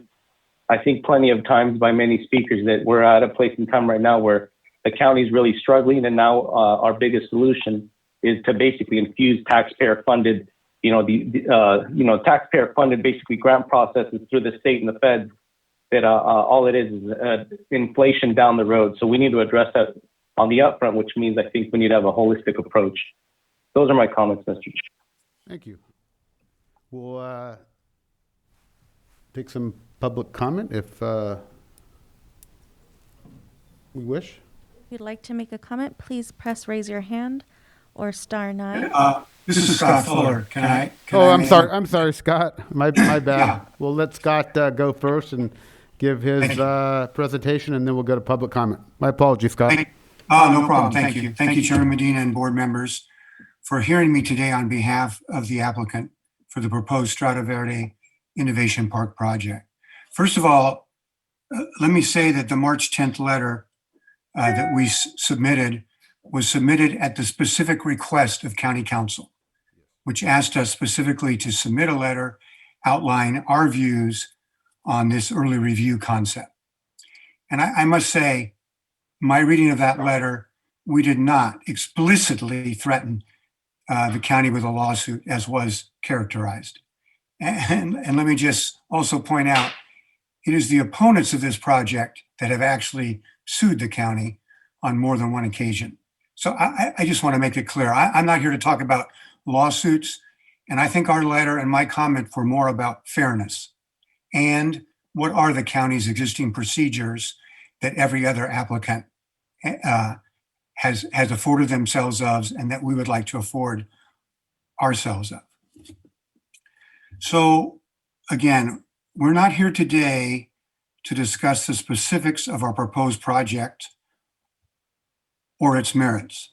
And you are not voting on our project today. We're here merely to affirm that the project's application, with which we have decided to proceed, should be allowed to proceed in accordance with option 1 in your staff report, which is the county's existing county code and general plan procedures, which reflect applicable state law and as consistent with any and every other project that has historically been afforded the opportunity to proceed with an application in the county. As more fully set forth in our letter to you dated March 10th, which I just referred to, the county's long-established procedures in this particular instance, as in the case of any other proposed project in the county, expressly mandate that 1, the planning department to first review and determine the completeness of the application for county approval of a GPA and specific plan. 2, once the application is deemed complete by the planning department, the planning director then schedules the necessary public hearing by the planning commission to consider the application and then make a written recommendation to the board about the application. And 3, after its receipt of the Planning Commission recommendation, the board must consider and take final action on the application at a public hearing. Nowhere do these well-established procedures provide for such a pending application to be referred down from the board to the Planning Commission, whether to fast track a denial or approval of any project. This referral option, labeled option 2 in your staff report, together with option 1, were the only options to be brought back for your consideration today, based upon board consensus and direction to staff at the conclusion of your February 23 meeting on the status of Strata Verde. Not surprisingly, your staff recommends against board selection of option 2. What is totally surprising to us and possibly confusing to some board members is that the staff report now bootstraps in a new option 3, which appears to be a strategy for certain members and interests stymied on option 2 to attempt once more to prematurely cut off any further public engagement and consideration of Strata Verde. Option 3, which has nothing to do with the pending Strata Verde application or the related options before you from your prior meeting, calls instead for staff to prepare and the board to consider future adoption of a new zoning code procedure for early screening of all interested party general plan amendment or specific plan applications. The staff report even suggests the possibility of adopting an interim urgency ordinance, imposing a countywide moratorium or lockdown on any such applications unless and until such procedures are adopted. While the county may wish to consider such new procedures in the future, as some board members have already commented today, that should be in addition to and not instead of its consideration of Strata Verde under existing procedures. Option 3 does not really belong before you today in the context of Strata Verde. Let me say a few more things. At no time has the Strata Verde applicant asserted any absolute right to develop any particular project on our site, nor do we assert such a right today. We fully recognize and accept that following a thorough public, planning, and environmental review process, in accordance with the county's long codified procedures, the county has the ability to deny our project. Rather, we seek fair and equal treatment to have our application, which has not even been deemed complete, continue to be properly processed. Additionally, we do not believe that pursuing our project's approval is a sign of disrespect toward the voters of this community. Quite the contrary. We heard the voters and have been working since the election to address the public's concerns.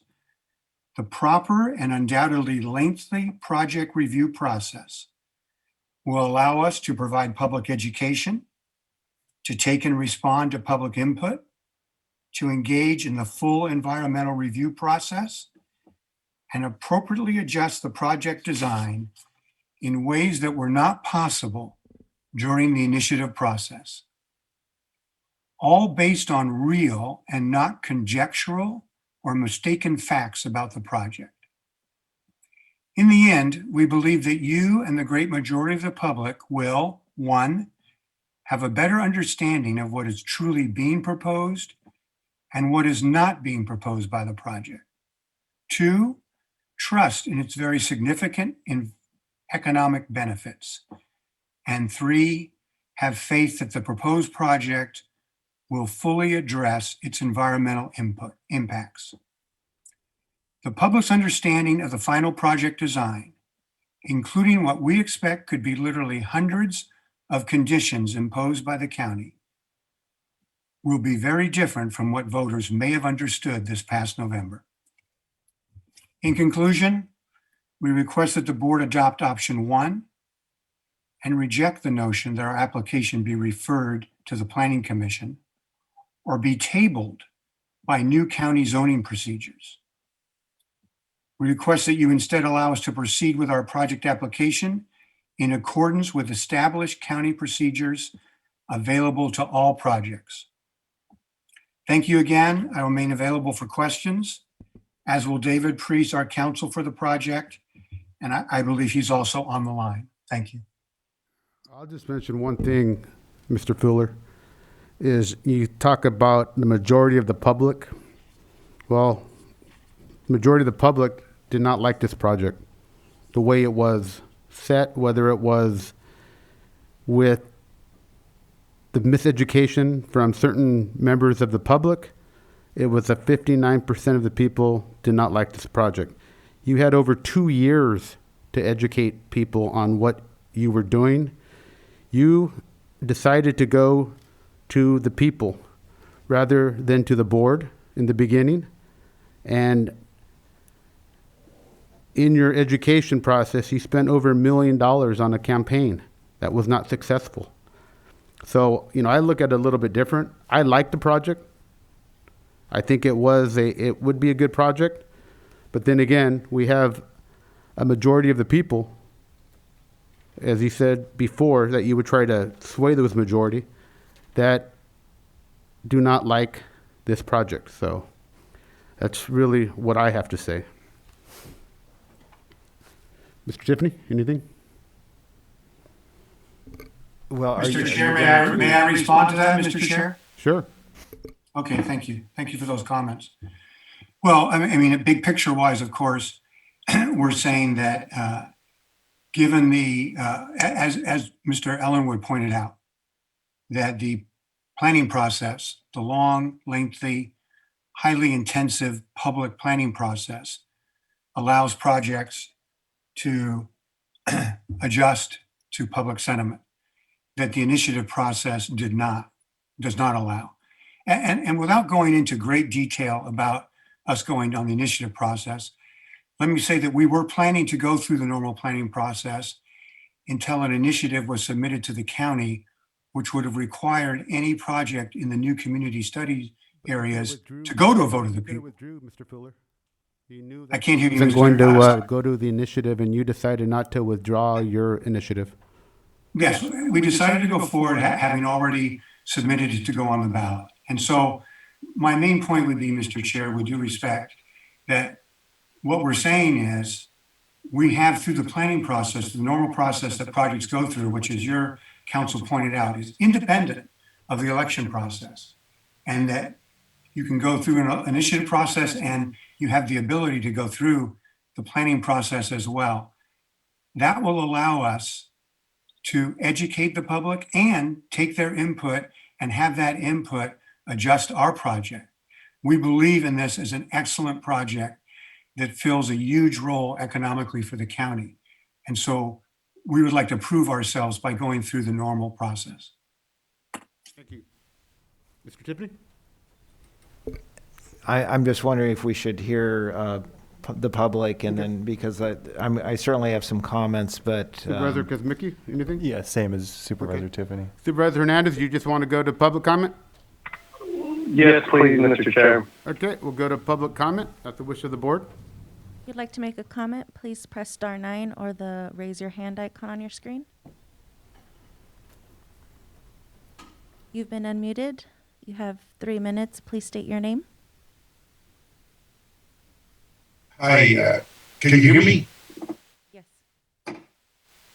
Okay, so I think what I wanted to do was to respond in terms of what Peter was saying about, Supervisor Hernandez. Supervisor Hernandez was saying about at this meeting and in the previous meeting that there was misinformation about housing, that in reality, speaking to a lot of the voters, because I've spoken to a lot of the voters who did not vote or who voted against Measure N, not because of housing, but because of traffic. The amount of traffic that any kind of development was going to bring into the into the existing situation where there's a lot of traffic. People just felt very uncomfortable with that. The other thing was that the campaign of jobs didn't convince voters that they were going to really have access to those jobs. And I think part of that was people who work in the area, that are from the area, have applied to positions when those kinds of promises have been made and people haven't been hired. And the other thing was that where were all the people, the kinds of backgrounds and skills that were going to be needed for the jobs that were going to be created, that the people didn't have in the area, didn't have those skills, that was very limited. And so consequently, the jobs were really going to be offered to people from the San Francisco area. And I think that the whole campaign that the company did was not a convincing campaign. And I think that's really where it is. It is the company's campaign was a deficient campaign, was a campaign that did not speak to the realities of what people were seeing. So I think that that's part of the problem. The other problem is that when you're looking at the projects that have been submitted previously, none of those other projects or none of those other developments have been voted against by the voters. That's the difference between any other development and any other application and this application. That this application, the voters have strongly rejected this whole concept of this project. So there's a difference between this one and any other development. So I think that still the board needs to look at and take into consideration the high percentage of people that voted no against this project. Thank you. Thank you, sir. You've been unmuted. Please state your name for the record, and you have 3 minutes. Hello, can you hear me? Yes. Hi, this is Andy Shaw Coron from Aromas. I've listened to the proposal and listened to the attorney from the developer, and I want to reiterate what the previous speaker has said. Basically, this developer decided to go to the public instead of having the decision being made by the supervisors. They felt they were going to fare better by bringing their issue directly to the public through not some robust process, but a very quick process of people voting for it, and then they would have the green light with the zoning that they wanted. And the California law makes it very difficult then to deny much at all when it's been passed by an initiative.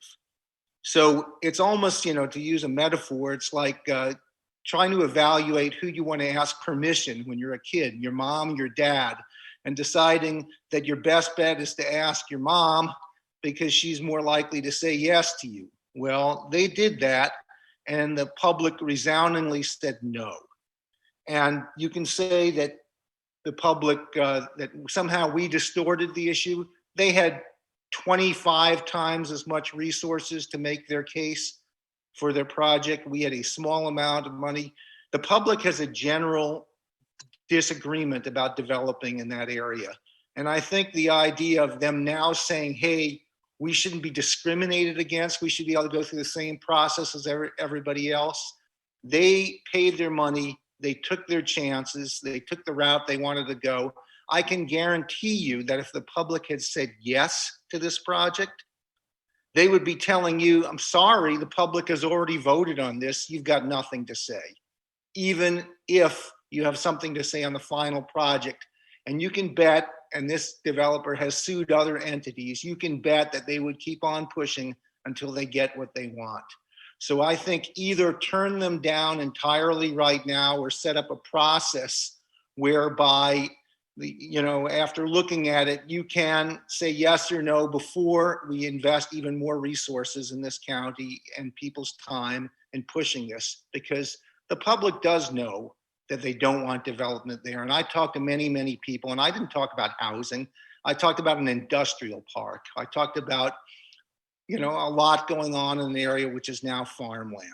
Thank you very much. Thank you. You've been unmuted. Please state your name, and you have 3 minutes. Hi, this is Mary Shaw Coron. I just wanted to address some of the statements that were made, about us misleading folks. And I've been hearing this quite a bit. And I have to say that we had a land use attorney review the initiative, and they carefully reviewed it. If you look at, I don't know how many of you supervisors have actually read the initiative, the Strata Verde initiative, but they listed the various uses that they plan to allow if it was adopted last November as Measure N. Things like community gardens, dry cleaners, car washes, farmers market, medical offices. And on their website, the Strata Verde developer talks about a town center. These are all signs that maybe, yes, they are currently telling you they are only going to do industrial and commercial, but in the future, they could add housing. You can say, okay, you're never going to allow it, but you're not going to be a supervisor forever. The voters are not as stupid as you think. A lot of you think that the voters were, quote, fooled or lied to, which I think really is an insult to the voters, because the voters, I think, are much smarter. They realize that you can decide something, or you can, or if the Strata Verde developer were to have won last year, they could always change it later on. Things can be always amended. A board of supervisor changes. You may not allow something, but future supervisors may. So they realize that once you let them into our county, they can do other things in the future. Their goal really is to create a new city there. This has been tried 15 years ago as Rancho San Benito. As some of you, I've lived here 35 years. I remember it. And that was fought off. This particular developer, when you say they have no intention of doing housing, well, some of you were on the board. I think Mark Medina, for example, in 2018, this developer came and presented thousands of homes as a proposal at the location of Strata Verde, and you guys were not that enthused about it. And so they've tried different approach. This developer is in the habit of doing this over and over again. They will try things many, many times, because to make a new city south of Gilroy is going to make them so much money. It's huge. It's a huge development. If you look at the record of this developer, if you go on their website, you will see that every single master plan development is housing. This is the only one on their website that has anything to do with industrial. And I think it's because their intention is to do housing later on, to build a new city. If you look at the experience of Reno, we have been in touch with grassroots people in Reno, and they have told us that this developer will sue and sue and sue. That's how they got into Reno. Thank you. They are building. Thank you. You've been unmuted. Please state your name, and you have 3 minutes.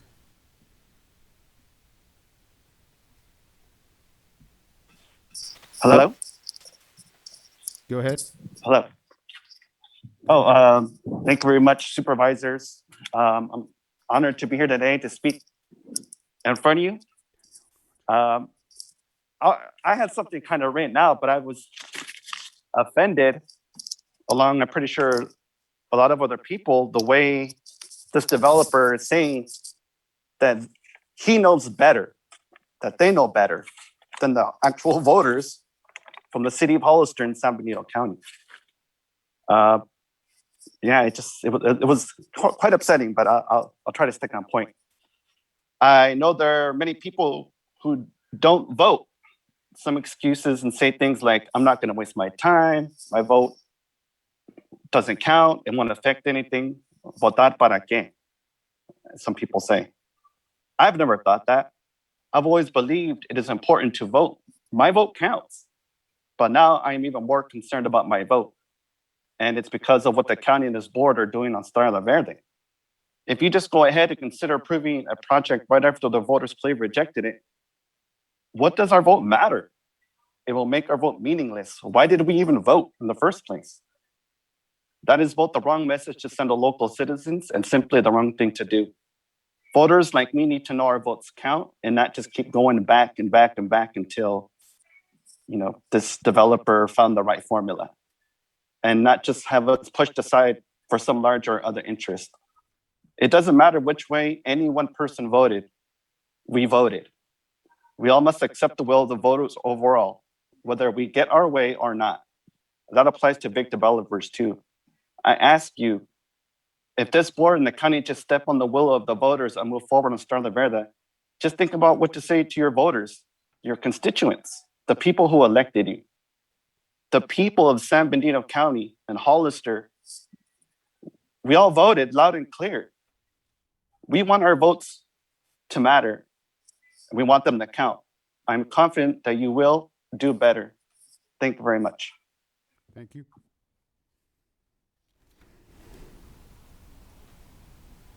You've been unmuted. You can dial *6 to unmute yourself.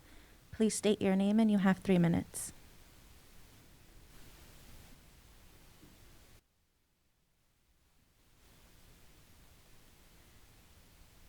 Please press *6 to unmute yourself.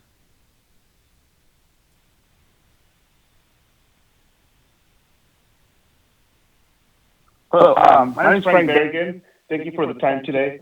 As you know, I've been raising questions for a long time about the Strada Verde development. Voters absolutely made the right decision in rejecting it by almost 60%.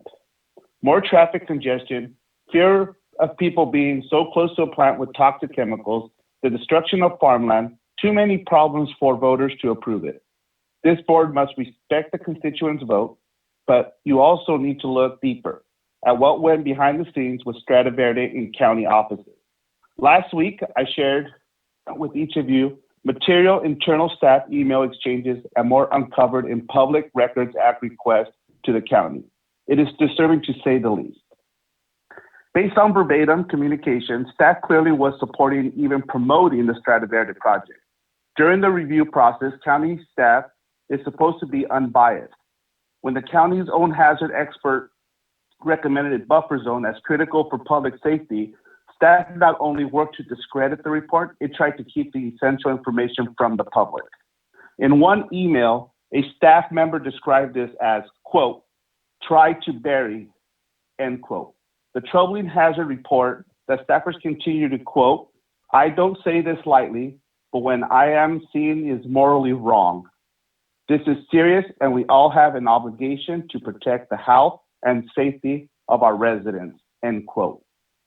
You've seen in material I shared that there is much, much more of concern to your constituents. Again, as I ask in my submittal, what are you going to do to correct it? The unacceptable behavior is now out there for all to see. It is up to this board to do what is must to make sure this kind of behavior, this deception does not continue. The county must work for the voters, not any single project or developer. As staffer wrote in email, county staff has, quote, an obligation to protect the health and safety of our residents, end quote. Despite all that was done in the shadows to improperly boost Strada Verde, the voters still got this right.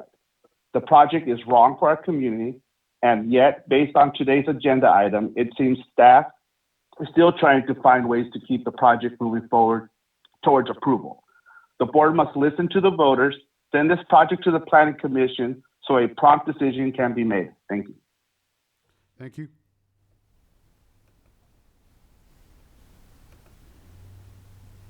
You've been unmuted.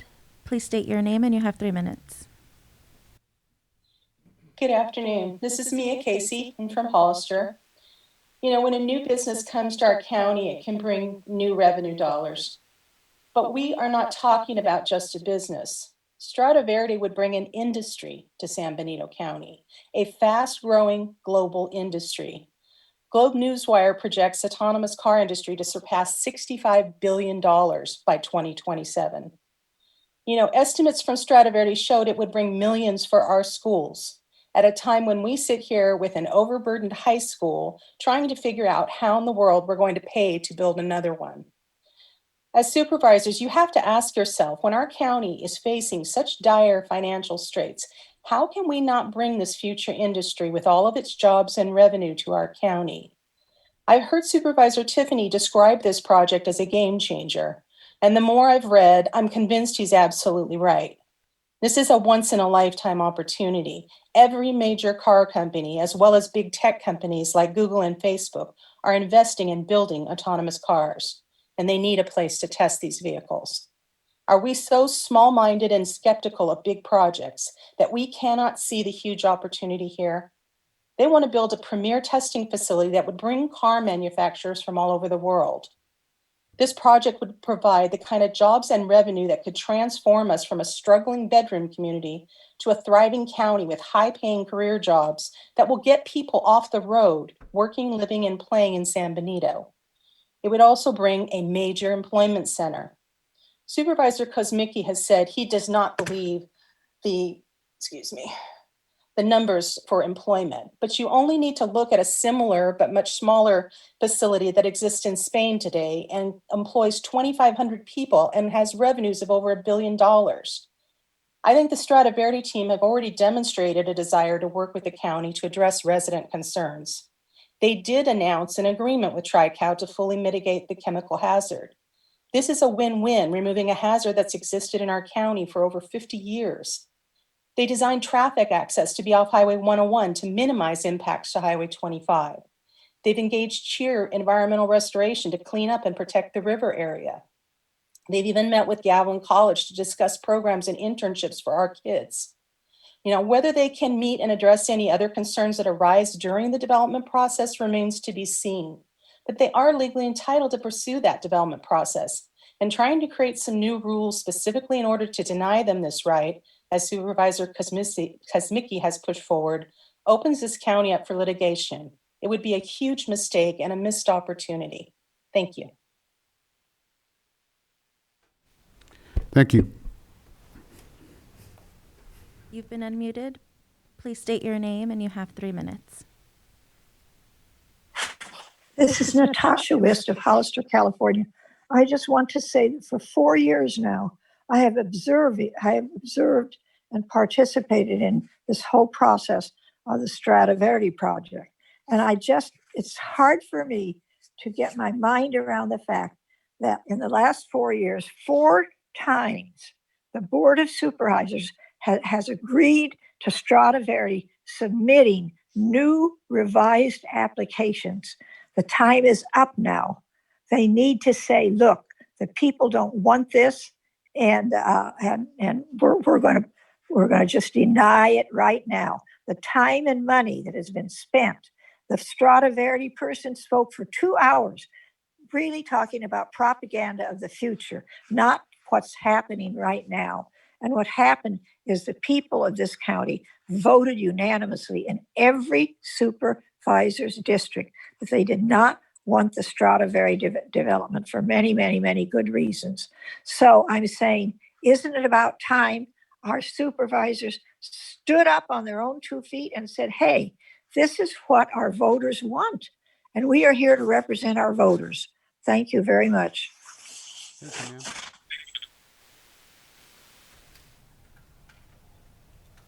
You've been unmuted. Please state your name and you have 3 minutes. Yes, good afternoon. This is Jackie Morris Lopez, District 2, San Juan Bautista. There are so many statements that I heard from the previous speakers that I fully agree with. The voters spoke loud and clear, and I take great offense by the attorney for the developer and also one of the speakers, Ms. Casey, that, proposed that the voters don't have common sense, that we are ignorant. That is not the case. I've done my research, such as all the previous speakers, and there are very many reasons that this project was denied by the voters, and almost 60%. The developer took the easy way out. Now he's simply coming back, or they're simply coming back to try to find another way to wear you down.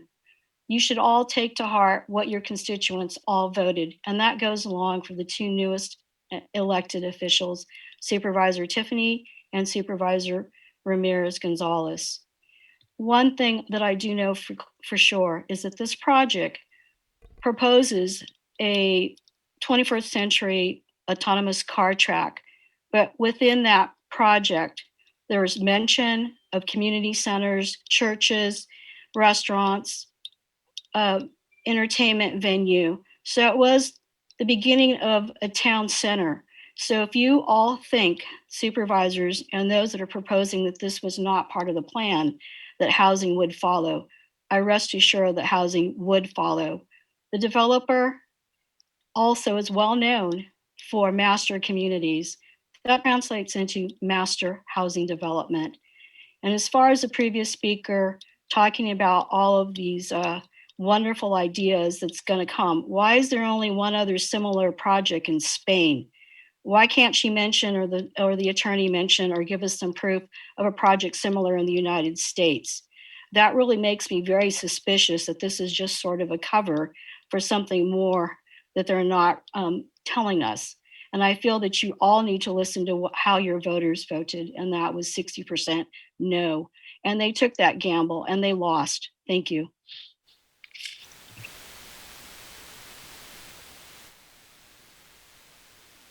Thank you. You've been unmuted. Please state your name and you have 3 minutes.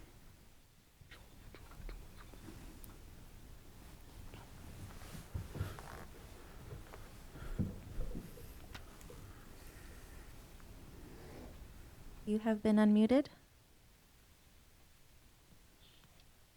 You come back to me and unmuted me, I believe. Sorry about that. You have been unmuted. Please state your name. You have 3 minutes. Hello, my name is Annette Perez. I live in Hollister. I just feel that we the people voted and that my vote matters. Hollister and San Benito County voters matter. That the strata development, it should not.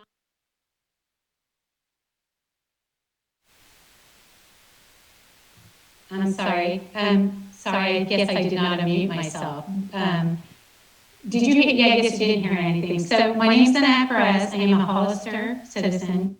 I just moved here about 1.5 years ago. And thank you for listening to me today. I just want to say that we the people voted, that my vote matters, that Hollister and San Benito County voters matter, that strata development projects should not be considered in any form or revised fashion.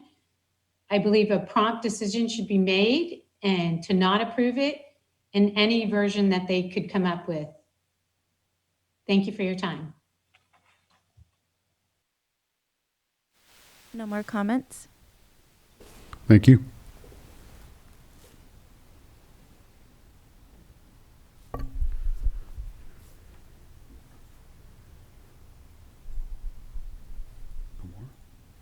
Did you say no more comments? Yeah, no more comments. Wow. Yeah, go first. Yes, ma'am. Okay. Ladies first. Thank you. I held my comments until I listened to the public make theirs.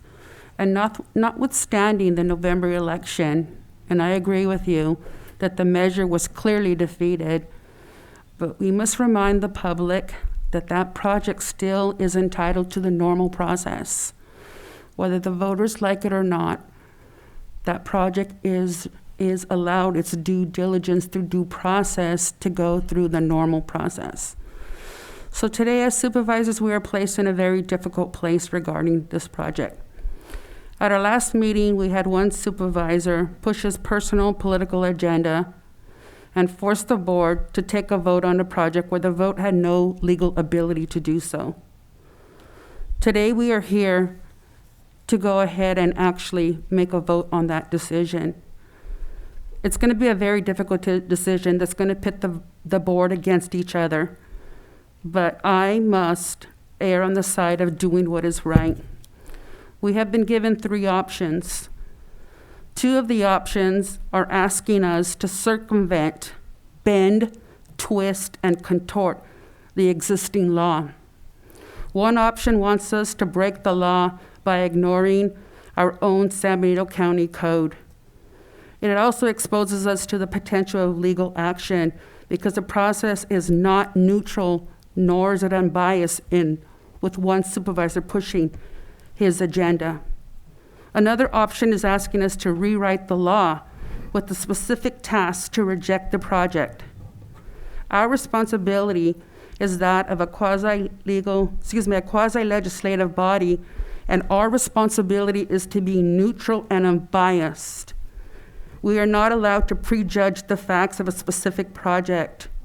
And both options 2 and 3 are indeed asking us to be arbitrary and capricious. And as was defined earlier, arbitrary and capricious is the standard of measure that will force the county into court and possibly lose this situation. Arbitrary, defined, is based on the random choice or a personal whim rather than reason or system. And if somebody's personal bias is forcing this, I can't see how that isn't defined as arbitrary. Capricious, to give sudden and uncontrollable change of mood or behavior. Again, it's one supervisor's impassioned plea for us to outright reject this project. Subjecting this project to the whims based on one supervisor, again, is going to be the very definition of arbitrary and capricious. And I cannot and will not break the law. Thank you, Supervisor Tiffany. Thank you, Chair. Basically, I will repeat a number of the things I said a month ago, and really my feeling has not changed on this, and I think I've been pretty clear from the beginning. I don't really care, as I said earlier, about the legal arguments on both sides. Obviously, it's something to take into consideration. But the bottom line is, I just feel like we should allow this project, like every other project that has come into San Benito County, we should allow this project to go through the process. We've heard that there are 2 separate processes. One is the initiative process, the vote process, and one is the planning process, and we should let this play out. I've said this before, I said this a month ago. This point was made earlier. A lot can change in the 18 months or so from the time that where we are today and when this may or may not come before us. There might be mitigation of the Tri-Cal issues. I believe that's certainly a possibility. There might be further mitigations for dealing with concerns about traffic. We'll finally get to the bottom of this continued, and I'm so tired of hearing people talk about housing on this project. It's not part of this project, but if those people don't believe it, then let's let it play itself out, and we will know for sure when it does come before us. This is, as was said earlier, and I've used this before, I truly feel like this project has the potential to be a game changer, to be transformative for our community. It's not just any project. And I don't think people realize, I think that particularly because of that, we have an obligation as a board to let this play out and see what we're going to be actually looking at when it does come back to us.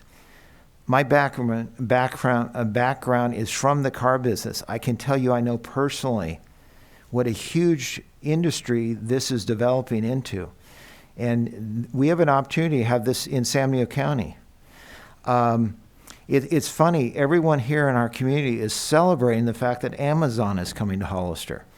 And yet this project has every bit of a chance to be as important, if not more important, to our community, because it would, if it came here, it would draw other tech companies into our community because of what it's involved. So it is a really important project, potentially.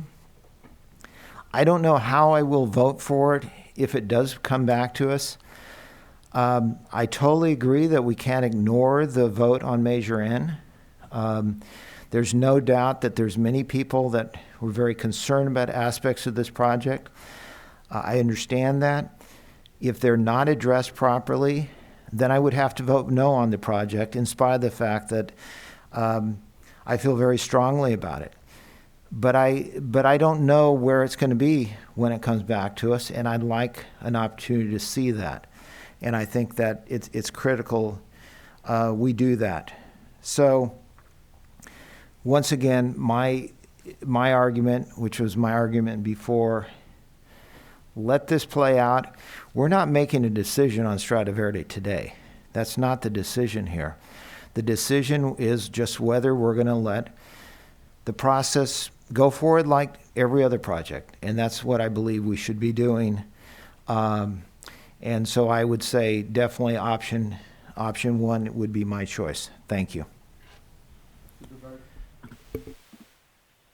Supervisor Hernandez? Thank you, Mr. Chair. In brief, item 2 and 3 to me are off the table in consideration of all the dialogue, simply because it leans into discriminatory practices in my mind of a product of ultimately of an applicant who has every right, and like I mentioned before, of the due process to apply. I think for a whole separate item, if the board would want, if we ever talked about what it means to have an engagement process, as the general plan comes up, I think that's an important point to figure out what it means to support study areas. It should be studied. It should be very public. But as far as this applicant right now, I don't feel like it would be fair to do anything else besides item 1. And allow them their rights as any other applicant would. But I would say, I 100% agree with Supervisor Tiffany that Measure N, we should listen to the voters. We should hear what they have to say. I would say ultimately that to that end, we should seek to clarify the dialogue, right? Because I know, and it was said, some of the speakers mentioned that, that there wasn't any misrepresentations. I experienced it, so I would like to know what happened in the instance where I had 2 of my own friends who came to me and basically said, I voted no on Strata Verde because I don't want houses. And I feel like through the process that it happened already, it wasn't clear. And I feel like we would need to clarify, and that's a separate issue. But as far as this situation, item 1 is the only thing that I would consider. Thank you, Mr. Chair. Thank you, Supervisor Hernandez. Supervisor Kosmicki? Thank you, Mr. Chair. First off, I want to address the November election. We had months and months of very passionate debate, a lot of information on both sides. It was a resounding and clear outcome in the election. And I heard Supervisor Tiffany and Supervisor Hernandez now say we should consider Measure N. We should listen to the voters and what they have to say. Well, I can tell you what the voters said. They said no. It's that simple. And it's our duty as elected representatives to follow the wishes of the voting public, whether we personally agree or not. I think way back to government class in high school when, you're a cocky kid and the history teacher had to give me a lesson on what it means to be a representative and to be elected. And they asked, and I said, well, it's to do your research and to share your viewpoints and to have a say on things. And she corrected me and said, no, you're wrong. Your job is to represent the public. That's it. That's your job. That's your duty. And so we've heard from the public on this issue. We've debated this issue for months and months and months. And I've heard, obviously we've heard the response from the pro Strata Verde Measure N side saying invariably, this is really offensive to me when you get into, the only reason Measure N was defeated was because the opposition lied. The opposition lied, and they were using, misinformation and sketchy tactics. And my response to that is that, as somebody who was against Measure N, because I felt like I was on the right side of I felt like that's what the public wanted. I felt like that's what my district wanted in particular. From that side of things, I can tell you my perspective was that the yes side was spreading a host of misinformation. And I know we've been through these debates, but I'll just reiterate it again. the job numbers that they threw around, what is that based on? What were those numbers based on? The traffic impacts. Their claim was that Highway 25 was going to have a minimal impact. Wow, that's, to me, that's offensive to me to even have that be an argument that Highway 25, well, on one hand, we're going to have thousands of jobs. We're going to bring in millions and millions of dollars of revenue. San Mateo County is saved, everybody. On the other hand, your biggest concern, Highway 25, don't worry about it. We're going to divert traffic all the way to the other side. So if you want to get into misinformation and lies, all I'll say is that this was a campaign and that you have your perspective on what was misinformation. And on the other side of things, the 60% of the people that voted no, a lot of them felt like the yes side was intentionally spreading misinformation. So I don't think it's fair to just fall back on this idea that, well, we're going to fix the dialogue and we're going to have, when we go through this process, we're going to have an honest conversation this time around.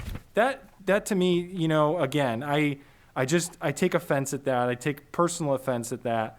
And so I'm tired of that, to be honest, that whole rhetoric. And then I'll say collectively, you know, as elected officials, this has been an institutional problem in San Benito County that when we're elected, we feel like we're smarter or we know what's better for the voters. The voters aren't stupid, and they understood what was at stake with Measure N. And whether we personally agree with them or not is irrelevant as far as I'm concerned. I want to share the numbers from each district just to reiterate again how the people voted on Measure N. In District 1, 58.1%, no. District 2, 62.5%, no. District 3, 60.8%, no. District 4, 54.2%, no. And District 5, 63.8%, no. So imagine if voters said yes, 60-40. But 4/5 of supervisors were against it, or 3/5 of supervisors were against it and attempted to derail the project after the vote. Can you imagine the uproar? And imagine if somebody won a county supervisor race and then the board chooses to challenge the legitimacy of some of those votes in order to appoint their own favorite candidate. Can you imagine the uproar? And so if this was a 60-40 victory for Measure N, I would be the first person to support it. I would be the first person to drive this thing forward and to say, how can we take what the voters gave us and make something good out of it? I would be the first person to do that. And so Supervisor Gonzalez, you know, you're obviously referring to me with personal political agenda. My personal political agenda, I can tell you right now again, is to represent the will of the public. That is it. I don't have land. I don't have family, multiple generations of family that I'm trying to help out or give favors to friends. I don't have too many friends in the community after my time at the Freelance. Okay, so I don't have a personal political agenda at all. And so your personal political agenda, to me, apparently, is to defy your constituents. That's how I feel. And so we do have a right to go ahead with the process. We have every right to consider an early denial of the general plan. And as Supervisor Medina mentioned, why put staff and the developer and the public through all this time and money? You know, and we look at other counties already have this process in place, so we know we're not just pulling a hat out of our trick here. This is an established process that local governments have used and have gone through. And we have the right to go back and to set up this process now, as Supervisor Medina mentioned, to maybe prevent these issues down the road. So I've heard my fellow colleagues here today, and so I understand where things are going. I just want to make it clear on the record that I would prefer this to go directly to the Planning Commission for early consideration of a general plan amendment. If there wasn't support for that, I would support recommending, directing staff to prepare an amendment to Chapter 19.29 to establish a procedure for early screening of interested party-initiated general plan amendments or specific plan applications prior to the full processing for the review and recommendation by the Planning Commission. That's all I have, Mr. Chair.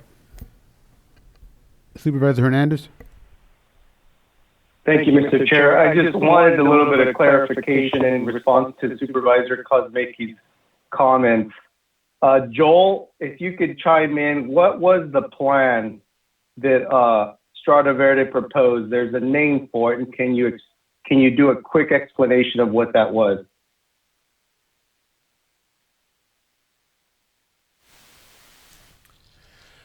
I'm sorry, I think Mr. Fuller has to address what Strata Verde was proposing. No. Sorry, Joel. Under Measure N, the plan, what was it called? That asked for that's ultimately the support from the public. It was called the Strata Verde Innovation Park General Plan, Specific Plan, and Zoning Ordinance Amendment. Okay, and thank you. So on that note, Joel, was there an element in that specific plan that asked for access off of 101 onto the Strata Verde project? Well, the access described in the plan, the primary access was from the Bedabel exit, and the developer owns or controls the right-of-way for that access to the public right-of-way. So my question is, Supervisor Kosmicki, have you not read or heard about the Bedabel access from 101? To a certain extent, my question is, and I just, to be honest, because you said that you feel you were offended by the statements of it as if it was oversimplified, it was never in the plan, that 25 was just not a big deal. That's what the statement was to the public. There was nothing else behind it. Is the truth offensive to you?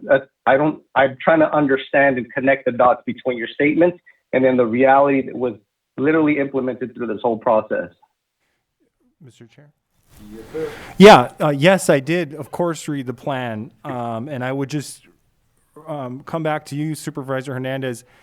Did you read the plan? And did you see the access that was proposed off of Highway 25?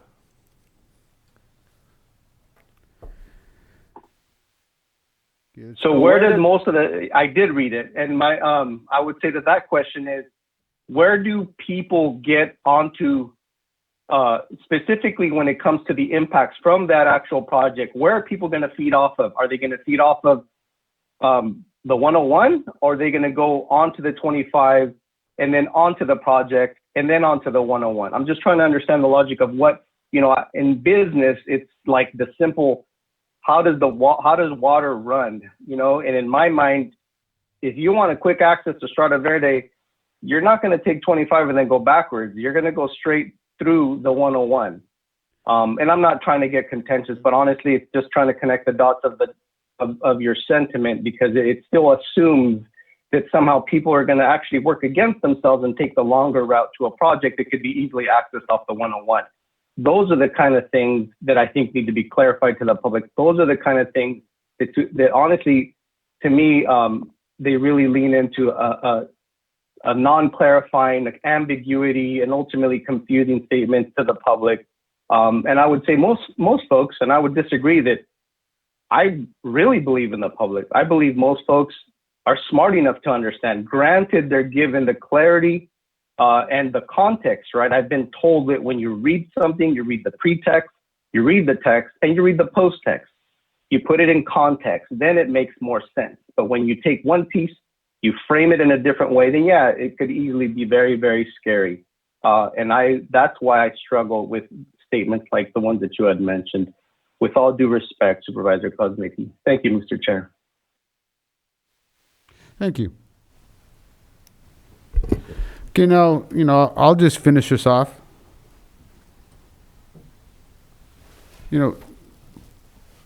Sitting up here and, being a political person, it's not fun at all.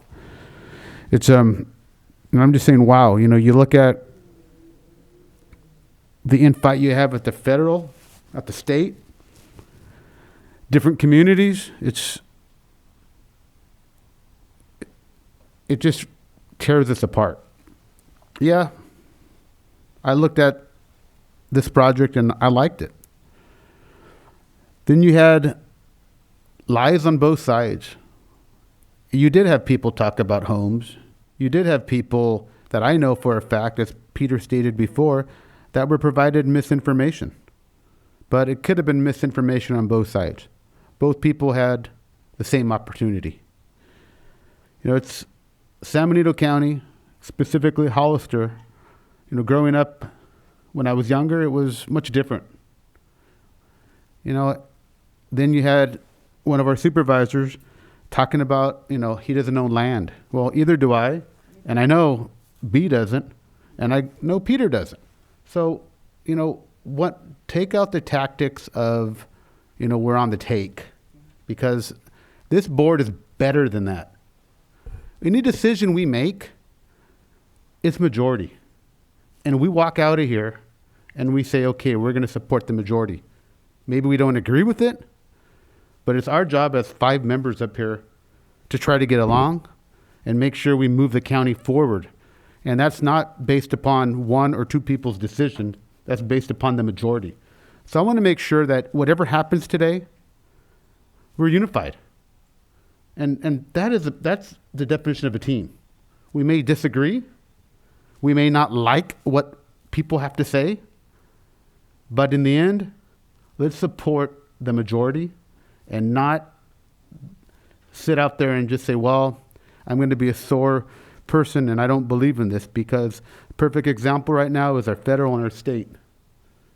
Let's not repeat that. Let's look at each other and say, okay, whatever the decision is, we will follow with the majority. Thank you very much. So just want to see if anybody wants to make a motion. I'll make a motion, Mr. Chair, that we choose option 1, take no action, and wait for the applicant to complete the application and proceed with the existing process in the San Benito County Code Chapter 19.29. Is there a second? I'll second that. We've got a first, we've got a second. What we'll do is we'll do a roll call. No. Hernandez? Yes. Gonzalez? Yes. Tiffany? Yay. Medina? No. Motion passes 3-2. I would like to address the option 3 at a later date to bring that up, because I would hate to see this issue come up Thank you. again and divide the board further. Noted. Thank you. Okay. And so this time you're going to follow through, Mark. Yeah, I'm going to follow through this time, Mr. Tiffany. Thank you. Okay, now we will go to our public hearings, right? Okay, we're going to start off with County Council, hold public hearing and adopt a resolution imposing a fair share obligation fee in the amount of $1,529. Yes, I'll just summarize this. The board's already familiar, the board's already familiar with this when, for the members that were previously on the board, when the reimbursement agreement with the 2 original developers in the Enterprise Basin had their reimbursement agreements extended. When they originally installed the developments, and these dates back to the late 90s and early 2000. They installed oversized improvements to serve the entire basin area, including future development. There was a fair share obligation that was established at that time in the amount of $780. Despite the lapse in time that the developers have not been fully reimbursed, the reimbursement agreement was extended, and in light of the fact that the initial fee did not calculate the entire expenses of the improvements as they were actually installed. It only was on a portion of the improvements because it was estimated cost at that time. It also did not have any sort of inflation factor. The fee has been recalculated and submitted to the board. The county had the option, to be clear, that they could have applied the fee to all parcels within the basin for any new ADUs. However, the decision was made to focus this fee on undeveloped properties and just apply it for one development per parcel. So that way it would only apply to undeveloped parcels, and when those parcels are later developed, then there would be one fee that's due for each parcel or subdivision thereof in the future. So if a parcel has already paid the fee, then it would not be subject to the fee unless it was subdivided and later had a new house built on the subdivided parcel. All the backup materials there from when the fee was originally installed or imposed. And in addition to the fee calculation, there was no good existing maps except from what was attached to the resolution. So they went into the GIS system and created a map in the GIS system to as closely mirror the existing map that as could be possible. So that is now in the GIS system as an overlay for future reference. I'm open for any questions. Questions, Oh, anyone? and also the developers on the line, and they would like to make a presentation if they could be unmuted as well. Okay. And this has been going on for how long, Barbara? I think it was 1999. Yeah, so it's, and I think Supervisor Gilio brought this to our attention also, so. Okay, you want to have them do a quick presentation? Or do they want to do a Do you have presentation? Ed Marshall on the line? Okay. Good afternoon. I'm Ed Marshall, and I'm one of the original partners in Hollister Development Associates. We'd like to thank you for the opportunity to have this matter before you today. We're confident that all of you supervisors fully understand this matter after reviewing the materials in your meeting packet and perhaps speaking with staff. Therefore, given the length and difficulty of the agenda you've had today, I'll be very brief with our presentation. We would just like to take a few minutes to briefly clarify and emphasize a few things in advance of any questions or comments that may come from homeowners, landowners, or developers who may be preparing to speak today in response to the notices they received. We would like everyone to understand that today's agenda item only has to do with updating the amount of the Enterprise Basin Storm Drain Reimbursement Fee. Today's hearing does not involve approving any new reimbursement agreements, and it will not increase the maximum total amount of reimbursements that may ultimately be paid under the existing reimbursement agreements. In addition, the update of the reimbursement fee will not apply to existing homeowners or to developers who already have tentative maps. We would also like everyone to understand that there are many very strong reasons why the approval of this update today by you, the supervisors, is not only fair and just, but the right thing to do. I would like to emphasize just two of the reasons that's stated in my March 9th letter. First, we've been waiting more than 20 years for reimbursement, did not receive anything until about 3.5 months ago. And so it's only fair and equitable to update the rate of reimbursement now. And secondly, the proposed amount of the reimbursement update is a very reasonable increase after 21 years. It represents only 0.1% of the $740,700 average cost of the 29 new homes that were listed in Hollister on March 9th. Also, the update is a tiny percentage of the total impact fees that new developers must pay for schools, utilities, police, fire, roads, libraries, etc. I'd like to conclude by saying that we're profoundly grateful to Barbara Thompson, the County Council, not only for the great amount of work she's put into this matter, but also for the understanding, empathy, and sense of fairness she demonstrated in evaluating the situation.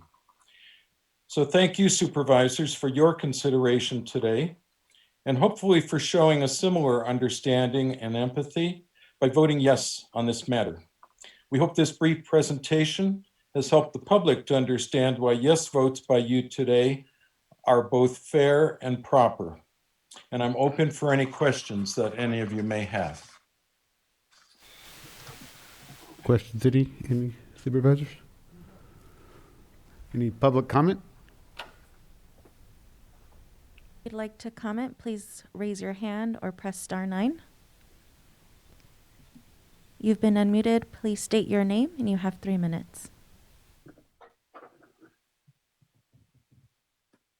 Hi, this is Elia Salinas. So help me understand here. Let me go back really quick because I know I'm going to run out of time here. Are you're stating that the reimbursement is for the last 20 years for undeveloped parcels, but the people that have developed it have to pay the new rate that's already been developed? How does, please make me understand how these property owners have to pay a new rate to development for something that's happened 20 years ago, and you come up with a new, wouldn't it be if you spent $5, I'm reimbursing you for the $5, I'm not reimbursing you for $20? I'm lost at this. I need more explanation because if I'm lost, I know the public is lost. Thank you. I can clarify that. If you don't mind, please, Yes. County Council. Okay, so the developers installed improvements that were larger than what they needed for their subdivision. Under the reimbursement agreement, we owe interest since the agreement was made. So that is, we can't just calculate the fee based upon the cost of what was installed at the time, but we also have to include interest on that money. I'm sure that when the original agreement was drafted, it was never contemplated that it would take this long. Even though the rate of interest is minimal, it does add up over time. Thank you, ma'am. And normally with, I'll add that normally with these fees, the developer often never gets paid back 100% because that's based upon pretty every parcel developing. It would take substantial development in that area for them to actually receive full compensation for their improvements. And so it's normally not the case that the developer receives 100% of the investments. But that was the decision that was made at the time that their improvements went in to make sure that the improvements were of a size that would serve future development. Okay. Any questions from the board? Anybody want to make a motion? Mr. Chair, I'll make a motion that we adopt a resolution approving a fee in the amount of $1,529, increasing the fee from the current $780 per parcel for the Enterprise Basin Drainage Improvements Reimbursement Fee. Second. All in favor? Aye. 5-0, motion passes. We'll go to number 20. This is out of Supervisor Tiffany's district. Hold a public hearing and adopt an ordinance establishing water allotments within the county service area number 31. Just for an FYI, this is not the first time we've done these water allotments. I know you probably did your research, Bob, but I just want to make sure this has happened before where Supervisor Giglio and we spent some time and really went out there and found out. So I just wanted to let you know. And I was given some history of that by the staff as well. Thank you. Go ahead. Sorry about that, Mr. Young. No worries. Thank you, Mr. Chair, members of the board, County Council, Mr. Espinosa. This is an annual water allocation. It's based on a supply of what's called blue water from the water project here operated by the San Benito Water District. This particular area doesn't have adequate supply, and so when it was originally developed, there was a blue water allocation. And annually, the allotments have to be established. And this is a hearing then on your part to hear if there are any concerns with the annual water allotments for the next year. The water year is from like end of February to March every year. So it's something you will see every year. It's relatively routine. It's a little different for the people this year because their water allotment has been reduced a little bit because of the drought. And I'll be happy to try to answer any questions. Barbara was kind enough to do most of the work on this for the RMA, and I appreciate that very much, County Council, and can help answer questions as well if you have them. But you should open it to the public, and then after the public has an opportunity to provide whatever comments they have, there's a specific staff recommendation. The title of the ordinance needs to be read into the record. And then you're also incorporating CEQA findings and adopting that ordinance. Supervisor Tiffany, you have any questions, being that comes out of your district? I don't. Okay, any other supervisors? I do. Yes, ma'am. Now, in the 90s, I worked for Coldwell Banker Pavetti Real Estate, and I worked with the realtor that was selling these lots out there at Stonegate. And way back in the 90s, it was a water issue, lack thereof. Do you anticipate that ever being resolved for them? Because I can't imagine being a resident in that subdivision and year after year after year having to struggle with the issue of water. And I understand the blue valve is primarily for, the agricultural, and it's not for residential use, but unfortunately, it's what they've had to do. They've had to also drill their own well that hasn't been sufficient for their needs. But do you see any resolve anytime soon for them? Mr. Chair, members of the board, I don't see any resolution anytime soon. I wouldn't say never, but there is, just to be accurate, a small domestic water allocation that's part of this as well. So most of it's for the ag uses on the lands. And then they also have a well that was drilled about 10 years ago down on Tres Pinos, or near Tres Pinos Creek, that augments their supply. And for the blue water part, the domestic supply, they also have a little water treatment system, but I honestly don't see a near-term solution. I think we're going to be facing this for years to come. Thank you. Any other supervisors have any questions? Mr. Chair, a question did occur to me. What, well, let me make a statement. It's my understanding, both from in speaking with Barbara as well as Benny, that Stonegate this is something that, as you pointed out, Supervisor Medina and Supervisor Gonzalez, they've been dealing with this for many years. It comes up very frequently. The homeowner association out there works closely with the county in terms of coming up with these numbers, because we're obviously well aware of the issue.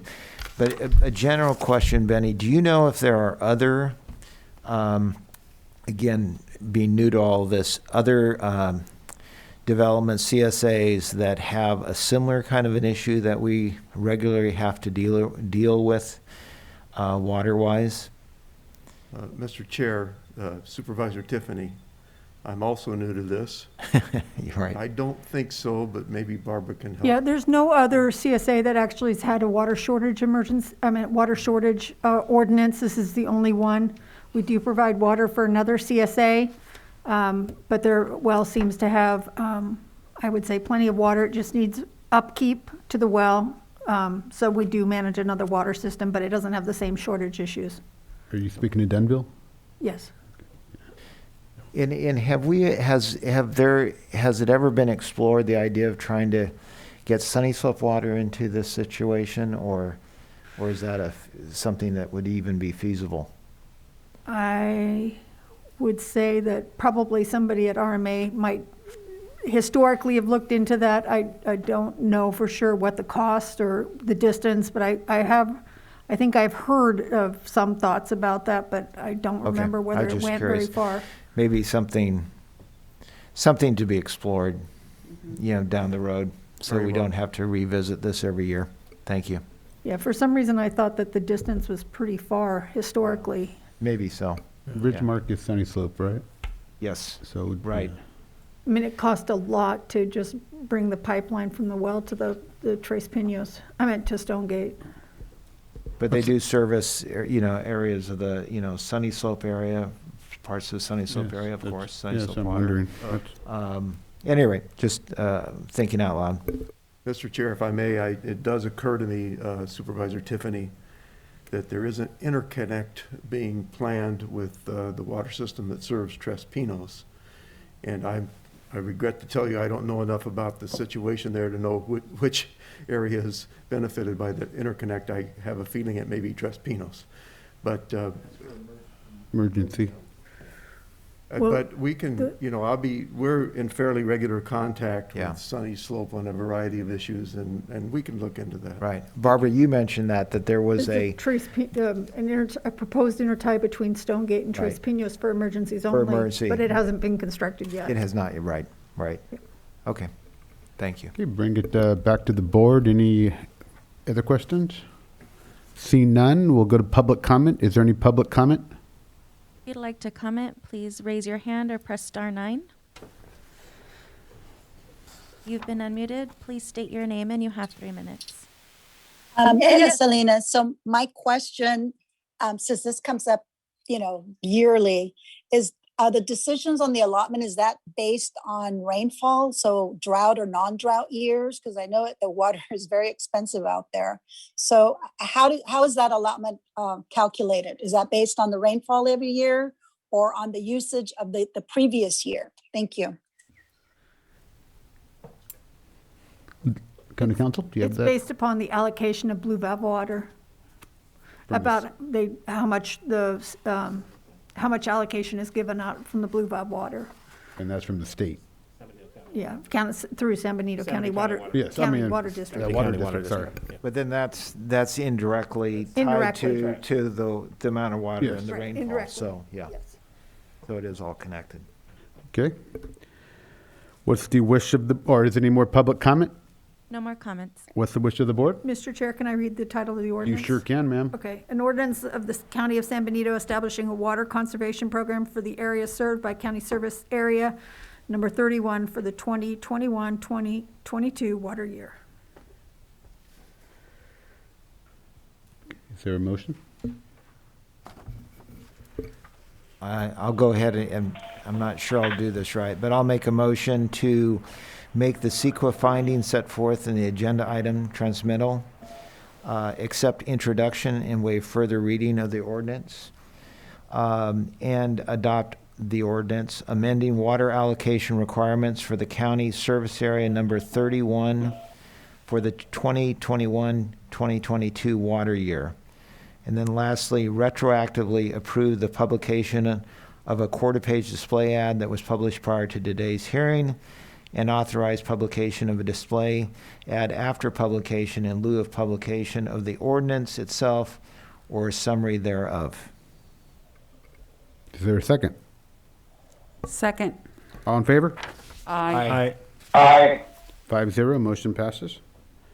We'll go to our last one, which is hold a public hearing and adopt resolution for the closure of the south half of Nash Road. And I do want to thank Chief Badola for being out there the whole entire meeting. He's a trooper. Thank you, sir. This is probably not. Can I just click on it? Go share, screen share. No, FEMA. I do have to share it? No, you don't have to share this. On the screen. Thank you, Mr. Chair. We're going to share shortly a map that shows the area that we're talking about today, but this particular item is a public hearing and a resolution for your consideration for the vacation closure, that is, of the south half of Nash Road between Monterey and West Streets in Hollister, California. And as we reported to you on March the 9th, this is part of a package arrangement that was agreed to in 2016 between the city of Hollister, San Benito County, and the high school district in consideration for certain properties on the parts of all parties ultimately, there would be an exchange where San Benito High School would make available land south of the high school, which is kind of shown in the red cross-hatched area that I'm trying to highlight presently, south of the Riverside Parkway. And the area that we're talking about is along Nash between West Street and Monterey. The north half of the street is in the city of Hollister's jurisdiction. The south half is ours, San Benito County. And that 2016 agreement called for that area to be vacated and conveyed to the high school district. So this would be the last remaining piece of the county's obligations under the 2016 agreement. We would vacate the 30 feet shown in yellow on the map that's in front of you this afternoon, just south of that red stripe, which is the city's. And that would complete the county's obligations toward the what was called for in the 2016 agreement, and allow us then to pursue in earnest a major grant application for the development of phase 1 of a regional park through a state proposition that's only available to counties that I think we have a very good chance of getting. So the city is also considering the possibility of vacating their half of Nash Road in the near future, but have not made a commitment to doing that yet. I'm recommending that we go ahead and proceed to fulfill our obligations under the 2016 agreement, which allows us to then ask the high school to please convey the right-of-way, the land south of River Parkway to the county as soon as possible so that we can keep our grant application moving forward in our planning for what will be a major regional park community for Hollister and the San Benito region. What you have in front of you today is a public hearing that's a requirement of the state law around street vacations. And also I have asked that the high school district superintendent, Sean Tenenbaum, be listed as a panelist, and his construction administrator, I may not have the title right, Rob Zimmerman, and either after the hearing or before the hearing, they would appreciate an opportunity to address the board on this issue as well. So if you would be so kind as to recognize them at an appropriate point in time, I would really appreciate it. And I'll attempt to answer any questions you might have for me at this point. Yeah, just one question. Worst case scenario, the city does not vacate their part of the road. What does that do to us? Well, what I think would happen, this is what I would like to see happen, Mr. Chair. So bear in mind it's somewhat of a personal opinion, but I would like to see the school district and the city engage the issue with the public safety providers, because at a presentation I made to the city council a week ago Monday, that was the one issue that they seem to be struggling with the most, is maintaining access for public safety. And I believe that that's one reason Mr. Tenenbaum would like to speak to you today, is he wants to make sure it's clear to you what his plan for that is. And his plan is not to build buildings over that, but is to retain the current gate system. And the gate system that's already there has a built-in mechanism for automatic gate operation that a fire truck can activate, because they have a strobe light and it triggers the gate to open. So he doesn't appear to be, the school district, I should say, does not appear to be contemplating major improvements on this that would impede public safety access, and so that can be retained. And so my hope moving forward is that we hold up our end of the bargain, the city and the public safety providers, police and fire and ambulance, can make sure they're clear on how access is preserved for public safety. And then that would enable the city, hopefully, to then vacate the north half of the street, and we can all move forward with the park project. Yes, the only problem that I have is I know the ambulance, the sheriff's office, the police, and a small percentage of our fire, they don't have the capability of the strobe light you're speaking of to open up the gates, and we'll have our chief talk about it later on. But what I'm worried about is, once again, I'd rather vacate this part or our part of the road after the city does, because if the city doesn't vacate the road, then nothing is done, and that's where we're at right now. I'm not saying it's a stalemate, but once again, the city's been talking about this for how many years, Ray? 3 years. Well, I can tell you we've met with the city and the county and the school district back when Margie Barrios, Supervisor Barrios, that was here. 5 It was years then. Yeah, it was a long time So ago. I just want to be really frank about this, and I personally do not want to do anything until I know the city will vacate it, and also I want to, of course, hear from our safety aspect also. So, Mr. Chair, if I may, just one more comment, and then I would appreciate it if you would consider allowing the high school yes, sir. to speak. Yes. I guess my view on this, and recognize that I'm new here and new to this discussion, is that the commitments by the parties were made 5 years ago. And in 2019, this board, I don't realize it's not this board, but the previous I was here.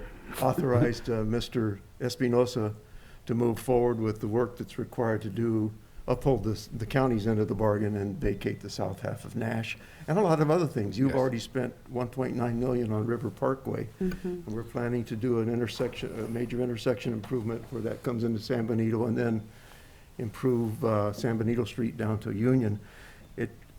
I just am optimistic about this. I think the public safety access can be preserved, and that if that's re-engaged to some extent, that it'll be really clear. And if the gates are not the option that should be chosen to ensure that, in my view, as an engineer, I believe there may be other options to consider as well. But it appears to me that the school wants to preserve the existing gate system, and finding a way to make sure all the fire trucks and police and sheriff and AMR can get through there as needed would be vital, and I think it's doable. I guess this is a long-winded way of imploring you not to wait on others to take action because of what's riding on us and what's riding on it for us in the region in terms of the regional park planning and development. I'm worried that if we lose that possibility to make a timely application for the $3 million grant, and having possession of the property is a strong point in our favor, that we may miss a major great opportunity. And that's my question. If we vacate this property now, or this road now, we can apply for this, or does it have to predicate the city vacating their part also? Well, I'll be honest. I think if we do our part, we may be able to implore the school district to go ahead and give us a lease on the land that would allow us to move forward, or something that would still keep us in play while the issue with regard to public safety gets resolved. But we're not sure. That's what I'm not asking. Okay, that's where I'm at. Mr. Chair, I had a question. Yes. Regarding the lease agreement, what's preventing the high school from giving us a lease agreement now so that we can go ahead and proceed and have them act in good faith right now? Because I've received about 15 phone calls and emails regarding the closure of Nash Road. And if I have to vote on it today, it's a no for me. It's an issue of safety, and I know that the Hollister, the city council, they had a meeting and they were ready to proceed forward. And when fire and safety came forward, all of a sudden the conversation stopped. I want to know, to what degree have the residents of that community been involved in the conversation? I know this has been in conversations for years because, again, I live on 4th Street here, and Nash Road is a thoroughfare for me to get home. I can't drive down San Benito coming this direction because it's a one-way. And when the gates are closed from 7 to 7, we have to figure out a way to get home. And I'm not the only one. I've received phone calls from people on Powell Street, off of West, off of Nash, South Street. Just there's major concerns, and the people feel like their voices have not been heard. And I understand that the park is a great it's a great project. It will do wonders for the community. I understand that the county has expended at least 1.9 million and then some. But why can't the high school give us that lease agreement and allow us to go forward? And at least then we have the high school acting in good faith, because both the high school and the city have held this project up. They've held it hostage for years.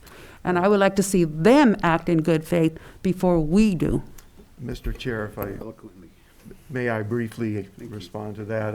I'm not interested in debating it with you, Supervisor, because I understand what you're saying, but it's not my place to speak for the school district. Maybe we should put them on. Well, that's why you said he's here, so I asked that question because I figured he's listening. Superintendent Tannenbaum, I would love a response if you can. Thank you. Good afternoon, Mr. Chair and Supervisors. Can everybody hear me okay? Yes, sir, we can. Excellent, excellent. Thank you very much for having me.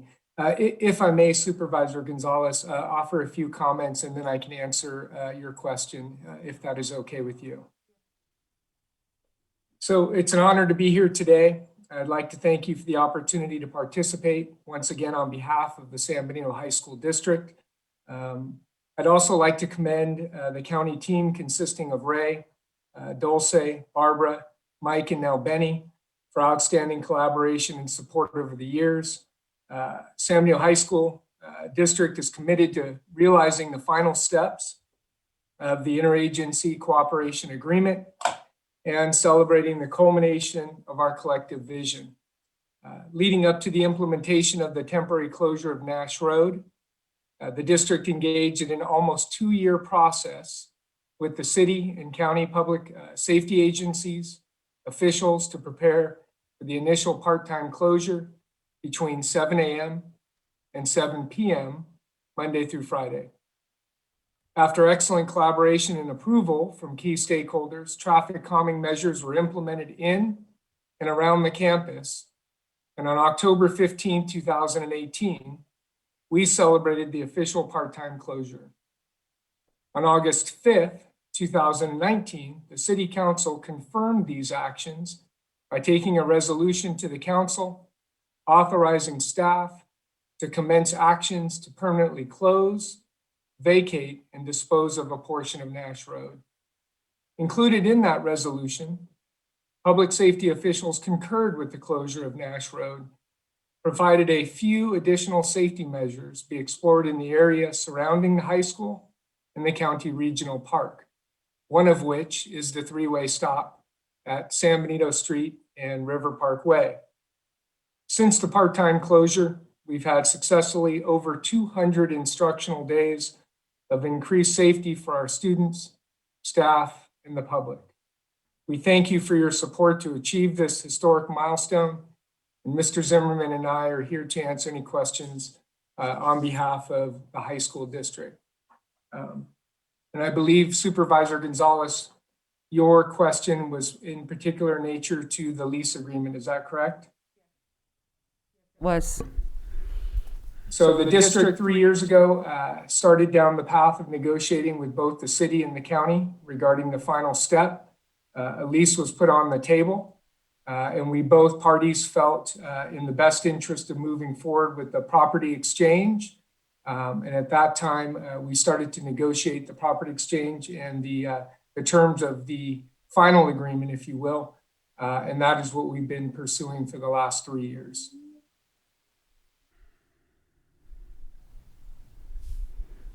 Does that mean you're not going to give us a lease?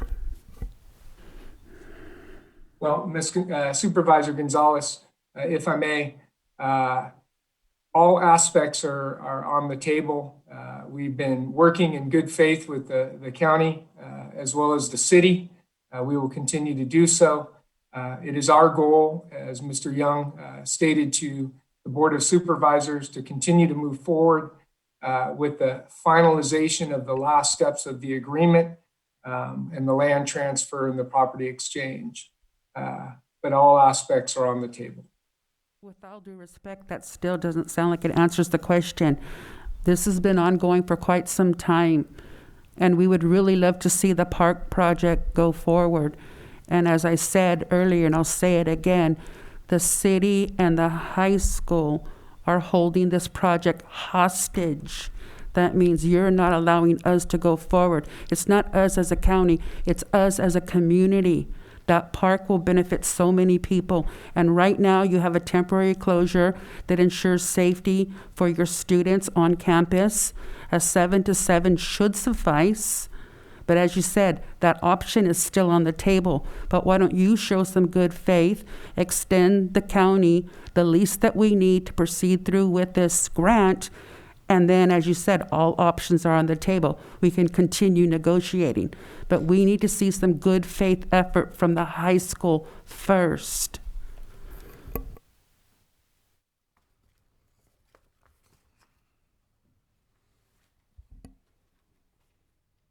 Very well said. I agree. Any other, Bob? Supervisor, or Mr. Chair, just to add the context, if you read and I appreciate the sentiment of Supervisor Gonzalez to try to make sure we address the needs and ultimately of this park being built. Correct me if I'm wrong, Ray, but our interagency agreement basically already allows for us to have that option. So it's an option that already belongs to the county. The ultimate goal, and I think it suffices ultimately to support actually getting it increases our chances, which is basically owning the property in and of itself. So owning the property, which means obviously so basically owning the property, that the high school giving us that property, then at that point, the chances of that grant becomes a lot, it increases our chances, but it doesn't it doesn't minimize it as much. If you lease, there's a chance with the lease, but there's a greater chance, I guess is what I'm saying, with the ownership. But as far as I'm concerned, I believe within the interagency agreement, the lease option that already exists. Yeah, he is correct. Mr. Chair, I've got a question.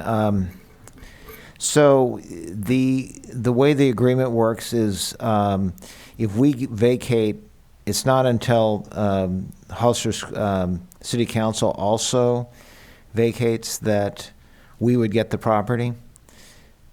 I'm not clear on that exactly here.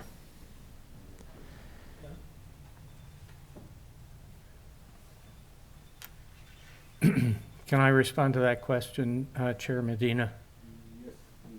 Yeah, the agreement. Yes, sir. The agreement, and Mr. Espinoza can confirm this as well. The agreement essentially has two phases. Once River Parkway was designed and bids were let, the high school was obligated to give the county a 99-year lease for the area south of River Parkway. And that, in our estimation, is still on the table. What happens when this permanent vacation of that one block section of Nash Road occurs is that then title would be transferred. So the county would initially have a lease, but then they would take full title once the closure occurred. So that there's two steps in that process contemplated in that interagency agreement. So by closure, you're saying obviously that would require both the city council and the county vacating.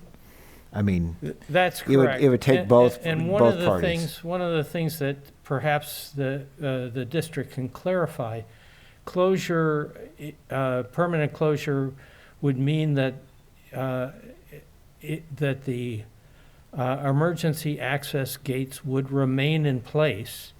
And one of the conditions that you could add to the vacation is that there would be a reservation of an easement or right-of-way for emergency access, and that there would have to be arrangements made for that to be operable for police, fire, ambulance, in addition. Well, that was going to be my next question, is whether or not we could make a decision now that would be contingent upon the emergency access, or alternatively, and I understand, I appreciate, Benny, what you're saying about keeping momentum here. Possibly I'd like to, I wouldn't like to see us vote this down. Possibly, if we can't come to agreement, maybe we table this till, a meeting, our next meeting or something, when there can be an actual emergency access plan that would be presented to us. Sounds to me like the big, it seems like most people are in support of this park. In fact, there's a huge, it's a community-wide thing. Everyone agrees, I think, that it's a great project. The concern is the emergency access. So if that can be dealt with, sounds to me like hopefully the city will get on board, and I think we would be on board. I think that's the case. Again, you can condition the vacation to include the permanent emergency access through that strip of land. And the technical details of how the gates are to work with all of the first responders can be worked out. And it's going to have to be worked out, I'm reasonably certain, before the city would conduct their hearing. And so by taking that step with a condition, we could assist in moving the process forward. I'm going to throw something out here if I could, and we haven't spoken about it, but what about conditioning it just upon the city of Hollister's approval? And then we don't actually have to work out that easement agreement or anything like that. You condition upon the city of Hollister's approval, and once the city of Hollister is satisfied with everything, then we, well, it's not really working out an easement agreement. or however they Again, want we to do can, it, yeah. the street vacation can reserve an Okay. easement for emergency access, and that's something that you could do today with a slight modification of the resolution to include that Right. provision. But I also think it's key that to both resolve it from our point of view and from the concerns that Supervisor Gonzalez has raised and others, and certainly the City Council, that we develop a plan for that emergency access. And in other words, Yeah, I'm sure it can be worked out. What I hear but I from think the district is that they thought they had it worked out, and what we're hearing from the Emergency Services Agency is they don't think it's worked out, so some further work needs to be done on that. Can we hear Right. from Emergency Mr. Chair, if I Services may. since he's here? Hear from Peter, then we'll go to the emergency services, and then if Cullen has anything, we'll go with Supervisor Kosminski after. Go ahead, Peter. Thank you, Mr. Chair. So I think, I think it would be healthy if we maybe catch our breath a little bit and take a step back, only because I feel there's a lot more to the context, is kind of what I mentioned even earlier, to understand the reality. Because part of it is the public sentiment, obviously them, they're, obviously worried about the access. I've gotten a couple emails. I haven't gotten a whole lot, which is definitely, even for the record, I've gotten 2 emails addressing the safety element. So, and the worry is basically what if there's an emergency and the gates are locked and, I'm having a heart attack and no one can reach me. And I was actually in the meeting, or not physically there, but I chimed into the city council meeting. And I know that the fear element was after what Captain Bedoya mentioned, that basically there hasn't been too much conversations with fire. But then after that, we heard from the facilities manager, Mr. Zimmerman, that there was dialogue, and maybe it wasn't to the recollection of the captain, but ultimately there was a lot more information, that's why I think we will definitely, things that need to be included in this dialogue is Mike Chambliss, who basically has a background with the city, and then also from Mr. Zimmerman to give some input on actually the conversations that have happened. But on my end, I would tell you that the biggest sentiment was, yes, the worry of the access. And then in consideration with that, after meeting with the ad hoc and county and the high school, I know that from there, we actually started questioning what would be the access points to the west side of town for fire, like what fire station do they come from for the emergency services. I think that's an important conversation because although, technically San Benito Street's the main thoroughfare, is it actually going to be used from a fire truck or an ambulance, or is it just depends on their location and obviously where they're coming from. So my point is I think it would help with the context to really dive into some clarity on the where the routes are coming from. Ultimately, I know that there's a record of that where these calls are coming from, and then also addressing the Opticon system that basically triggers this, because I know that is an option that even the fire department can have. I believe it was 3 trucks that they shared that have this Opticon system, but to my understanding that it's well within their budget to make sure to include this Opticon system in all of their trucks. And I'm curious if that's the case with them, what would be the opportunity for other emergency vehicles to be able to have access? I think that would really help with the dialogue. So maybe if we can lean into Mr. Chambliss and Mr. Zimmerman's input, I think that would help us. So those are my comments, Mr. Chair. Rather than Chambliss and Zimmerman, I'd like to bring up Chief Bedolla, being that he's in the middle of everything and has all the answers we're speaking of.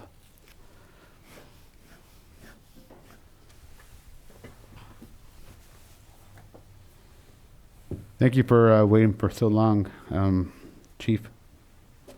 No, thank you for having me here. Can you hear me? Everyone hear me? Yes. Thank you, Mr. Chair and members of the board.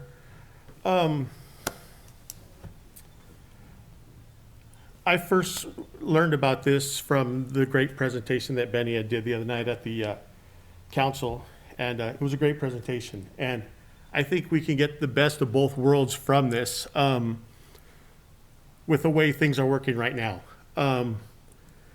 Public safety was always under we were under the assumption that they had to build this River Parkway if they wanted to put the gates up. So we thought that was it, and that was the end of discussion. So they did their part, so we could do our part. Then I find out there's some dialogue and there's some adoption of some items and stuff. And if we would have found out about it, I just found out about this interagency cooperation agreement. And it talks about the parties involved that the county and the city subsequently consider permanently closing and vacating that roadway. Then I look farther through there, it talks about the Nash Road closure. And on that Nash Road closure, it lists some items that they did. A list of the improvements and traffic calming measures for the Nash Road closure area are approved by the county and the city. So I look in the back to see what those are.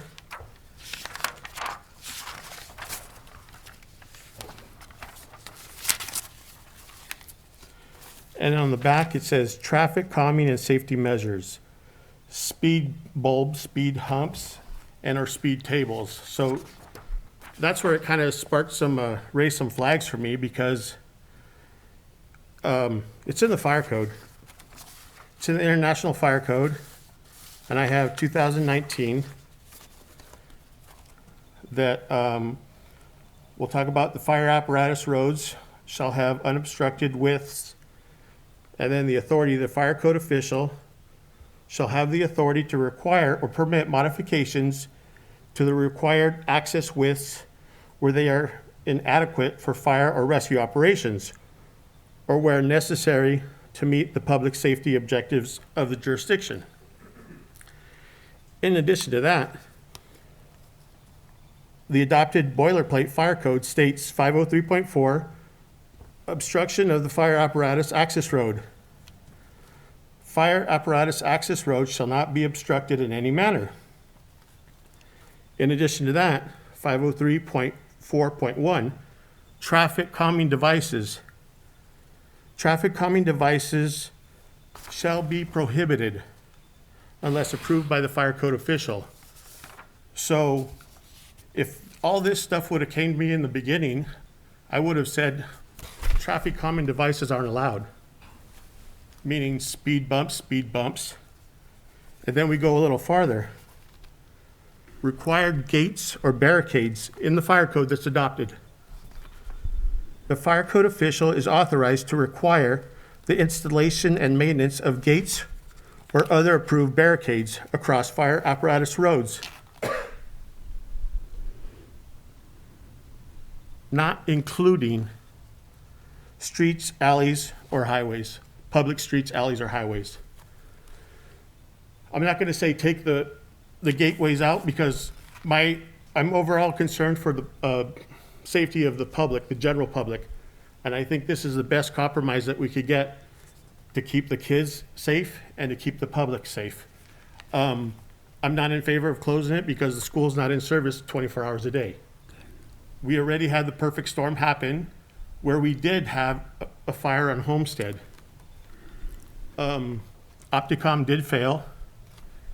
Station 1 was at another incident, and we did have to reroute around there. Unfortunately, that person did lose their house and their belongings. We only have 5 out of our 19 pieces of equipment that have Opticom. And like we train on the fire service, we train as if our equipment's gonna fail and how we're gonna work without it. And that's how we train with this. So I think we could get the best of both worlds by, we want a park, we want the park, and the high school should move forward with this plan that's already in place. The high school is gonna benefit from it because the grant's gonna pay for a big, huge parking lot area, and the high school's gonna be able to utilize those facilities for all their school functions. The way the plan is right now, we accept that plan right now as a temporary closure, just during school hours. If they need to extend it, they can call us. If they need it on the weekends, and they can call us. But as long as it's out at the nighttime, when fire goes undetected a lot longer because people don't see it until it's a little too late. You know, we got to remember fire doubles in size every minute. And the brain starts losing oxygen after 2 minutes and you start having brain death after then. So that's where we're at. And then I looked, I was like, okay, that's the 2019 fire code. Maybe I'm blowing it. Oh, it's in the 2016 fire code. Maybe I'm blowing it. Oh, it's in the 2013 fire code. So it states the same thing that's in there throughout there. And if we would have been presented that from the beginning, that usually sparks a little flag that we talk about traffic calming devices. And I brought this before. We don't do EVAs. We don't do gates on public roads because we need full access. We don't want to interrupt connectivity and the traffic flow, and especially emergency access. I talked with my counterparts in law enforcement and with the EMS, and they had no idea about the permanent closure also. So you can address them and talk to them about it, but I know 100% that law enforcement PD is not in favor of this. But like I said, we like the way it is right now. Opticom, like I said, only 4 out of our 19 pieces of equipment have it. Does it work? It doesn't always work. None of the PD cars have them, and none of the ambulances have the Opticom.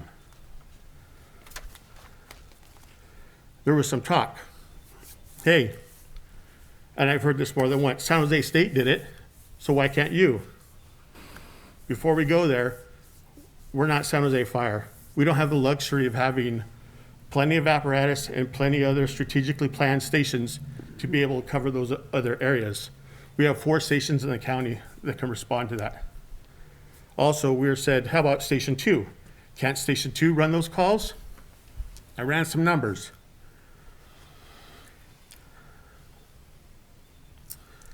So from Station 2 at 2240 Valley View Road to 1220 Monterey, it's 2.2 miles.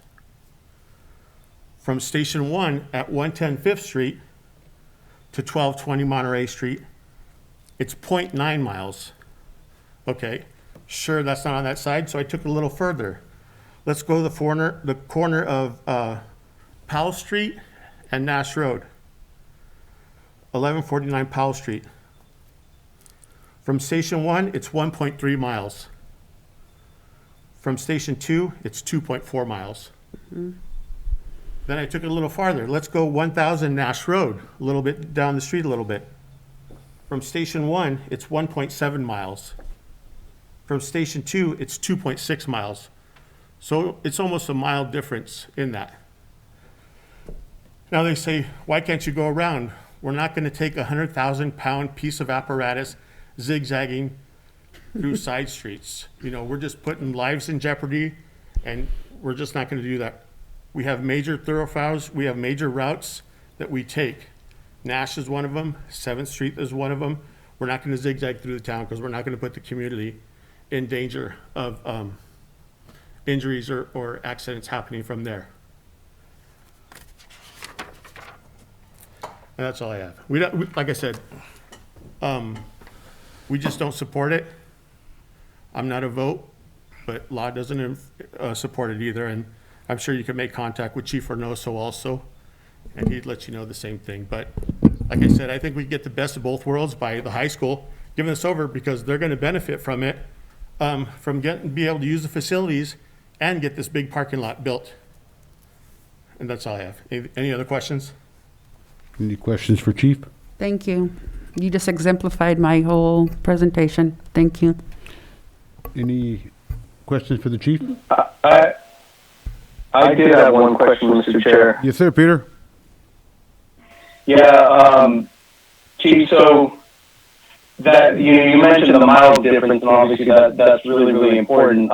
What about the stop signs in between? Like which routes have, I mean, and I'm just, because in my mind, I'm wondering, right, it's just even for my education, if you have a road that's longer, but it has a lot more stops, is it still, or I'm sorry, if it's shorter, but if it has more stops versus one that's longer, but has less stops, did you make that distinction? Does that even matter? Does that hurt or help your response times? I don't know what that means as far as even time of day, because I would imagine certain times of day are busier than others. I think that would help our education if you could respond. It does, and that's a very good question. So just because you have lights and sirens on doesn't give you permission to disobey the laws.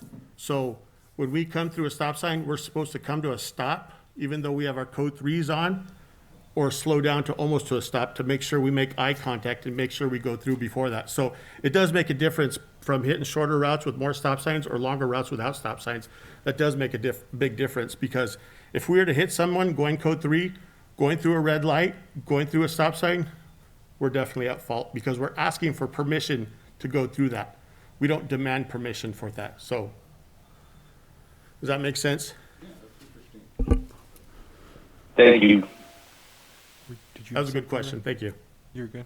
You want to? If I can speak Yes, after sir. Supervisor Kosmicki. Yeah, no, I appreciate you staying all this time. You could have watched Backdraft 3 times, I think, in there if you wanted to.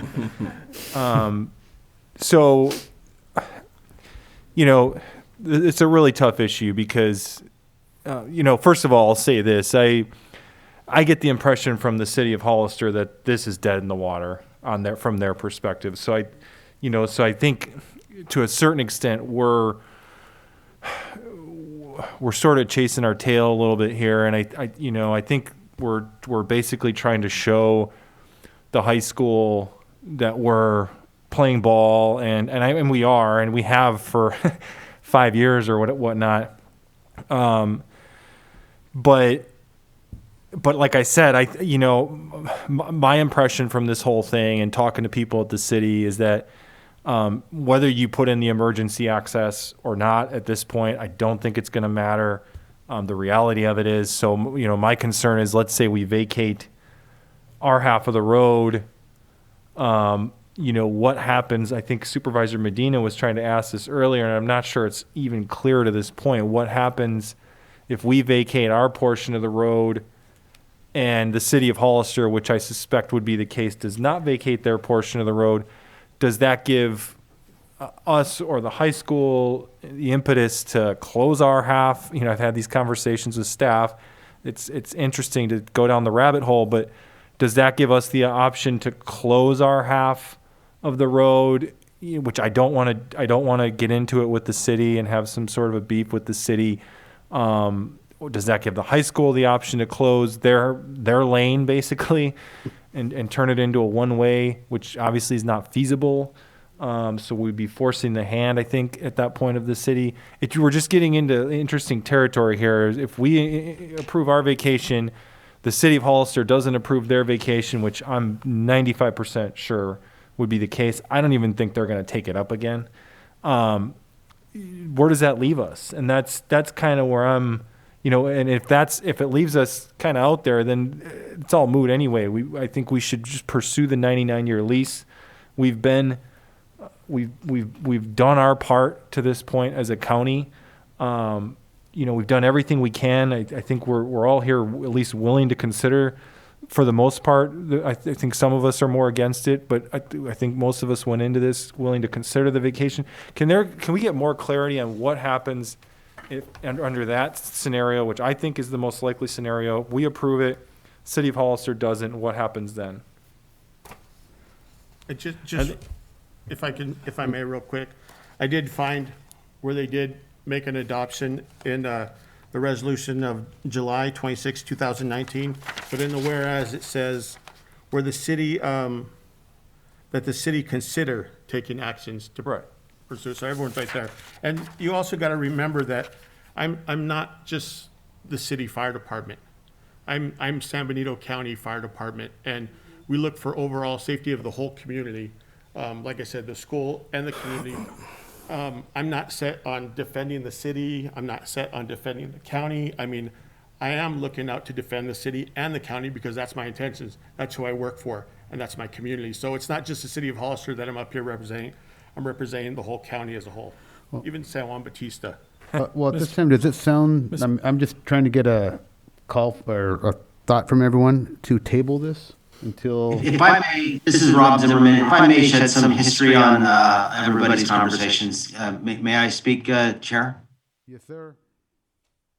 This is Rob Zimmerman, construction manager at San Benito High School. And if I may shed a little history on how we came about the gate system, the traffic mitigations, and who was involved. So back in 2017, we started the Nash Road closure meetings. And we had talked about design impacts to the community and mainly surrounding the high school. And the involvement in the agencies that we collaborated with and community members, the sheriff and his captain were present. The police department, Chief Westrick was present along with one of his lieutenants. The fire chief, Del Campo, was present.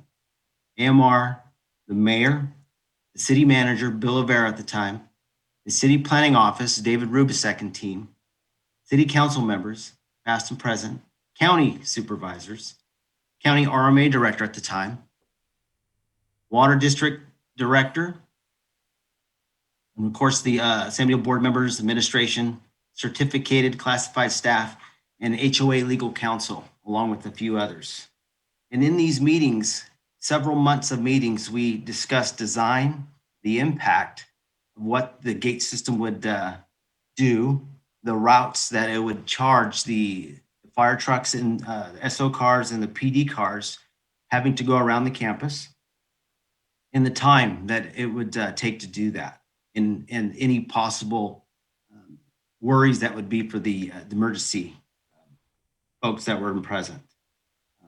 In that same time, in conjunction, we held neighborhood advisory committee meetings. We advertised out. We had a local gentleman here that would pass out papers, and we would advertise it on our website that we're having an advisory meeting in the library in the evening time, hopefully when people are off work, so they can come and listen to what the district was doing at the time, planning to do, and any impacts it have on their neighborhood traffic. It might be we rerouted construction vehicles, changed times per the city ordinance of when we started construction. We listened to the neighbors. We invited everybody to come, and we showed them what we're doing. We actually had PowerPoints and showing them or giving pamphlets what the projects were at the time or coming down the pike.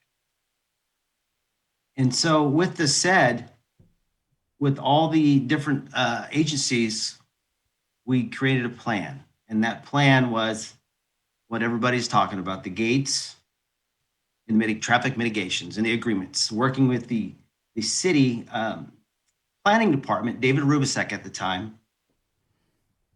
We gave him a draft of what we plan to do out there, and they picked it apart, and we changed things as people gave us their worries and stuff.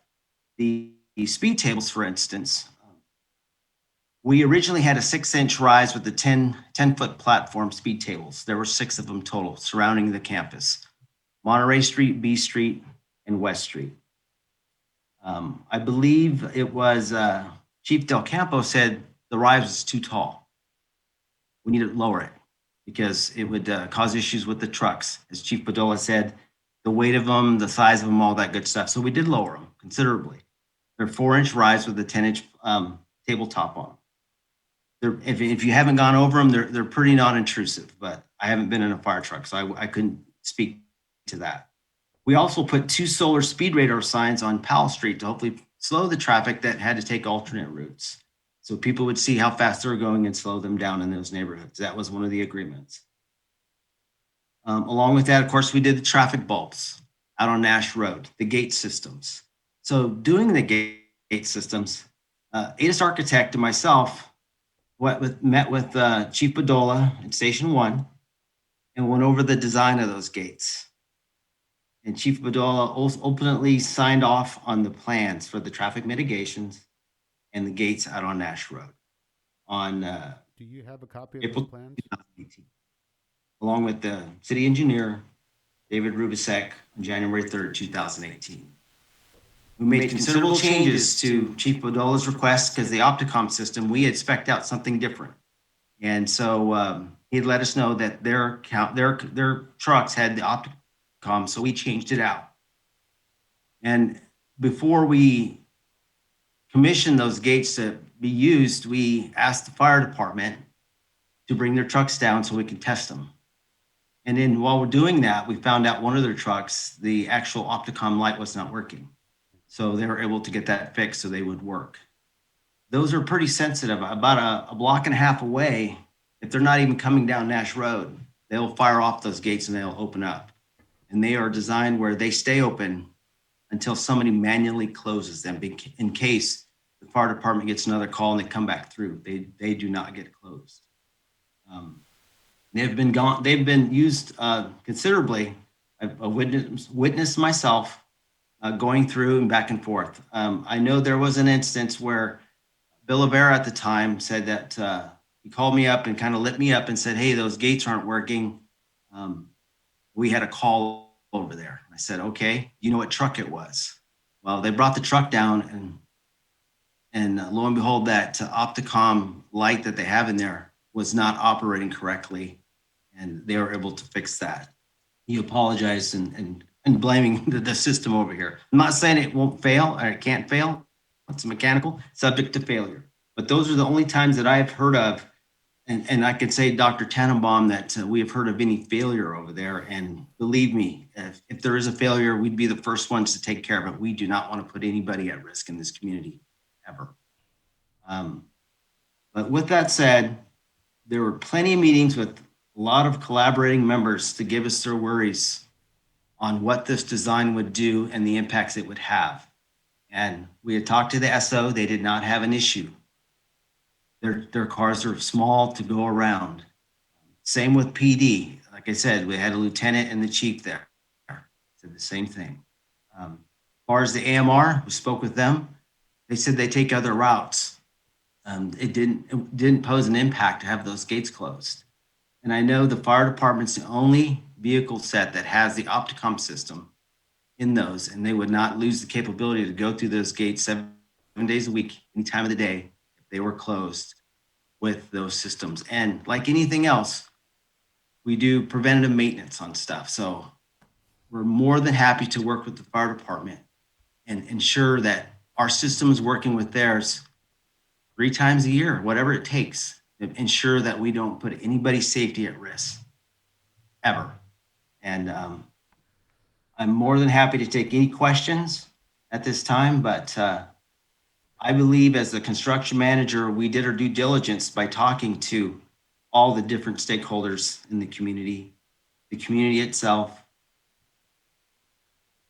Well, I don't think I really have a question. I'm one to hate, I hate to kick the can down the road, but I'm not, personally, this is me, I'm not willing to do anything. Simply because, once again, the city's not in play, so. Can I ask a question? Can I just ask a question? It may be a dumb question. No, never. But I'm new to this. It's really for the school. It's already closed, 7 to 7. What is, and I understand, Mr. Zimmerman, what you just said, but obviously things have changed, and now there's public opinion, and now there's new information. So I'm sure you guys are very frustrated, given what you just told us, but where we are now, why is it critical that Nash Road be closed permanently as opposed to just leaving it 7 to 7? Again, that may be a dumb question on my part, but I think that's just a straightforward question. Can you guys live with not going forward with a permanent closure? I'm going to go ahead and let Mr. Tannenbaum answer that question for you. Yeah, thank you, Supervisor Tiffany, and thank you, Rob, for your explanation. So when we look at the 7 to 7, Monday through Friday, Supervisor Tiffany and Board of Supervisors, we do have staff members that arrive earlier. We do have staff members that stay later. And because of the nature of having a public comprehensive high school our size with co-curricular and extracurricular activities, we have a special event probably every single night of the week and on Saturdays. And so there's usually an athletic, there's a parent night, Monday through Friday. We have staff members here on Saturday. And there is, I would say, encounters with traffic, other encounters with the public that would really deteriorate or be eliminated by having the permanent closure. Sundays are not an issue for us in terms of taking a look at our staff and students, because we really don't have staff and students on campus at that time. But to create a continuous campus from north to south, to have a student walkway, that is the ultimate goal. But I think it's an excellent question, Supervisor Tiffany, and I hope I've been able to answer that.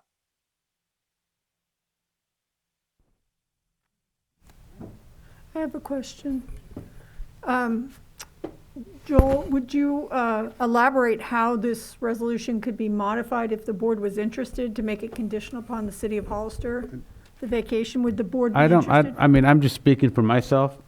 I don't want anything conditioned on Hollister. I'd rather wait for Hollister to come up first and then go back, unless I'm wrong, board. No, neither do I. I don't want a conditional one. I want a promise from the high school that they'll allow us to move forward so Supervisor that we can Kuzmicki, get the are grant. you on board with that? I just want to, I don't want to speak for everyone. Yeah, I think that's the smartest way of doing it. I don't want to get in, yeah.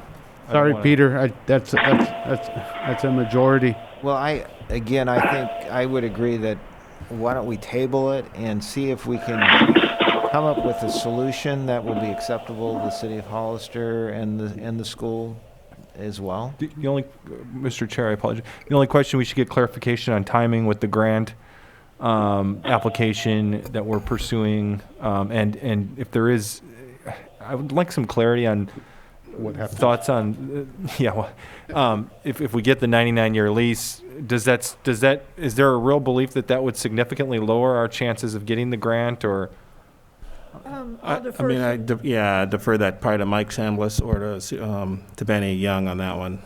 Mr. Chair, members of the board, Mr. Espinosa, County Council. In my view, a 99-year lease would be more than adequate for us to be able to complete the grant application and show a strong property interest, strong enough to make us very competitive. Dr. Tannenbach, would you agree to a 99-year lease?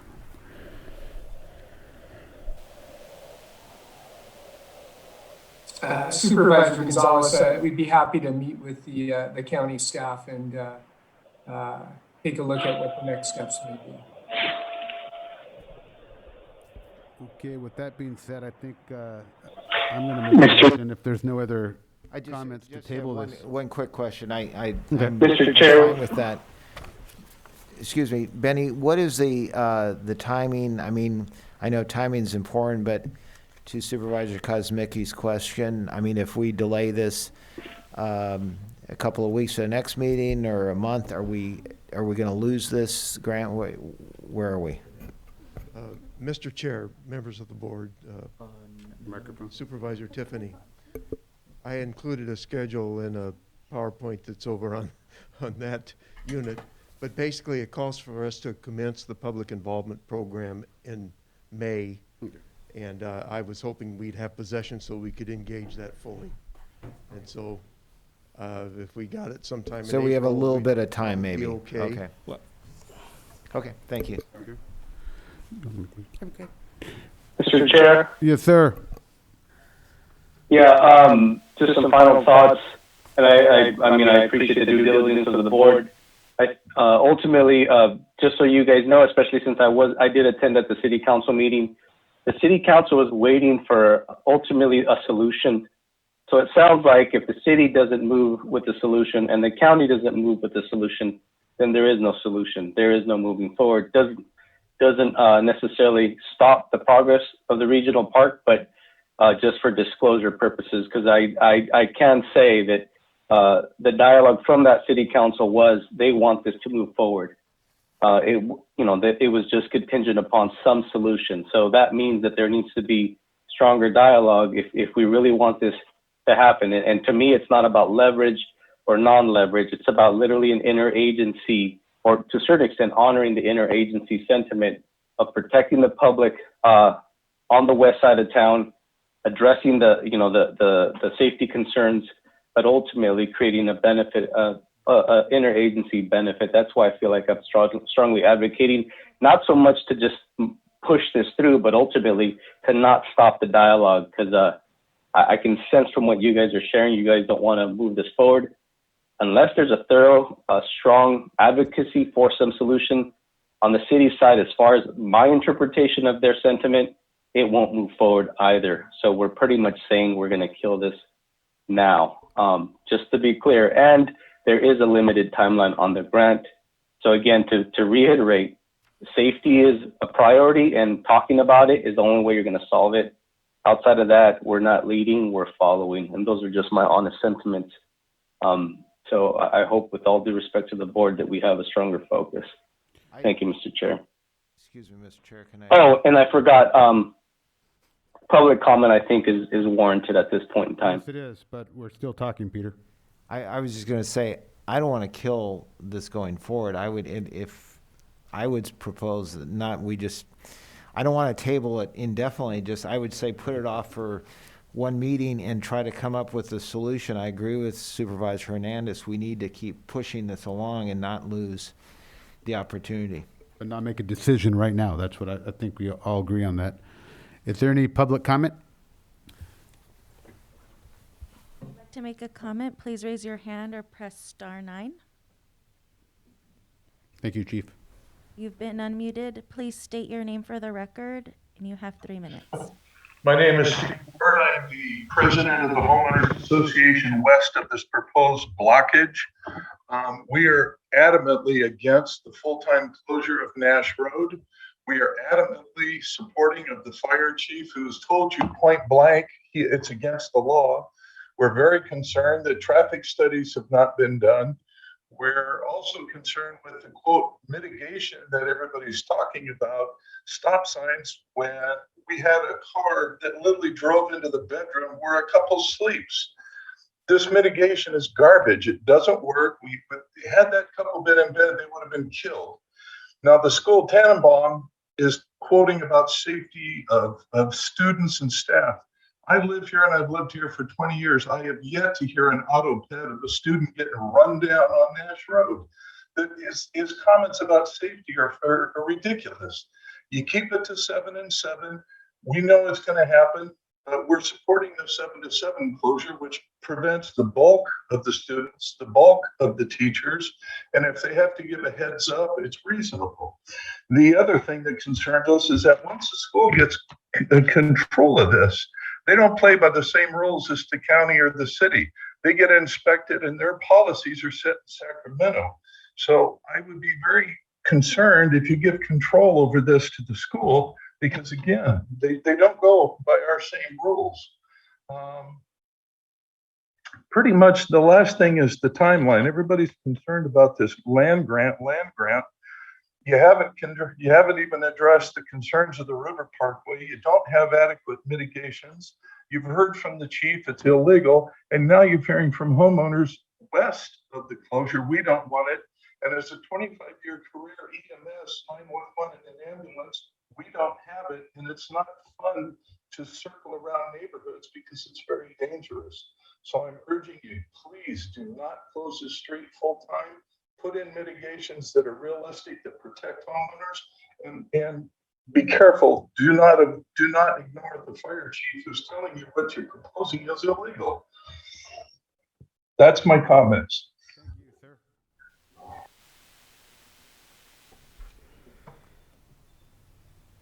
You've been unmuted. Please state your name for the record, and you have 3 minutes. Hi, this is Jay Zade. I'm actually a Nash Road resident, or right next to it. I'd agree with the earlier speaker. You know, I never really comment. I never attend these meetings, but when I heard today's meeting was about this road, one of the items was the closure of this road, I felt I had to comment. Okay, I'm very much against closing that road permanently. It doesn't make any sense. Okay, if you close that road, okay, folks are just going to go through the neighborhoods. I used to go through the neighborhood because I'm not going to go that long route. Only a handful of people did that, you know, long River Parkway route. Okay. Second thing is, you know, talking about the land grant and the regional park. Okay. If you have the regional park, the majority of that traffic is going to be when folks are out of school or, you know, off work. Outside of that 7 to 7, you know, time. So essentially you'd be closing a road when it would be used most, and the school wouldn't be using it, right? So to the point that there's a handful of staff who are using that outside of that 7 to 7 time block, doesn't make sense that we're closing that road for the rest of the, you know, basically the whole community for just a handful of people. Just doesn't make any sense. You know, and then the final point I really come to is the current status quo works. You know, it's a very fair compromise where that gate is closed from 7 to 7, and then, you know, there's exception scenarios. So, you know, it works for everybody more or less, and it wouldn't cost anything more just to keep it that way. So anyway, those are the comments I wanted to make. Thank you.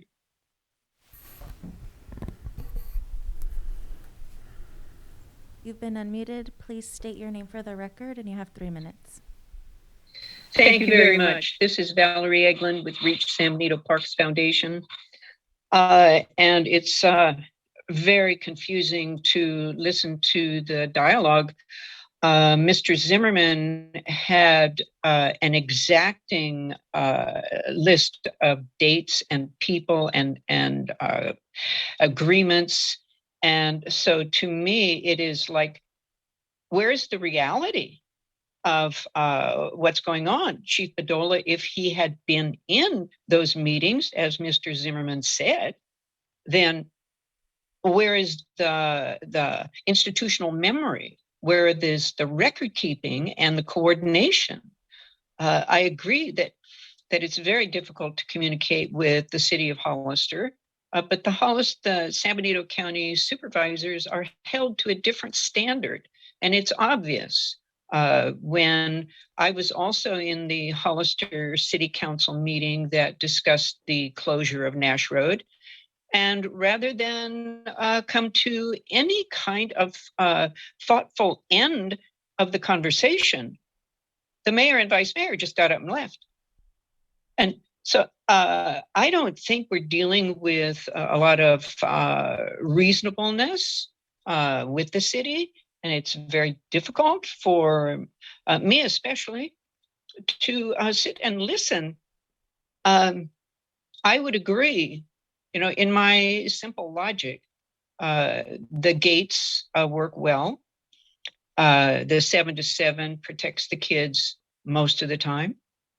If some kind of other mitigation can happen that help the people on campus to control themselves before and after those times, that should be implemented. And I bleed for the community around the high school, how they are impacted. I went to that high school, graduated in 1962. So it's a very, very different city now. So it's a huge conundrum, a catch-22, and all the kinds of phrases one can use that indicate the frustration that's going on in your council today. So I am very impassioned, obviously, for the Parkway and the regional park. And if a lease agreement is something that would be possible and would not impact the grant, but for San Benito County to get a grant is gruesome because we have so many new people here who have high incomes, and that cancels out the number of poverty. Thank you. You've been unmuted. Please press *6 to unmute yourself and state your name for the record. You have 3 minutes. Hi, my name is Jacqueline Thomas, and I'm a lifelong Hollister resident. I live west of the high school on Quail Run behind River Parkway. I am here today to speak on the permanent closing of Nash Road. I have attended a few high school neighbor meetings in the past. At the last one I went to, Mr. Tannenbaum mentioned Nash Road being closed permanently. Believe me when I tell you this did not go over well. He stated he wanted the school to be like San Jose State. San Jose State has an enrollment of 33,000 students, as opposed to 3,200 at San Benito High School. As a resident who would be directly impacted by this closure, I have some questions. Why is this necessary? Wasn't the gate good enough as it's closed when the students are present? Would it really be safe to close Nash Road permanently? What are the implications for the people west of the school? I spent some time this weekend counting cars that use Nash Road from all directions. I sat at River Parkway and Nash Road for an hour, 1 hour on Friday evening. I counted 628 cars in 1 hour. I went again Saturday afternoon. There were 443 cars. And then I went very early Monday morning. There were 273 cars. This was before 7 o'clock. I know there was supposed to be a traffic study done. What were the results? I don't even know where to go to find them. I also have some safety concerns which have been talked about, but it was in my notes, so I'll go. If Nash Road is closed, what would police and fire take? As of now, they race down Nash Road multiple times most days. If there's speed bumps on River Parkway, will that slow the response time for police or fire? Is there a guarantee it won't take any longer? Have these questions been asked or answered? Have both departments weighed in on this closure? Can you guarantee the continued safety of those of us who live on this side of town? Are you or is the high school ready to take the responsibility if something should take longer for them to get to a person in need? Is it worth the risk for the thousands of people that use this road each and every day to have it closed for 3,200 students? If you guys want to come and sit with me and we can watch the cars go by, let me know. I'm all ready. Thank you. You've been unmuted. Please state your name and you have 3 minutes. India Salinas. Okay, so Zimmerman stated that in 2015, 6 years ago, numerous municipality representatives attended these meetings. And the agreement was 3 years ago. When these meetings started 6 years ago, this was for a temporary closure. I was against this because I didn't want it to be closed at all. These are young adults. We teach our kids not to play in the street. The students are old enough to know to walk on the sidewalk and walk across the crosswalks.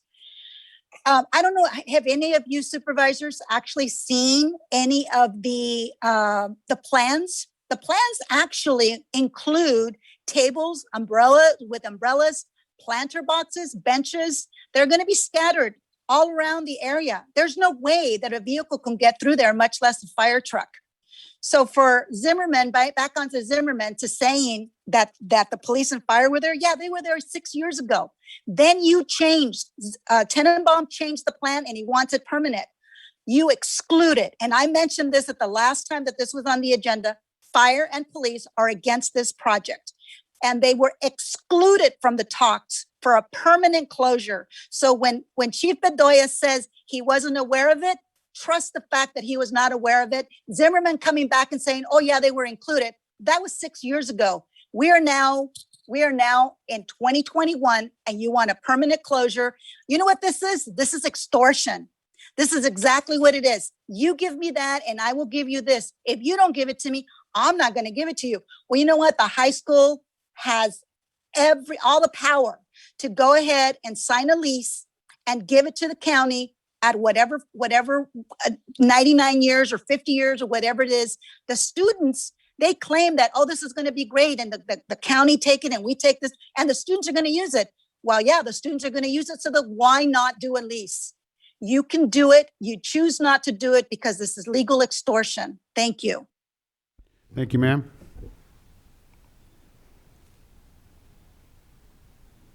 You have been unmuted. Please state your name for the record. You have 3 minutes. My name is Dennis Lawn. Been a resident. It says Bay Lawn, but I'm Dennis. I'm better internet here. I've been a resident of the West Side for 30 years now, and I really don't have my facts and figures in front of me. I don't want to waste everybody's time. I've been listening I showed up this morning at 8:30 or 9 o'clock, whenever it was supposed to be. So I've been listening all day, basically, and it's been interesting. I could say positive things. I like the police officer's report about the impact it would have on the community and the services. My personal input would be a brief article I wrote back when I was substitute teaching in San Benito High School. I don't know, must have been about 15 years ago when I left the big company in San Juan. Basically, when I was there, I used the word accountability because the new freshman campus was going to be established, self-contained. Talking about closing the highway, they couldn't, so they were going to separate the campuses. That self-containment was a sham. That was 20 years ago? I don't remember. I have the little article printed in the old Freelance. I'm sorry, some of us don't belong to the Freelance today, and I know this meeting was published in the Freelance. I learned a lot. The county owns half of the road, the city owns half of the road. The high school is at fault. That's all I have to share. Thank you, sir. No more comments. We'll bring it back to the board. I think Ray had something to say, or? I'll defer it to the next meeting. Basically, it was going to talk a little bit about, I might as well since started off. I just wanted to make a few corrections. One is the county has about $3 million invested. That includes the $1.92 million plus the Palm Tag property and some other items. So we did an accounting, it's about $3 million. So we have done a tremendous amount of work trying to address the safety and also address getting a park and working with the school as well with the city. I know that there's been a tremendous amount of meetings that we've had that have been a part of from prior days, 5 years and beyond, concerning this park. I do know that the city did move forward with a resolution, and that's 2019-181. And this was from the city itself. And the resolution of the city council of the city of Hollister authorizing staff to commence actions to permanently close and vacate and dispose of a portion of Nash Road. So there was discussions at that point at the city level, and this resolution outlines that that there be a permanent closure. There's some discussions of that within that resolution of Nash Road that was described today. In here, the city council, the city stated that the public safety officials concur with the closure of Nash Road, provided a few additional safety measures to be explored in the area surrounding San Benito High School and the regional park. And so the council did approve this. I just wanted to be clear with this board that there have been discussions. The city council did approve moving forward with a permanent closure, at least the foresight of having that. Obviously, there's discussions and there's concerns from the public, which we can hear those concerns and address those maybe at our next meeting. But I just want to, I had to say that because I know that there's been a tremendous amount of meetings with many agencies to discuss the potential of closing the road, and there was buy-in. Now, I think it goes along with Supervisor Medina this morning requesting for us to move forward with having some sort of actionable item. Are we going to have a development? Okay, if developers are going to invest $1 million into something, we should have some sort of, like, is everyone in agreement before that investment occurs? And I think that's what all of these agreements have been, because there's a lot of money that we have put into this park already. And we haven't even set foot really on that property yet. And so I think I just wanted to make sure that this board understood that there was buy-in that we were receiving from the city. There was buy-in from the high school as well as the county to move forward with this. So with that, we can probably talk a little bit more at the next meeting, because it sounds the direction's gonna be a little bit different today. Thank you. What's the wish of the board right now? Mr. Chair. Go ahead. Yes, just some final comments. Just for the record,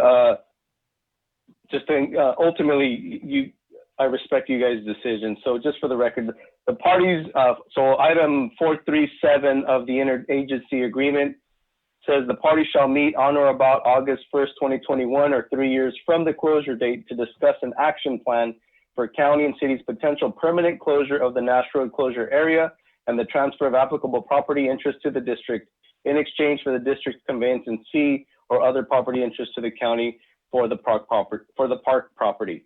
Again, so that's just for disclosure. Then one last item that says on item 544 of that interagency agreement. So again, it's for the purposes of at least sharing the sentiment to maybe help put this whole conversation in a little bit more context.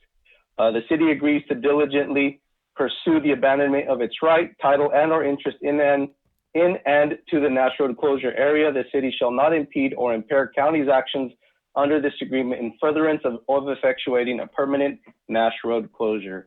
So again, just for the record, I appreciate and respect you guys' sentiments. Thank you, Mr. Chair. Thank you. I realize that everybody keeps referring to this old agreement where everybody agreed, but that's not the reality of what we have today. Obviously, as Colin Kosminski's mentioned earlier, is the city, I had conversations with a few city council members also, they have no desire to pursue this. And so it's a moot point referring back to agreements that we had years ago, when obviously the fire and safety hadn't been given the respect that it deserves. And so again, if we have to vote on it today, it's a no for me. I'm sorry that the parkway may suffer as a result. I want to see that park come to fruition, I really do, but not at the cost of the permanent closure of Nash Road. So if we can find some way around it, then I'm good with that. But the terms I'm given right now, I'm sorry, I can't vote for it.